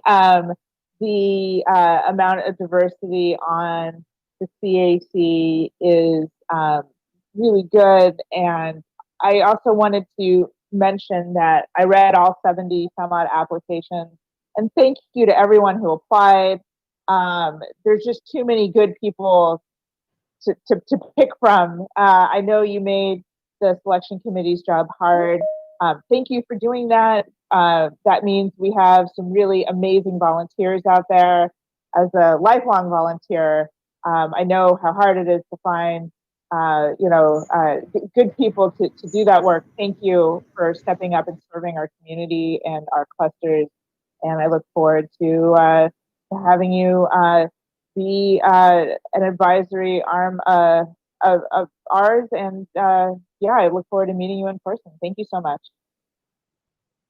Thank you, Ms. Schalheim. Ms. Antwine? I wanted to echo whatever Ms. Schalheim just shared. I wanted to say the same thing, especially to those in the midst of these trying times who stepped up and volunteered, and it's greatly, greatly appreciated. Thank you very much, Ms. Antwine, and I know they appreciate your support. You've been a strong advocate of making sure their needs have been met through not just this crisis, but in general. So thank you. Seeing no more movement of the board in way of questions, Ms. Howe, please call roll. Ms. Hummer? Aye. Mr. Smith? Abstain. Ms. Ellis? Aye. Ms. Schalheim? Aye, thank you. Ms. Antwine? Aye. Mr. Gilliland? Aye. Mr. Live? Aye. Ms. Corkadell? Aye. Motion passes 7-0, 1 abstention. Thank you, Ms. Howe. Section 7, consent items and what specifically the awards of contracts. Ms. Ellis. Madam President, I do motion that we bundle items 7.01 to 7.08. There's a couple more on the next page. Did you want to get all of them? There's not just 8, there's 16 today. Forgot to turn the page. 7.01 to 7.16. Second. Okay. Dr. Olato. Yes, I'm sorry. We need to, do we have consensus to bundle? Anybody in opposition, please say so, and we will go to roll call. Okay, the board has consensus to bundle. Dr. Olato, please. Yes, Madam President, thank you so much. I recommend board approval of the contracts as listed on today's agenda, 7.01 through 7.16. Okay. Do we have a motion? Okay. So moved. How about a second? Okay. Thank you very much. Any questions for the staff, or does the staff have anything to share with the board at this time concerning these items? Seeing no movement up. Oh, we do Yep, have there's several lots. hands up. We have several hands up. So I'm going to go in roll call order. Thank you, Mr. Chiknovich, for joining us. We're going to start with Ms. Hummer. Ms. Hummer. Yes, I wanted on a couple of points. Item 7.01, the kindergarten addition to Brockbridge Elementary. I just have to say I'm thrilled to see that. That's my home elementary school, and that's, I believe, one of, if not the last one of the very last ones to get a kindergarten addition. Am I correct, Mr. Shagnovich? Yes, ma'am, that's correct. So we are thrilled to see that on the list. The other one that I wanted to ask about was item 7.15, the temporary personnel services. This is for contracted cleaning services. Could you explain that further, Mr. Shagnovich? I'm assuming that this is in case we have greater needs during COVID for reopening when it comes to cleaning. Is that correct? Correct. For the record, Alex Sheknovich, Chief Operating Officer. So we've been putting a number of contract mechanisms in place. My analogy is it's tools in a toolbox because we don't know what the requirements may be in terms of cleaning or cleaning protocols or cleaning chemicals, et cetera, that may be required of us, as time evolves from health directives, State Department of Education directives, et cetera. So this is much like a fire insurance policy. I own a fire insurance policy on my house. I make the payments, but I hope I never have to use it. So this is exactly that. So we're just putting a contract in place. You'll see there's no dollars committed to it. There's no obligation on the part of the school system. But should something come our way that after we've exhausted all of our internal possibilities, because we want to self-perform everything and anything that we can. We've got existing personnel. We've got existing supplies, equipment. They're trained and talented individuals. So, but should something come our way that we've exhausted our abilities or incapable of performing, at least we have a tool to go to. And the reason why it's at the board now, your next meeting's not till August 26th, if I remember correctly. So, if some kind of a requirement came down from MSDE in earlier or mid-August and we didn't have a mechanism in place, we would have a problem responding correctly and making sure that we could open schools. So again, it is a procurement vehicle that we hope not to use under any circumstances. Right. Thank you so much. Thank you, Ms. Hummer. Next, Mr. Smith, any questions of staff at this time? Or comments? Thank you. Ms. Ellis? Thank you very much. Couple things. One comment is a whole lot of these contracts on today's schedule are for projects that are taking place in District 4. I think it's a real reflection of the amount of growth and development that is going on in this part of the county. And I just want to express my appreciation that we're trying to keep up with so much growth. But I want to thank all of our citizens for all of your advocacy and that your voices are heard. So please keep speaking up for your schools. Thank you very much. Mr. Cheknovich, I have a question about, just so I can understand the timeline involved. So I'm looking at West County Elementary School. So I'm looking at the schedule and the first thing on there is notice to proceed. Is that immediately after today's approval of the contract? When does that, I'm trying to understand when the timeline begins and when it ends and what we're looking at for an opening date for this school. So if you can explain the notice to proceed and the ARO on the schedule. Sure. So notice to proceed is when the contracts are fully executed. So when both parties have, both our purchasing, presumptively assuming board approval, the next step would be for in this case, the architectural firm GWWO would have to, receive and execute their contract, and then it would come back to the Board of Education building here in Riva Road, and your purchasing officer would countersign that contract. That is when the clock essentially starts ticking. Okay.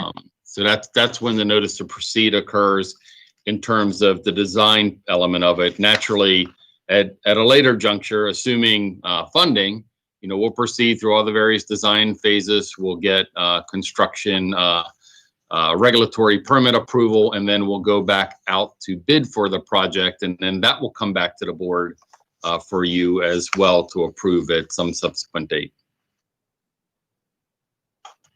Okay, so the timeline here, notice to proceed starts off this time, like the timeline kicks in at that point, correct? It's when the contract is signed. Right, okay. Mutually entered into. So the next line item, 350 days ARO is 350 days after that? Correct. Okay, okay. So in other words, if everything goes smoothly, we're talking about 826 days after the contract is signed. Right. Most of our construction projects take about 3 years. You got a year for design, and then, permitting activity, procurement activity, and then construction activities. So that's sort of a typical kind of time frame for an elementary school. Right. Okay. And I know I've asked questions in the past about the best case scenario, but I just want to understand in terms of the schedule how to interpret it. So thank you. Mm-hmm.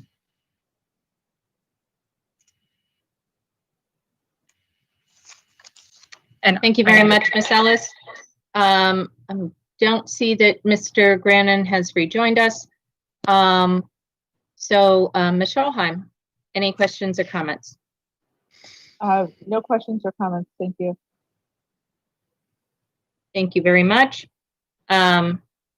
Antwine. Thank you. I had a question about the kindergarten addition over at Van Bocklin. I know that we have approved several opportunities and steps in this design. But a couple of weeks ago, I joined a meeting that talked about the planning for a new community center right there beside Van Bocklin. And first of all, I think that community center is going to be a brilliant addition to the entire community. And so my question would be about the coordination of the construction and of that community center and this addition, so that the two won't, I guess, so that the two can work together, so that when we move forward on construction of both, we don't have a lot of interference. No, we've been working together for about 2 years, so that's already all been coordinated. There won't be any interference. They'll be accessing different parts of the property, so they won't be crossing paths with each other. And it's my understanding that all of that, the property, the 10 acres that they are looking at, and is still under our purview as the board, as the school system, right? That is correct. So then they'll come back to us before they make moves on breaking grounds or otherwise as well. Correct. There's actually there's a statutory process to declare property surplus. There's a review process that goes with that, and we're going to have to adhere to the state protocols on how to do that. But again, we've worked with them. They're aware of those steps, and when we receive that official request from them, that will trigger the initiation of those very regimented and detailed state surplusing and transfer protocols. Well, thank you very much. Thank you very much, Ms. Antwine. Mr. Gilliland? Anything? Nothing for me. Thank you. Mr. Leib, anything? No questions or comments. I have none either. Seeing no more movement of the board, Ms. Howe, please call roll. Oh, no, Ms. Hummer does have one more. Ms. Hummer. I'm sorry, I forgot to ask about one thing when I came through before. The last item is the therapeutic interventions and supports. This was an item that was in our budget that we requested funds to create an alternative education program for some of our more challenged young people, and it was not funded in the budget. My understanding from this contract is that we are entering into planning for this program, but there's going to be no cost for us for this year for planning. I just want to clarify that publicly. This is not a cost to us since it wasn't in the budget, but it is hopefully for moving forward. Correct. So prior to us receiving the budget back, it was something that was approved by the board to move forward. So we went through the process of the RFP to look for those additional services that we will need if and when we do open the program. That process went through. As you see here, the Children's Guild was the one that won that piece. When it was determined that there was not going to be money for it for the upcoming school year, Children's Guild agreed to work with us in kind to continue the planning process with the hope to opening into the future. It does not today or into the future at all commit the board to any funds. Okay, but when and if funds are not available. Right, but when and if funds become available at some time in the future, we'll be ready to go. Correct. That's the idea. Take advantage of, we would much prefer to get this started as soon as possible. We'll take advantage of the additional time to really plan out a high quality program for these youngsters. Great, thank you. Appreciate that. Okay. Any additional questions of the board? Seeing no movement of the board, Ms. Howe, please call roll. Ms. Hummer, Aye. Mr. Smith, Aye. Ms. Ellis, Aye. Ms. Schalheim, Aye. Ms. Antwine, Aye. Mr. Gilliland, Aye. Mr. Leib, Aye. Ms. Corkadell. Aye. Motion passes 8-0. Thank you. Section 8, review items. Item 8.01 is supplemental funding. I'm going to turn this over to the requester and Dr. Arlotto. I wasn't sure of the details of this, so I'm gonna.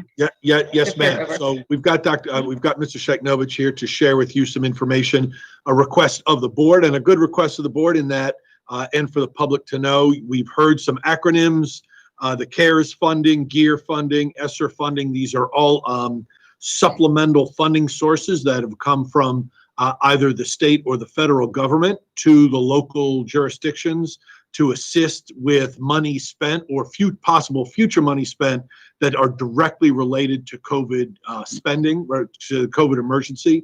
And so Ms. Sheknovich is going to give you a quick rundown of where we are with each of those funding sources. Okay. Aaron? Thank you. For the record, Alex Sheknovich, Chief Operating Officer. And as Dr. Arlotto indicated, the federal government passed a Coronavirus Aid, Relief, and Economic Security Act, the acronym CARES for that. And within that act, there were a number of pots of funding that were made available by the federal government that were transferred to the state. So the state government is a little bit acting as a pass-through agent to then get to the locals, the LEAs, the 24 school districts in Maryland in this case. And so specifically, as of now, there's been 2 of these supplemental programs that have gone through the process, and I'll speak to each one of them independently. So to begin with, there's the Elementary and Secondary School Emergency Relief, or ESSER grant. So there, $187 million was designated statewide for that grant, the ESSER grant. Of that $187 million, $11.8 million of it was designated for Anne Arundel County.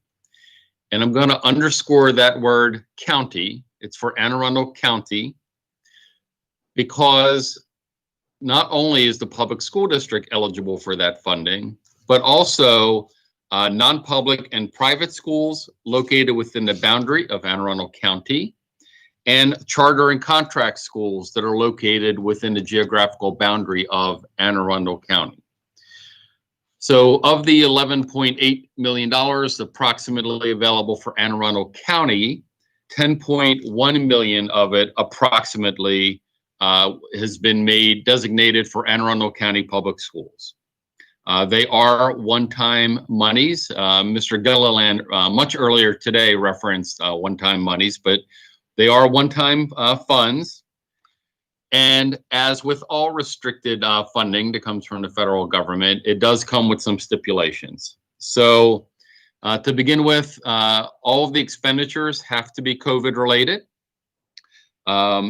They cannot at all be used to backfill any revenue losses or to supplant other spending activities of the district. The federal government created a prescripted list of activities that it could be spent on because, of course, it's the federal government, so they've got lots of rules that came with this. And when we as a school district looked at those rules and stipulations, we decided that we were going to take the ESSER monies, the $10.1 million worth of monies, and we were going to apply it to 4 of the eligible areas. And those 4 eligible areas are for the acquisition of student Chromebooks, the acquisition of a learning management system, that learning platform upon which digital content and curricula can reside and be utilized by both faculty and students alike. Utilized for an expansion of the Google Classroom suite that we currently use by buying additional modules and additional seat licenses for that. And then for professional development and training of faculty members, specifically related to online instructional delivery. The application window for the ESSER grant was on June the 12th. We applied and uploaded our grant application on that day. And then on the 26th of June, we received approvals. So we do have the notice of grant award in hand now, so that is officially eligible for us to now utilize it.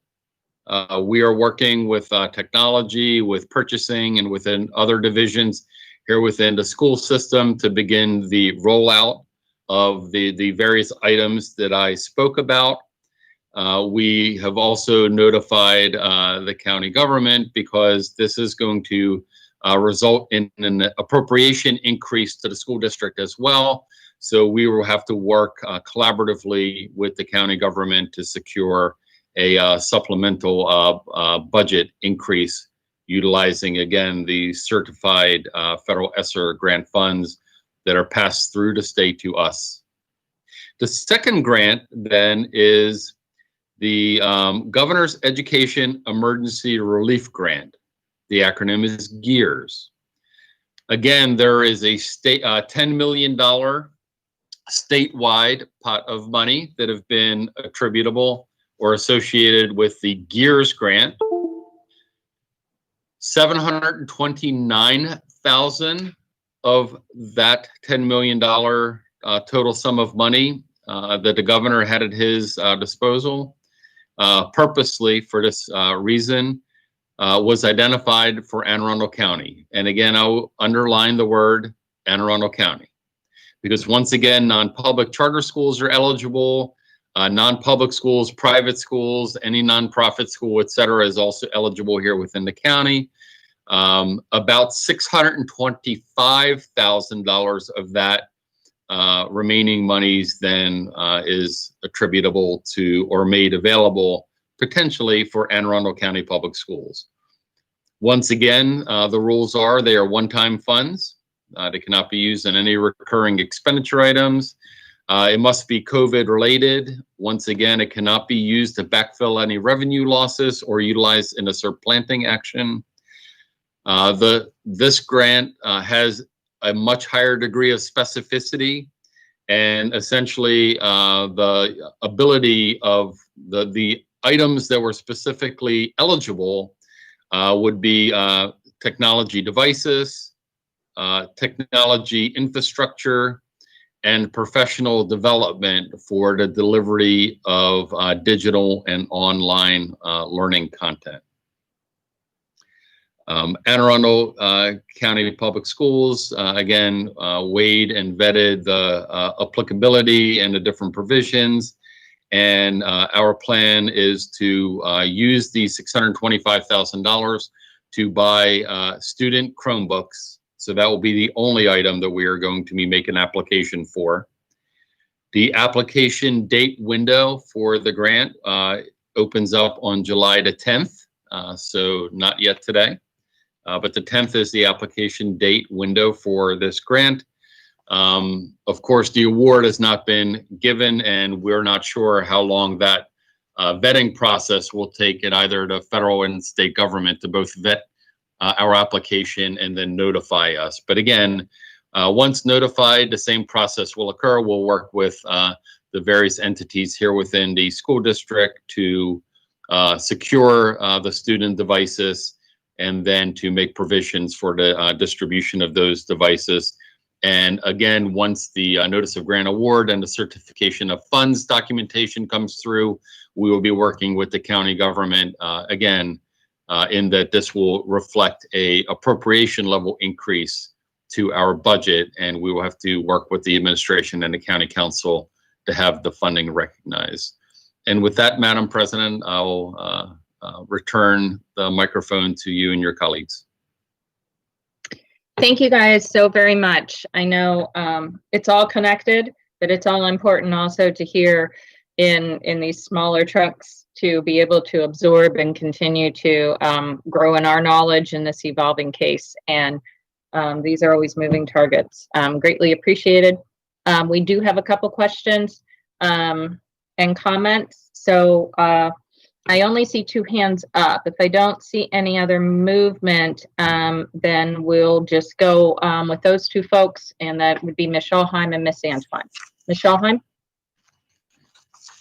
Thank you for that. I have a couple questions about some of the items that were stated. So is ESSER under CARES?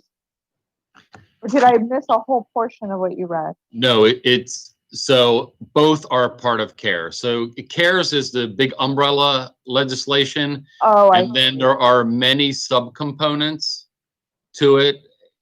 And the subcomponents, some of them are applicable for K-12 education, some are applicable to local governments, some are applicable to state governments, some are applicable to private businesses, some are applicable to higher ed. So these are the 2 that are applicable to public school districts. But yes, they are subcomponents of the large CARES, Federal CARES Act that was adopted in Washington several months ago.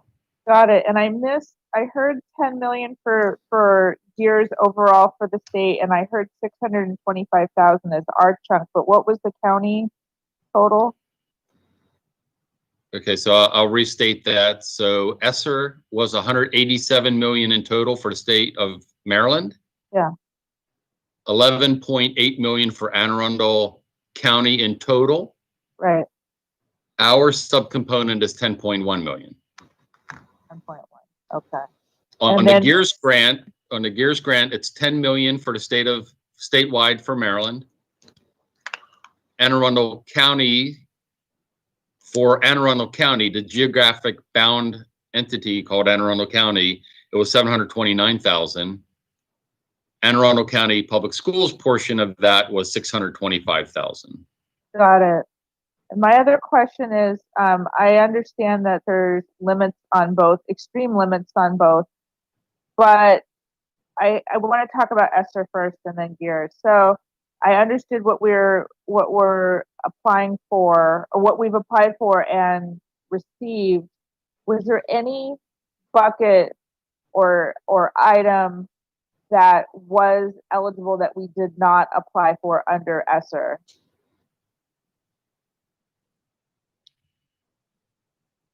I could certainly send you the many 100-page document, so that it's not like a bulleted, it's not like an exact succinct list that we picked these for, but not the other 3.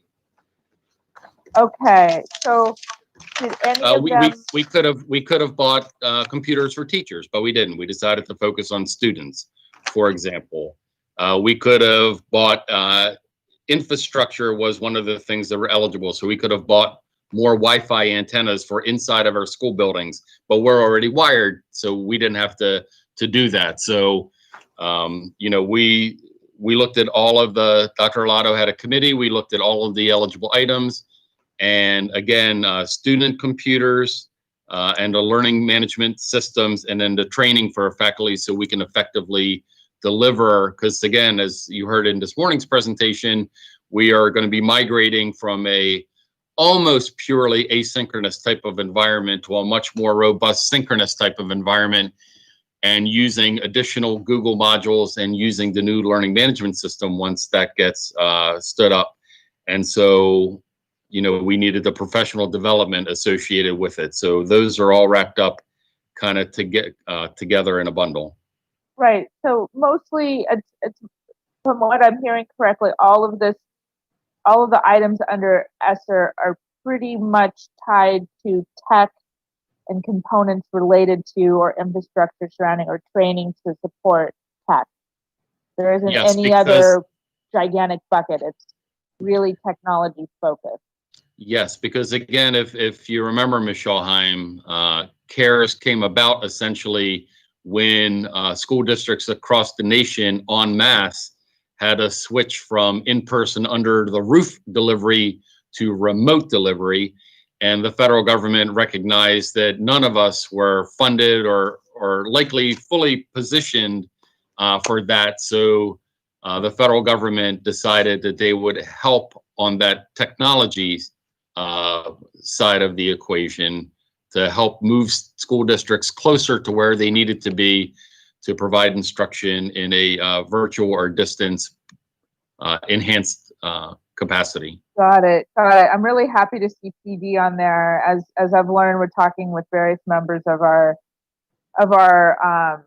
community members that work in software. Otherwise, your software is only as good as the training provided to get the personnel to utilize it to its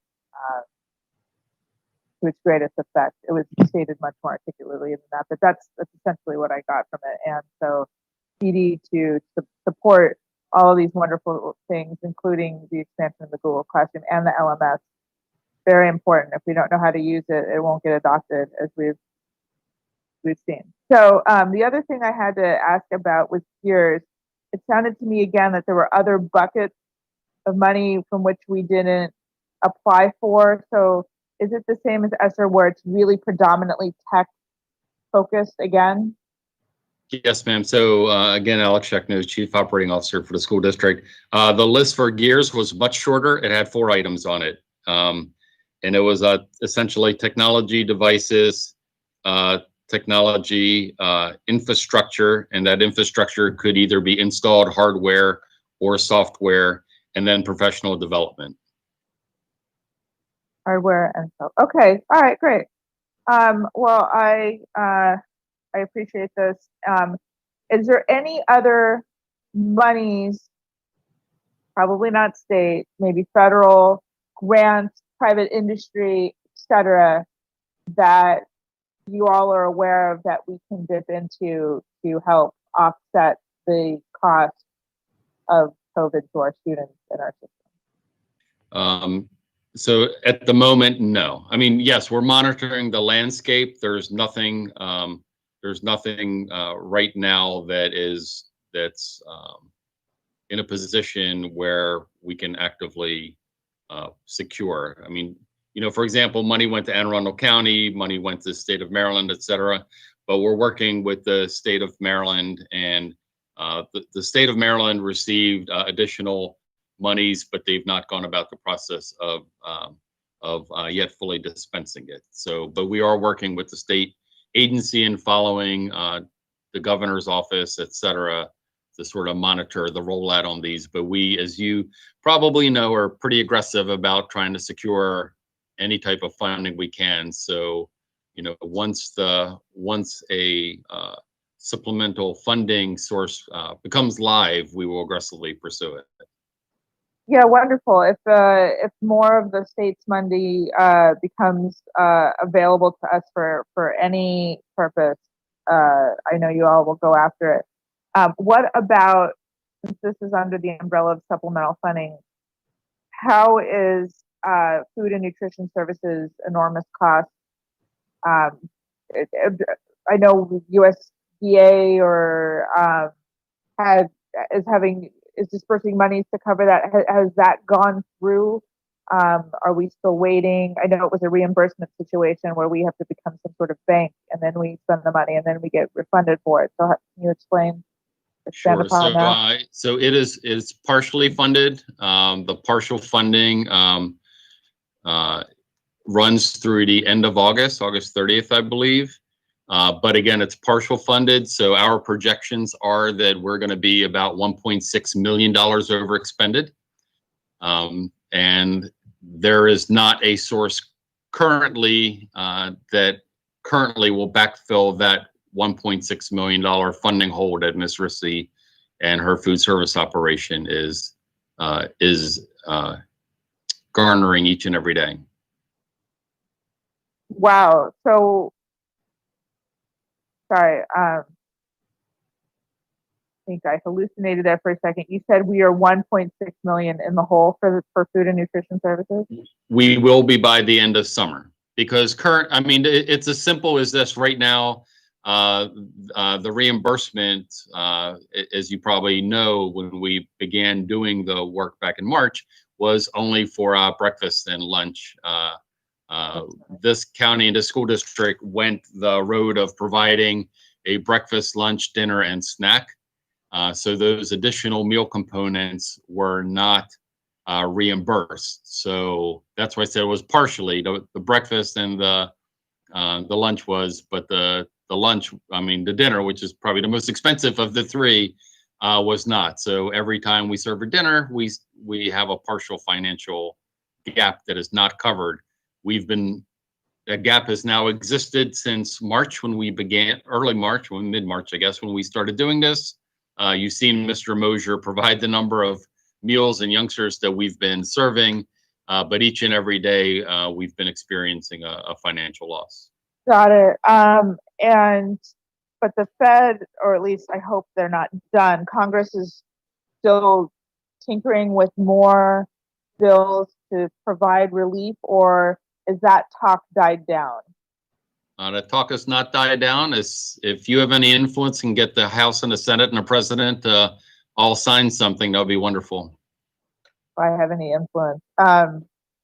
Sir, I don't have influence over members of this body, let alone Congress, the President, etc. I said that tongue in cheek, but I will say nationally, the Food and Nutrition Service Directors, MABE, the Superintendent's Association, the food funding deficit is probably near the top of the list of probably every public school system in the United States that is doing this. So Washington has heard often and loudly what the situation is on the ground, and we have tried to leverage all the buttons and levers we can, Good.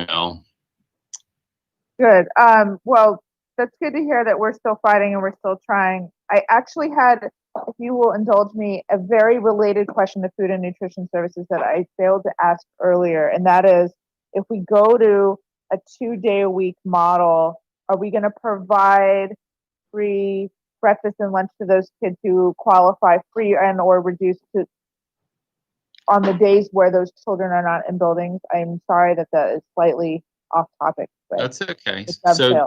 So my answer to that is I cannot answer that. Okay. All of the guidance that we've received, most of the guidance that we've received has an August 30 expiration date on it. Some of the funding attributable to it also has expiration dates to it. So we are working and monitoring with so this will be USDA, United States Department of Agriculture, awaiting further guidance, direction, and funding from them relative to how much discretion and funding optionality we have as school reopens beginning in September. I know that they are actively working on it. They are working on providing and extending some relief in terms of regulatory matters and other things like that, but it's coming out in bits and pieces. So the whole puzzle has not become publicly displayed to us yet, and that's why I can't answer your question with a better degree of specificity. I can tell you what's going to happen between now and August 30th. Yeah, yeah. And what we're doing between now and August 30th is just as amazing as we did between March 16th and today. So again, much gratitude to Jody and her team. Thank you for answering my questions. I think I'm good with that. Yeah, thank you.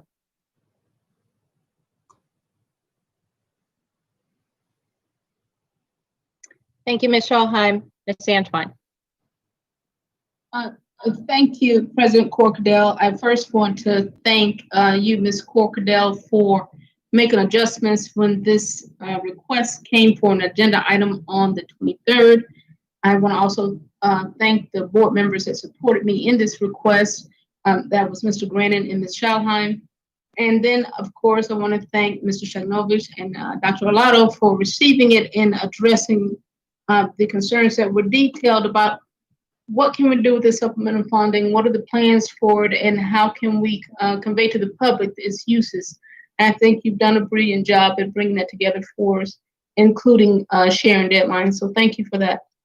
When CARES first came out, some of the entities that stuck out with me were the funding allocations for students and their unique needs, and that included low-income students, students with disabilities, English learners, those that are considered part of the racial and ethnic minorities, students experiencing homelessness, and even foster care students.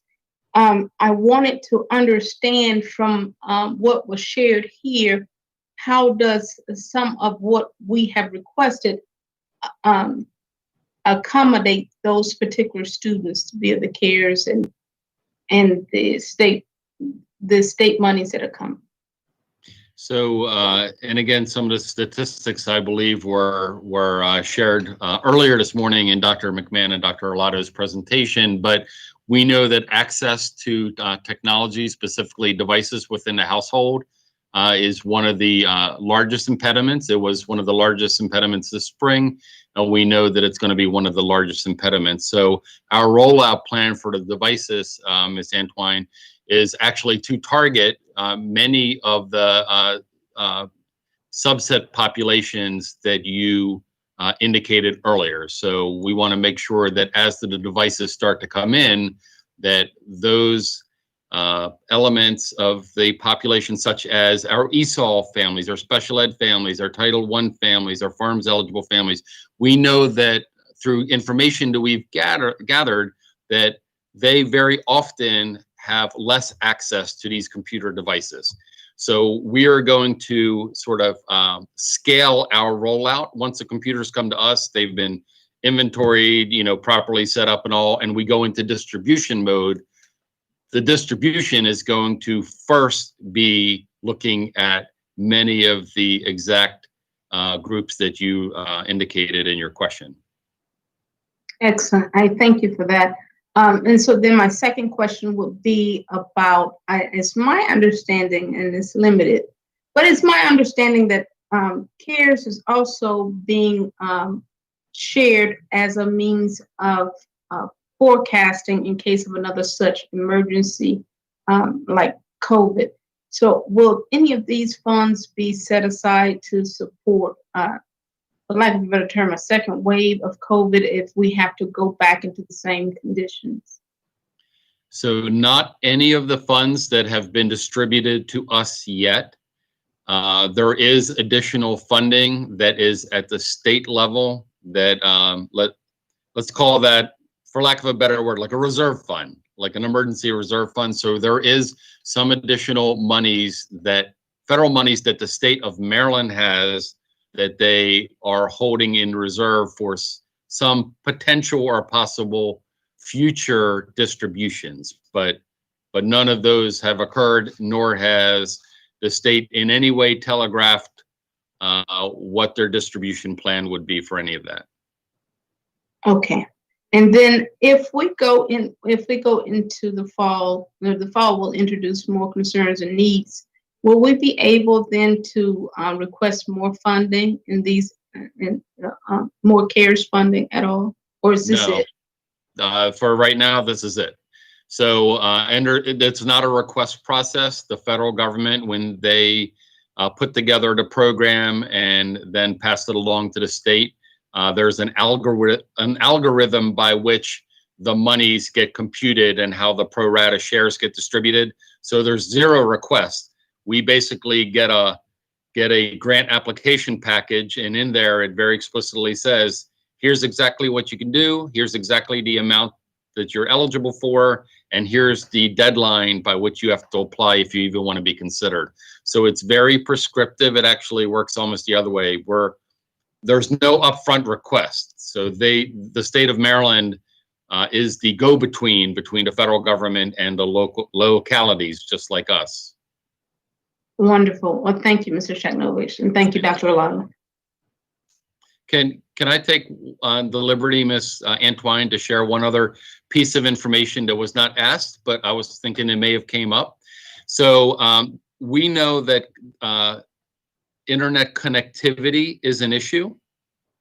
So our part is to get the devices into the hands of the families and the youngsters, and that is what we've just spent the last 30 some odd minutes speaking about. But we know that if that household does not have access to either cellular service or internet connectivity, et cetera, then that device is of limited value. So the job of bridging that portion of the digital divide, the governor of the state of Maryland has provided funds to the counties and cities and municipalities. So there's about $20 million that's been distributed to the various county, cities, and municipalities to do connectivity in rural settings. And the state has defined what they mean by rural. And then there's an additional, I believe, $5 million that's been provided to the counties, cities, and municipalities for enhancing and expanding and providing internet and cellular connectivity within urban settings. But those monies are not coming to the school district at all. They are going to the county governments, the city governments, and the municipality governments. And it is their charge to solve that piece of the puzzle, because honestly, as you and I know, those are all off premises, right? So they've prescribed or ascribed to us, take care of what we can control, right? And then that's part of the solution. The other part of the solution is the connectivity on the other end, and they have tasked the county, city, and municipal governments and provided them money for them to tackle that part of the equation. So thank you for that indulgence. I thought that might be helpful to you. Well, it was actually, because when you mentioned the expansion of Google Classroom, I made a poor assumption, obviously, that included some of those expansions to areas for the students who did not get connectivity when we first shut down, and probably won't have it for the fall. So thank you very much for adding that and sharing that. Yes, ma'am. And I know Dr. Arlotto will shake his head, but we've already initiated conversations with the county and with the city mayor, et cetera, and expressed to them the urgency at which we need their support to help the other half of that bridging process, to make sure that the families, wherever they might reside, have access to that connectivity. And I know Dr. Arlotto has already met individually with the county and the city in that respect. Thank you.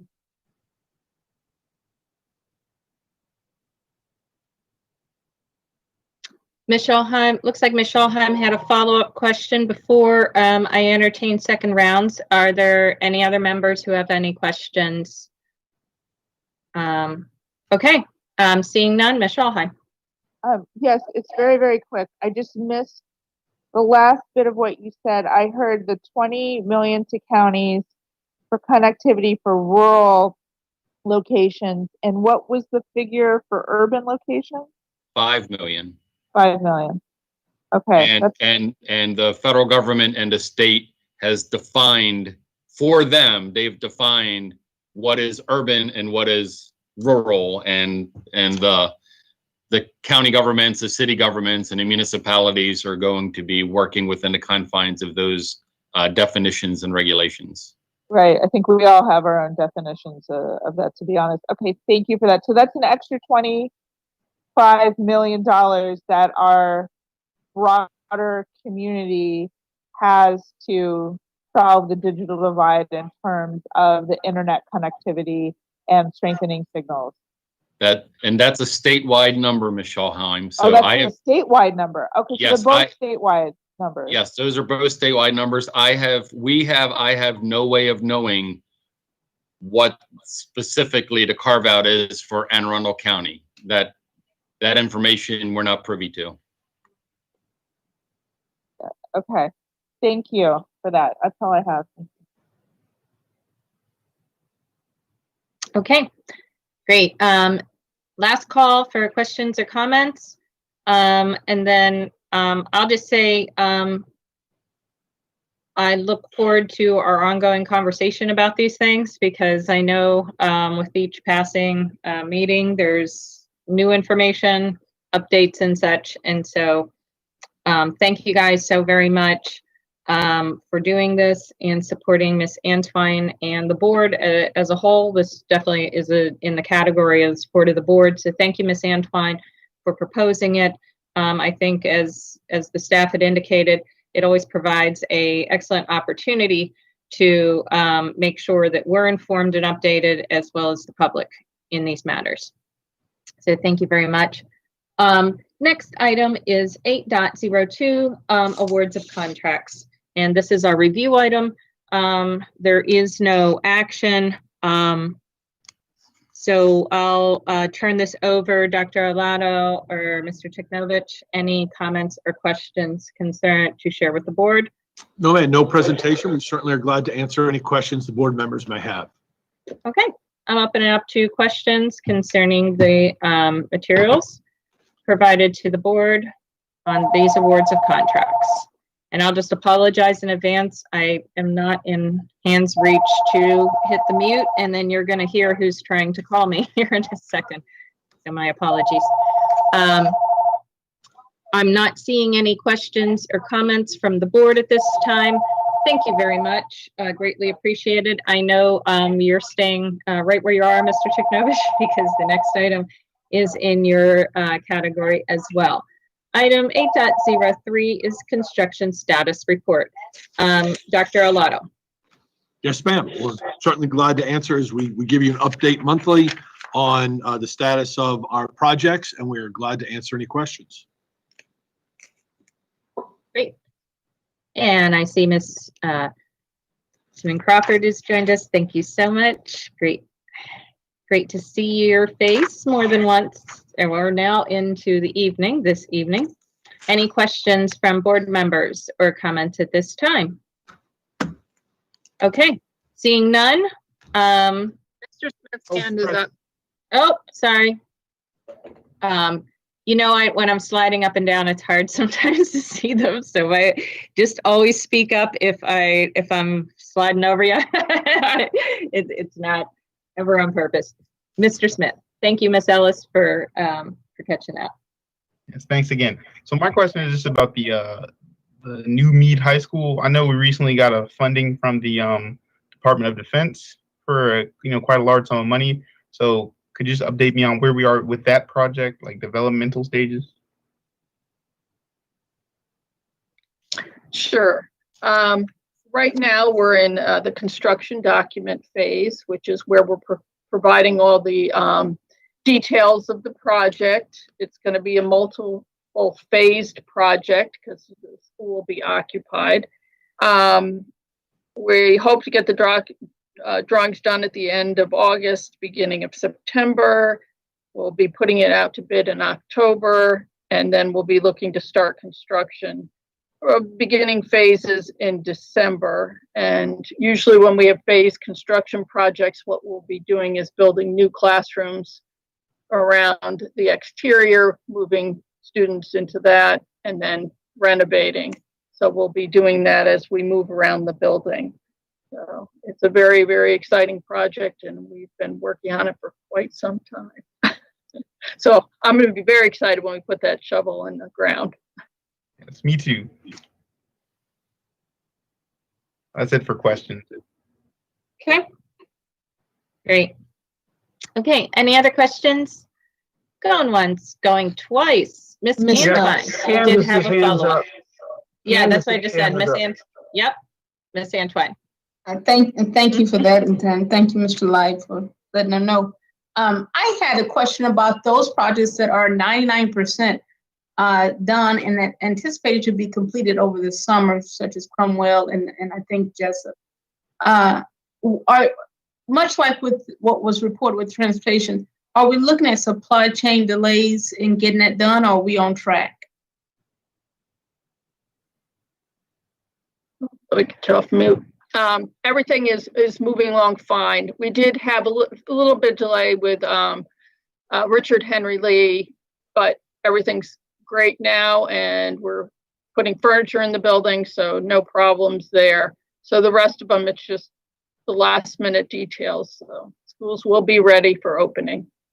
So and that next month when this comes up, I anticipate those that are 99% completed, they'll likely not be, they'll be 100%, but they'll likely not be reported next month, right? Right, and we do it quarterly, so it will be in October. So most of these will either, yeah, that's okay. For sure by October. Okay, but thank you, Ms. Seaman Crawford, and thank you guys so much for all of this, despite everything. I did have one last question about our capital funding, since a lot of these projects are dependent on that. Is there anticipation of interruption of capital funding as we move into this next fiscal year to complete any of these? Not to my knowledge, unless Alex, you have something to add. Yeah, I'll take that one. As we briefly spoke when I provided you the update of the governor's proposal. So yes, there is the proposal would be to cut monies out of, currently the proposal is out of the school security enhancement capital funding line and the healthy school fund. It allows funding for environmental related upgrades, et cetera. So those will be part of what the Board of Public Works will visit at their August meeting. So we'll know more after the conclusion of their August meeting. For Anne Arundel County, that could mean about $1 million of capital funding loss. Wow. Okay, thank you. Great. Thank you very much. Any other questions? I'm not going to say the going once, going twice, because that seems to be my jinx. That I always miss somebody. So please unmute and speak. Okay. Great. We are now going to be concluding. Before we do, I just have a couple general announcements that the board will be meeting in a workshop format. This will not be a business meeting, but a workshop by which the public is welcome to view or attend, depending on our condition. I'm under the suspicion we're probably going to be in the same virtual environment. Starting at 5:30 on August the 12th, and this will be to review the performance audit that the council funded last year and that the board has been overseeing, that is expected to be delivered later this month to the board. And so we look forward to that, as well as the workshop on August the 12th at 5:30. Additional details will be provided through press releases and other standard communications, as well as to the board on those details. Our next general board meeting is Wednesday, August the 26th, 2020 at 10 a.m. Barring any special session requests of our standing committees of budget and policy, which I believe this meeting did identify the need for a special session of the budget committee. Those will be announced in accordance with our general regulations and in compliance, of course, always with OMA. Thank you once again, and I am now willing to entertain a motion to close. I have a question before we do that. Is there a date on the school times workshop that was promised for July? That has not been determined. Ms. Ellis is coordinating with Ms. Howell and staff on that, and that is ongoing. And as soon as Ms. Ellis has all that pulled together, she will notify the board accordingly, and we'll go through our regular notifications with as much advance notice as possible. But you're correct, we have tentatively targeted August for that workshop to occur. And so additional information will be forthcoming and obviously forwarded out. And so as we conclude, I want to just say, Mr. Smith, did you have any small postscript that you would like to share as it being your very first and hallmark meeting? Any last comments? What a doozy. I have to double check. This may end up being our longest meeting since the first round of elected officials took office in December of 2018. I'll have to verify that. I know we were really close, if not. Motion to entertain to close. So moved. Oh, good God. Seconded, right? Okay. Motion seconded, consensus. Everybody have a great night. Staff, extra kudos.